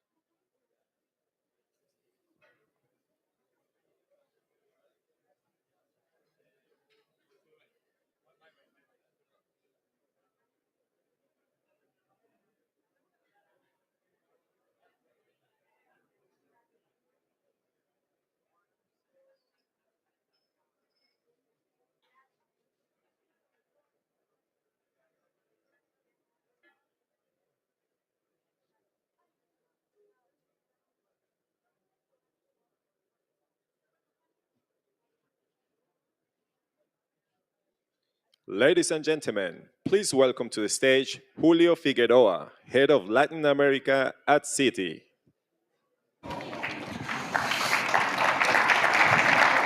Thank you, thank you, thank you. So this will be the last session before lunch, so I hope everybody's really paying attention. So good afternoon and welcome everyone to this highly anticipated session at the Council of the Americas Symposium.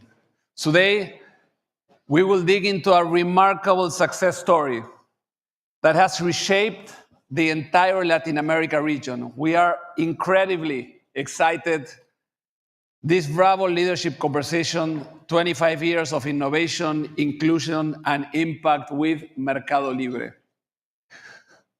For a quarter century, Mercado Libre has not just participated in Latin America digital transformation, it has led it, driving innovation, inclusion, and opportunity across the region.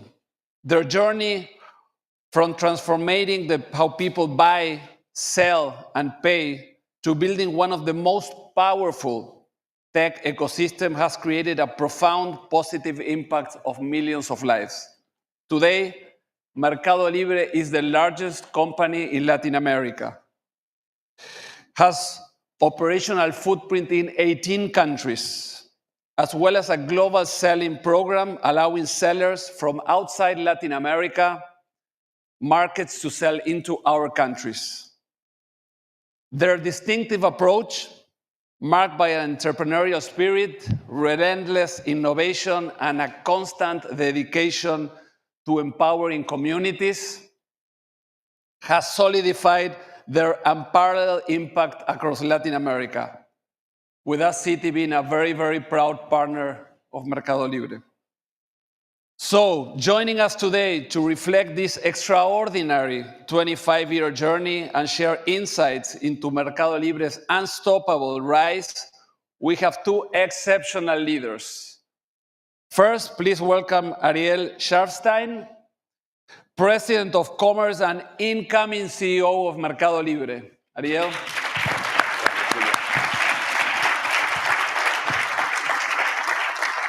And leading this insightful conversation, we are honored to have Susan Siegel, President and CEO of Americas Society, Council of the Americas. Please give them a warm welcome. Thank you, Susan. Gracias.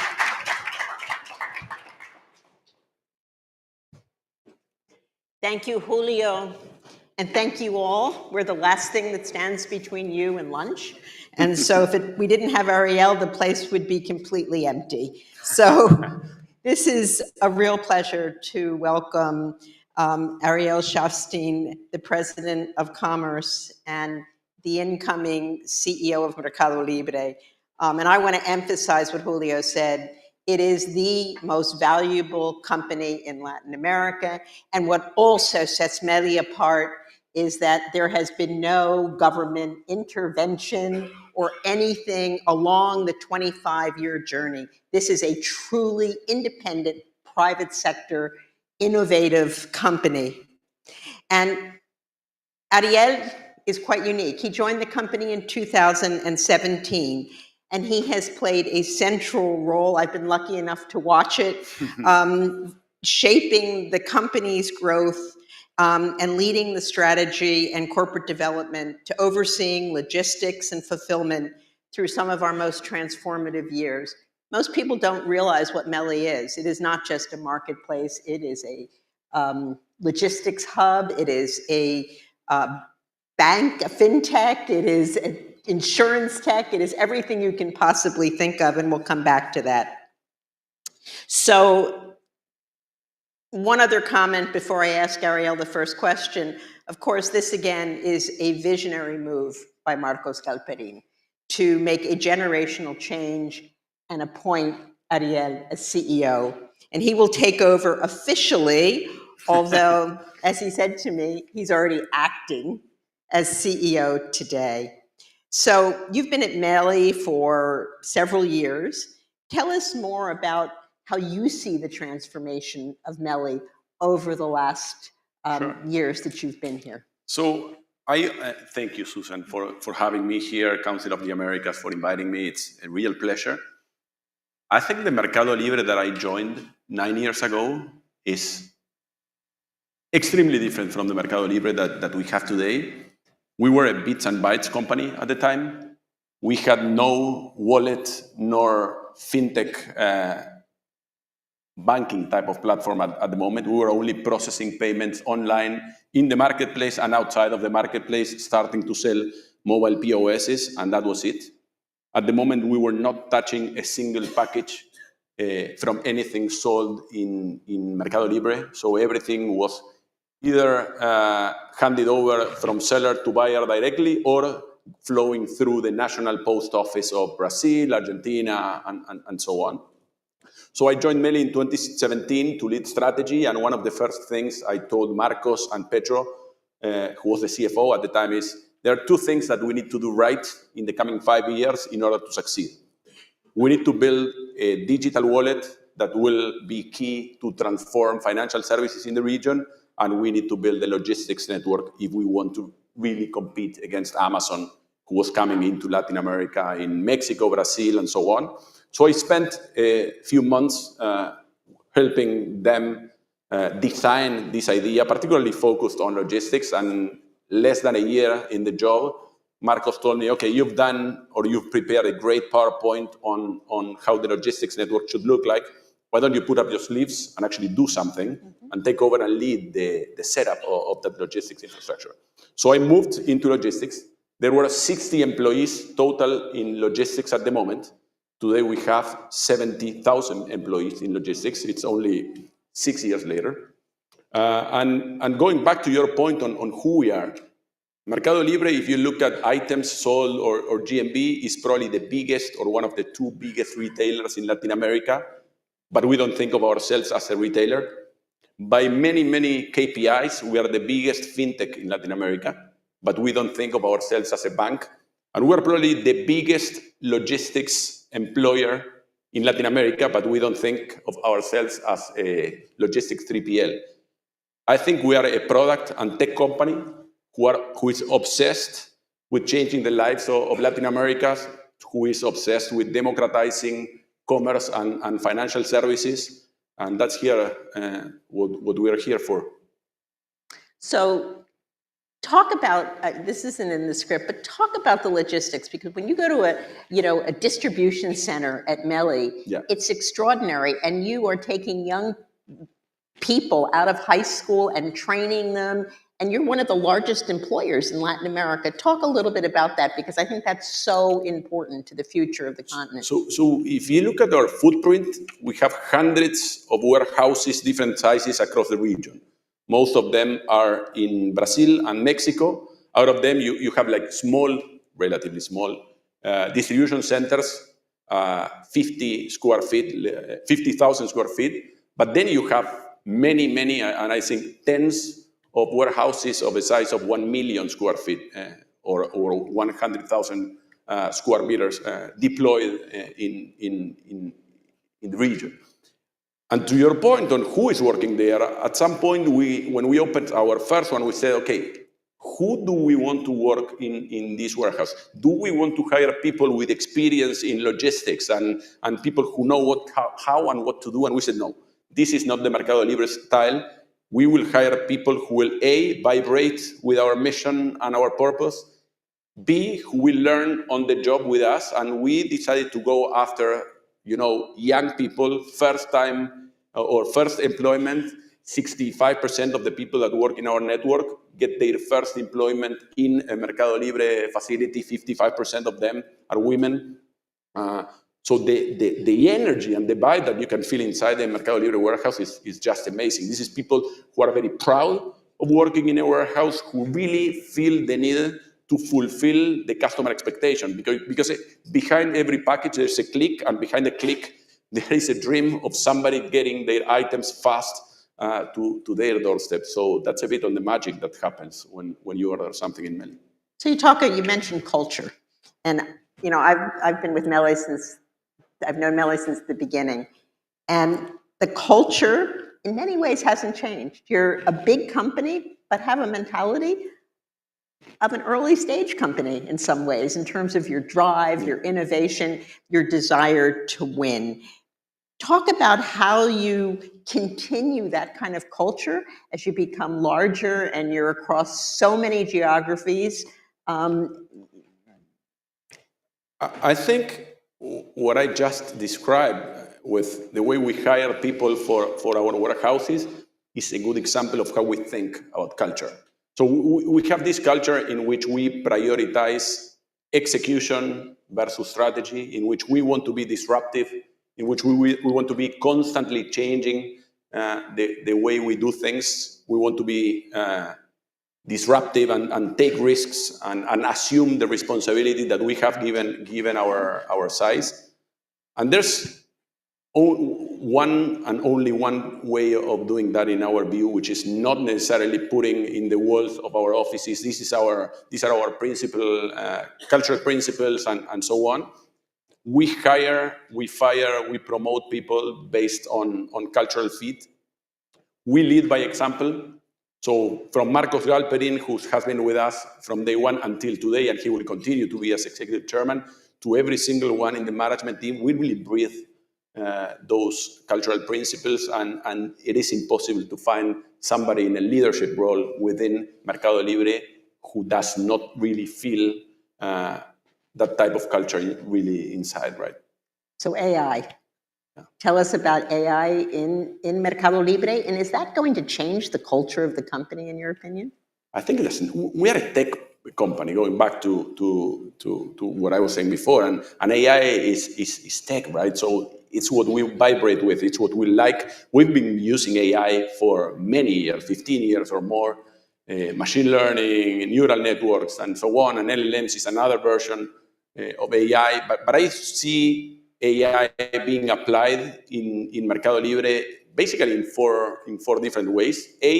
Efficiencies. So we are already capturing many efficiencies using AI. I always give this example in which 3 years back, we used to have 10,000 people working in our customer support center, taking calls or chats from our customers. So over the last 3 years, our business has grown, 50% year over year. That means that the number of cases and claims that we have to take has increased by a lot, but we're actually decreasing the number of people taking calls, and that's because we are using AI to answer customer phone calls or respond chats and so on. So that's really happening. And the same example I could give you in legal, in accounting. So we are using AI to improve productivity and to help our employees do more across the organization. B is developers. So all of our developers are using AI to improve their coding skills. 20% of the new code generated in Mercado Libre is coming or generated with AI, but 95% of our developers are using some type of tools in order to help them code better, test better, do faster, and with better quality, pull requests or lines of code. The third pillar is improving our value proposition for our customer.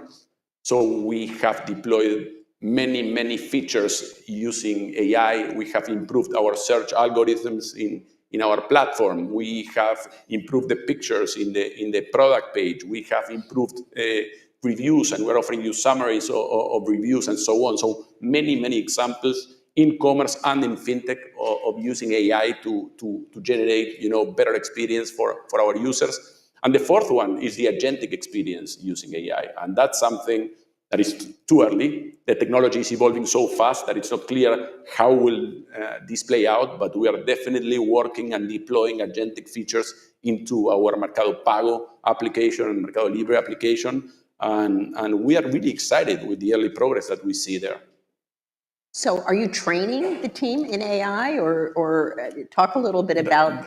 That's a great question, because we constantly get this tension between centralizing and training and controlling everything versus decentralizing and letting everyone test and learn. We're actually going with both. So we have a centralized AI team that is training from the very top, like Marcos Galperin, myself. We spent a day a month ago, and we're spending a day next week training in new models and new tools and so on, and we're doing that with every single layer of the organization. That same team is also testing, learning new tools and making them available for the whole team. So you have a platform today, centralized platform, where you get all the models, all the tools behind the models, and you can just pick, choose, and use whatever you think it's worth doing. And then we're encouraging people to test, to learn, and to do better things with AI in a decentralized fashion. So we are generating incentives, hackathons, activities in order for everyone to be testing some of the different tools that are out there as to become more productive, as to change the life of a user, a seller, etc. So talk a little bit, I mean, Melly has this incredible commerce platform, and we're growing leaps and bounds in fintech and everything else that we touch and we do. How do you balance all the demands and decide what should happen and what shouldn't happen?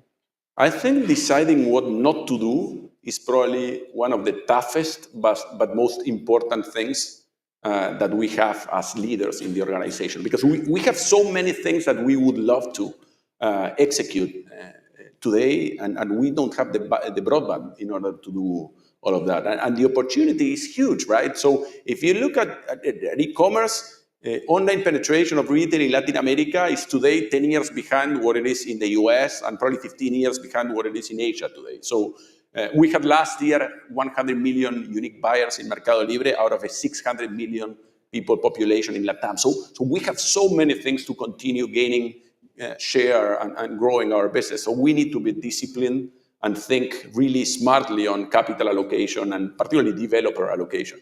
And with fintech, it's even bigger, right? So financial inclusion in Latin America is absolutely something that is kind of a debt, right? So if you take Mexico, for example, 50% of the people don't have a bank account. 15% of the people have a credit card, so 85% of the people don't have a credit card. And we feel that we are the protagonists of that inclusion and that process. So allocating developers behind those two initiatives and behind retail media and advertising is the key priority that we have. And we try to leave aside anything that can be tempting, that can be interesting, but would be a distraction in order to make this happen. Yeah, and one of the things I admire about Melly is, in fact, you have disrupted traditional banking. So you're lending to small and medium-sized companies that no one would lend to before, in the marketplace and outside of the marketplace. Yes. And so this is just... So 2 examples of banking disruption. Back in 2017, when I joined Mercado Libre, Marcos Galpein came to me and he said, I want to remunerate deposits in Argentina. I want to give away our float on Mercado Pago. I want people to get earnings from the money that they leave in our account. And we said, are you sure? Yeah, please do the math. And I was leading strategy. So with my team, we started working on this idea, and we realized that we were going to lose money with that, but the impact in the region could be huge. At the time, total population of Argentina was 40 million. Only 400,000 people were investing money in an investment product, any investment product in the country. We launched our remunerated account. Today we have 18 million people investing money in our business only in Argentina. And that's the type of things that traditional banks were not doing in the country. Absolutely. And the same happens with credit. We are lending money to many small and medium businesses.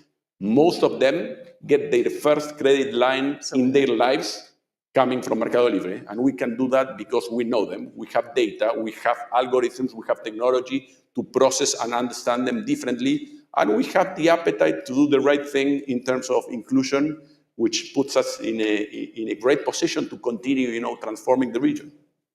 So as you look over the past 9 years that you've been at Melly, what has been your biggest challenge and your most defining moment? It's hard, right? Because every single day in Mercado Libre feels like a challenge and a defining moment. I think it was probably taking over the buildup of the logistics network. What I was telling you before. So when Marcos and Juan Martin came to me and asked me to take over the buildup, I told them, I know nothing about logistics. Are you sure I am the guy who should build this whole thing and run this machinery? And they told me, look, we care about somebody who can learn and who can live with our cultural principles. I'm sure you will learn about logistics. I'm sure you will hire whoever you think it's worth hiring in order to make it happen.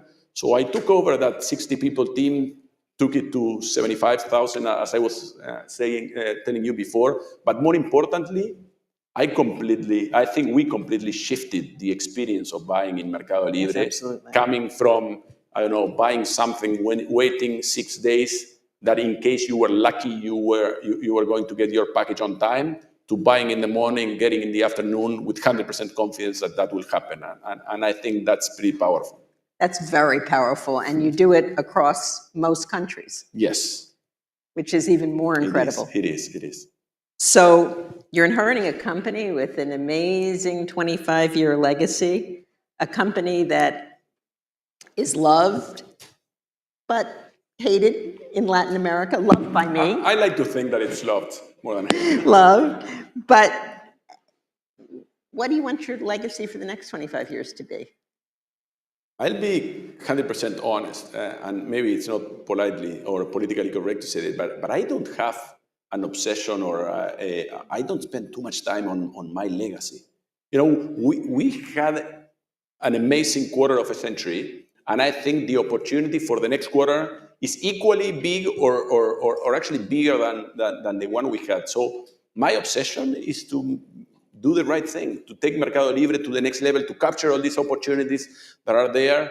And then my legacy will come on its own. When I took over logistics, I did not think of this as my potential opportunity to grow in the organization. I just wanted to make the right call for our users. And that's the same way I'm feeling with this transition. It's a privilege, it's an honor, it's a great opportunity. I have an amazing team that has been working with Meli for 20 plus years. And having Marcos working close by, because he will stay, it's also a huge opportunity for me. So I'm very far from being concerned on my legacy. So hated was the wrong word, but you have many more challenges with regulators, with risk, with competitors that are entering the market every day. How do you look at that?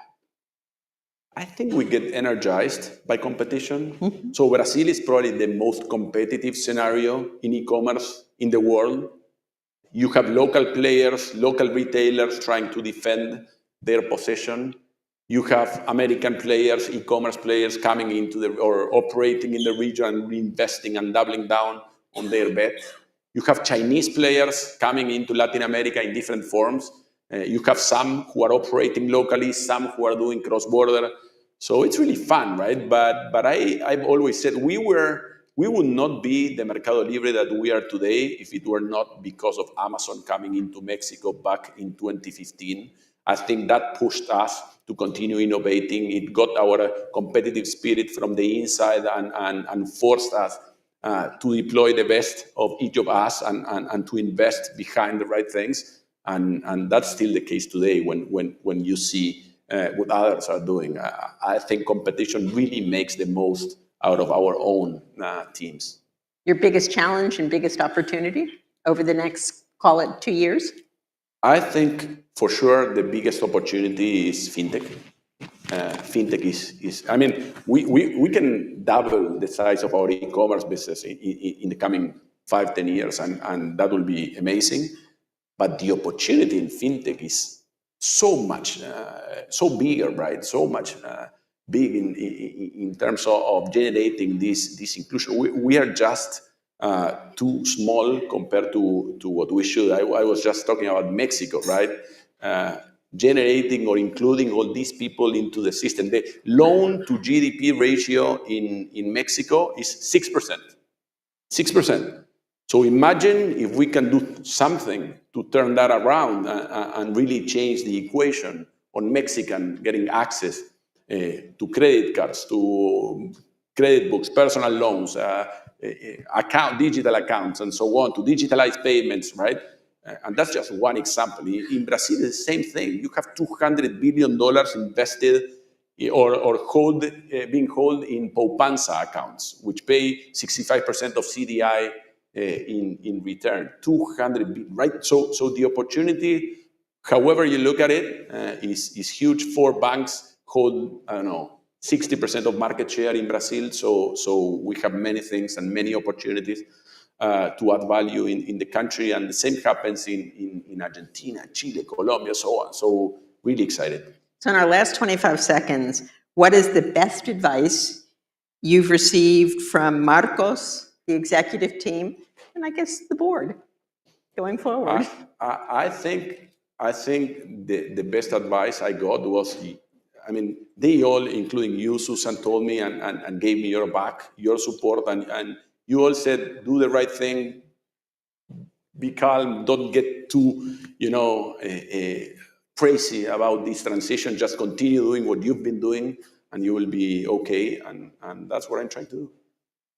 I want to thank you, Ariel, for this amazing conversation. I want to wish you luck, and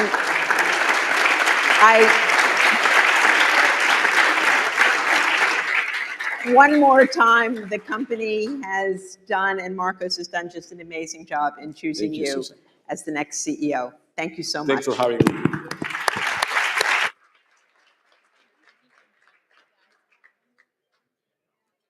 Ladies and gentlemen, this concludes the main stage panels of the 2025 Council of the Americas Symposium. Please join us for the luncheon in the main ballroom. Buffet will be served outside. For those with a Black Rock sticker on your badge, please join us in the Puccini Vivaldi room for lunch. Thank you.